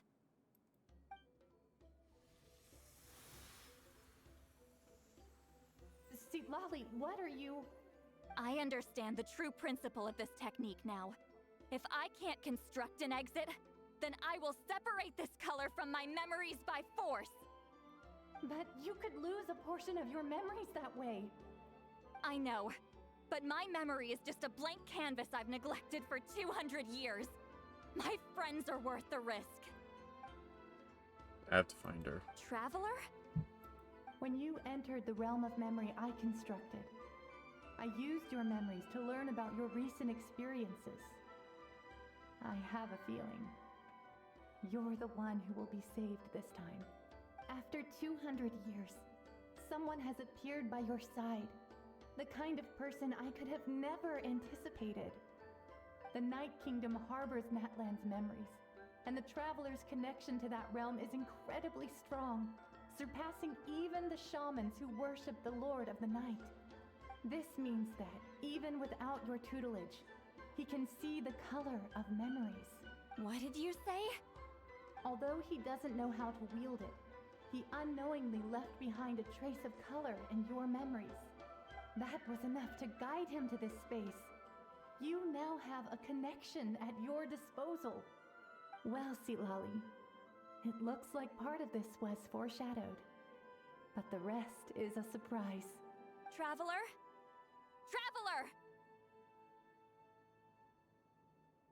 That's Citlali's voice! She's just up ahead! This is goodbye, my friend. Your memories over the past 200 years are much more than a blank canvas. Cherish them. Wheat Celine. Citlali! Paimon! Traveler! We finally found you. Let's find a way out of here. Hold my hand.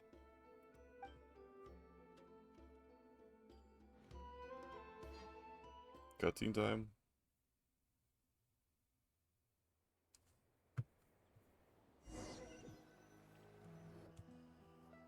Did we teleport out? Never mind. Man, that place was so... Woo! We made it out just in time!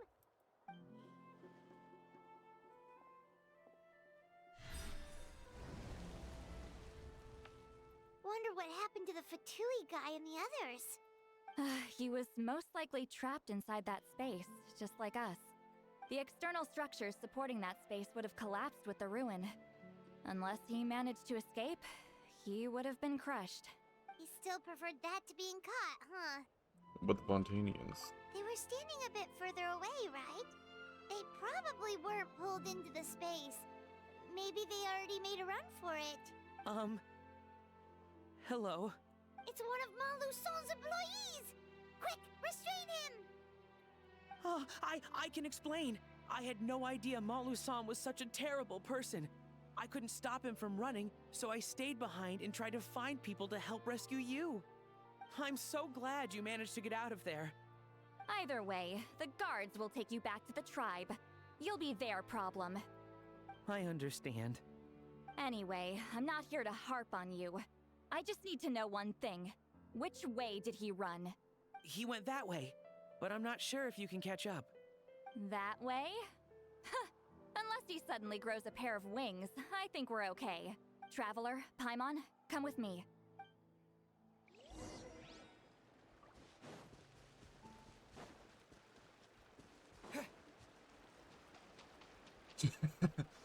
Good work, Claw. Hey, it's Elder Tlapo and a group of Ictomisaurs. They caught Molusol. Something felt off about him yesterday, so I set a few things in motion. Looks like it's time for that foreshadowing to pay off. My bank balance! No! No! What's wrong with him? That's one of the tricks Claw uses to scare people. He makes people hallucinate the thing that scares them most. It's particularly effective on weak-minded people like him. Serves him right.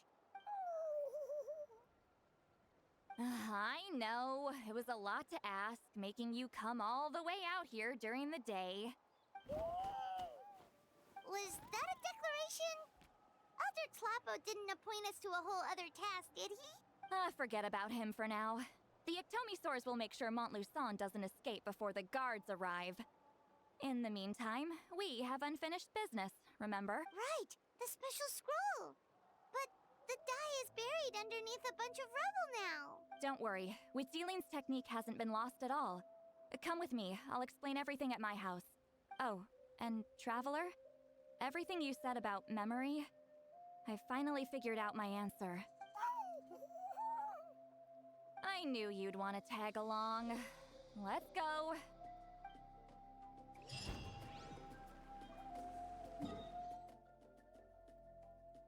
Crap, I forgot. Our house, for some reason, doesn't have a teleport waypoint over there. I need to hurry this up. I have to leave early for work.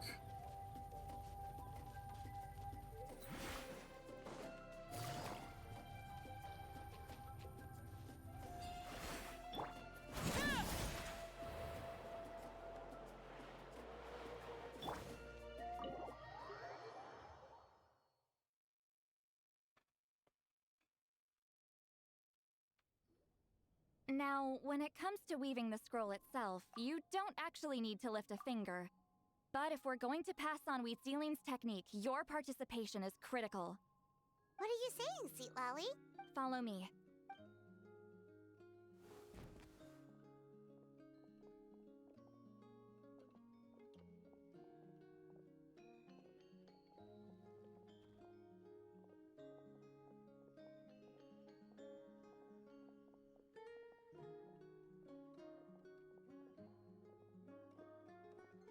Whoa, look at this place. Do you weave scrolls too? Scrolls. Scrolls? I thought you were going to show me your masterpiece. That I am, old friend. The technique I'm about to show you directly relates to woven scrolls. Fine. What is it? Something that can turn the tide of war or prevent a great disaster? You probably want to challenge me, right? I know you don't have the strength for a real fight, so I'll let you beat me with words. Old friend, my life is nearing its end. I'm afraid I don't have time for another match. Hey. Don't worry. I trust in the belief of our tribe that death is not the end, but the beginning of a new existence in the Night Kingdom, where everything is made of memories.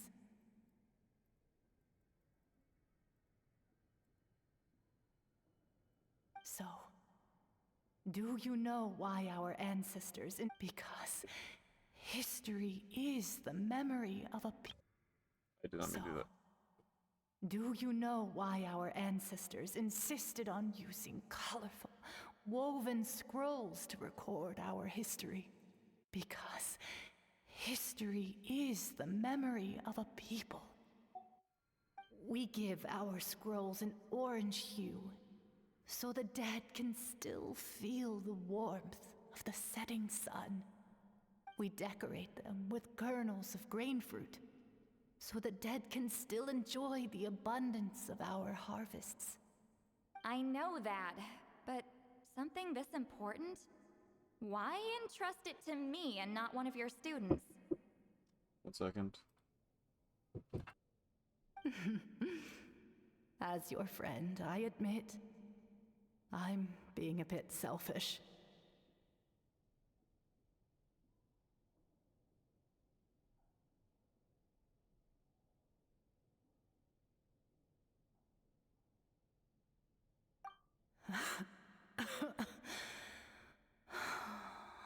I don't have long, Citlali. Oh, I'm not sure I can truly explain my decision. But I know you will understand one day. For now, will you accept my final request? Just this once. I understand now, Wheatsealing. Just like you said I would. Claw, help me move this outside. I'm going to color it.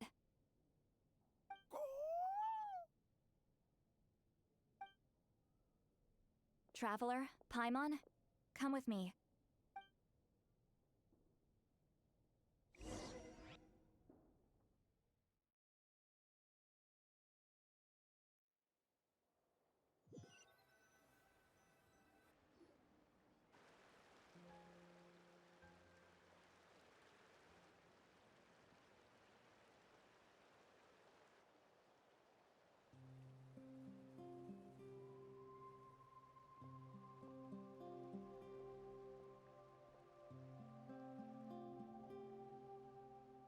We are like birds, soaring through the horizons of time.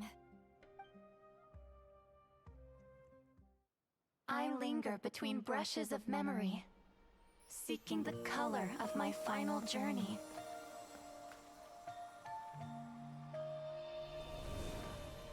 When I get there, may there be feathers to paint the sky, shades of rose.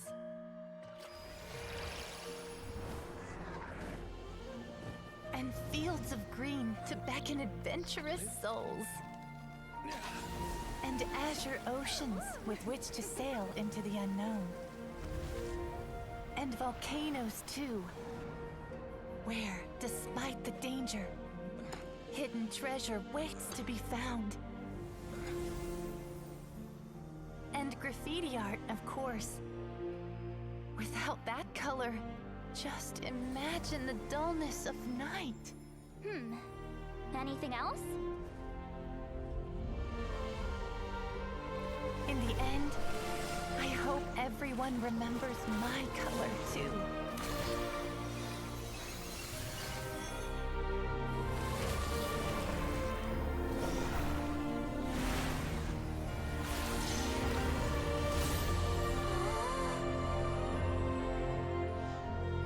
In the end, I hope everyone remembers your color too. All in all, it was just a technique for coloring a scroll. The task I'm entrusting to you is much more than that. Farewell, my friend.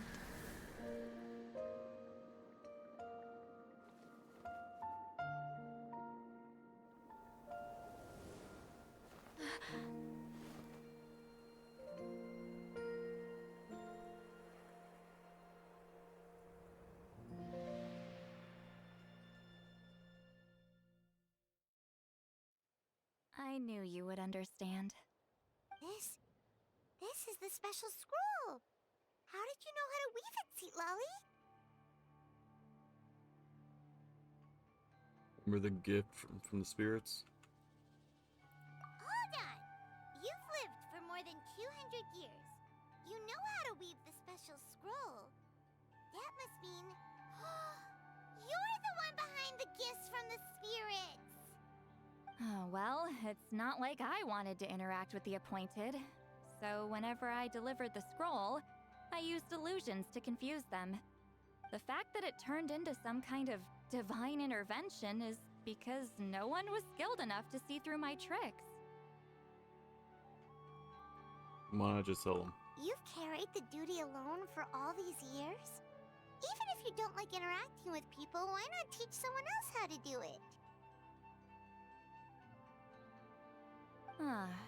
Traveler, you can see the special color, right? Yes. The essence of that color is memory.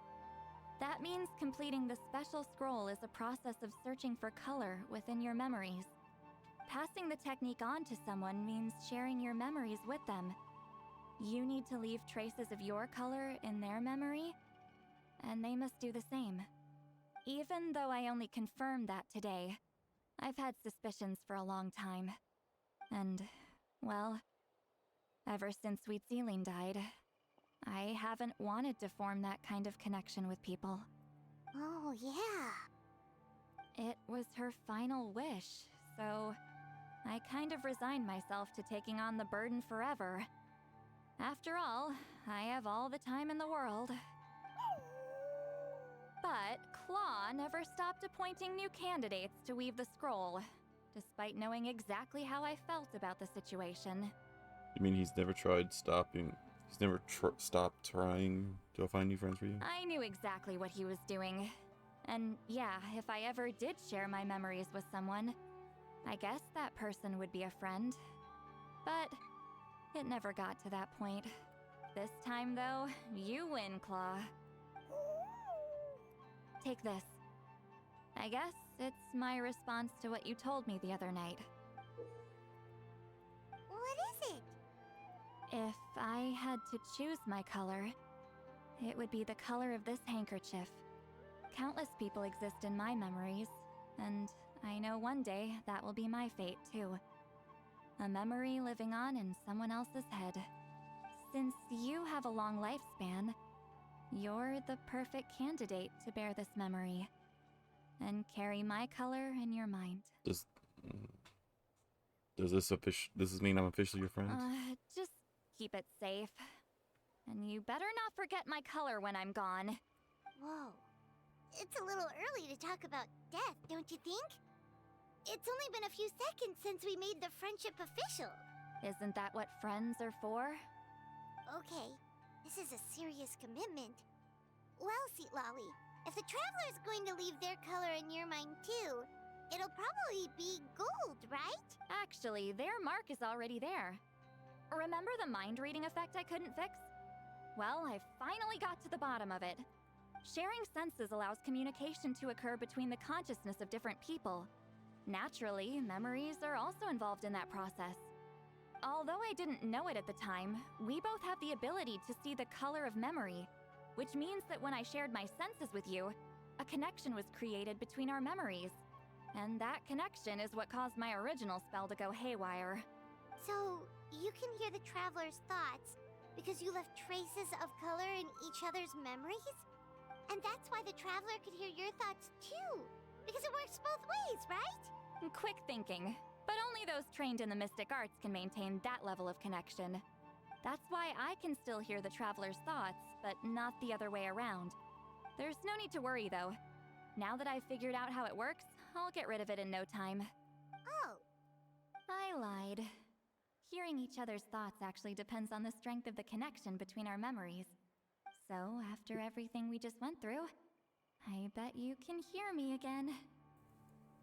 I knew it. So is there a way to stop it? Since the connection between our memories is already there, the only way to get rid of the effect is for one of us to forget about the other. Just messing with you. I'm a legendary shaman of my tribe. Now that I know the cause, of course I can figure out how to fix it. But I'm so confused. It'll probably take some time, though. So bear with me for now. Besides, I'm an open book. It's not like you're gonna hear anything embarrassing. Unless I've had a few drinks. Oh, so you can turn it off? That's the same. A shame? I mean, if you ever miss this whole telepathy mess, I could always share my senses with you again. No promises, though. Some thoughts are better kept to yourself. Huh? Fuck. I have to go to work now. Okay, so I'm gonna end it here. I'll finish this next time. I really hate leaving like this, but I have literally no choice. They're waiting for me to get my ass up and go to work. So I'm gonna head out real quick. I'm gonna head out now. You all have a good day. I'm gonna raid out to somebody. There we go, Pandora. Alright, you guys, I hope you guys have a good day. Stay safe out there, and yeah, just stay safe out there, okay? I'm gonna head out here now. Take care, everyone. Bye.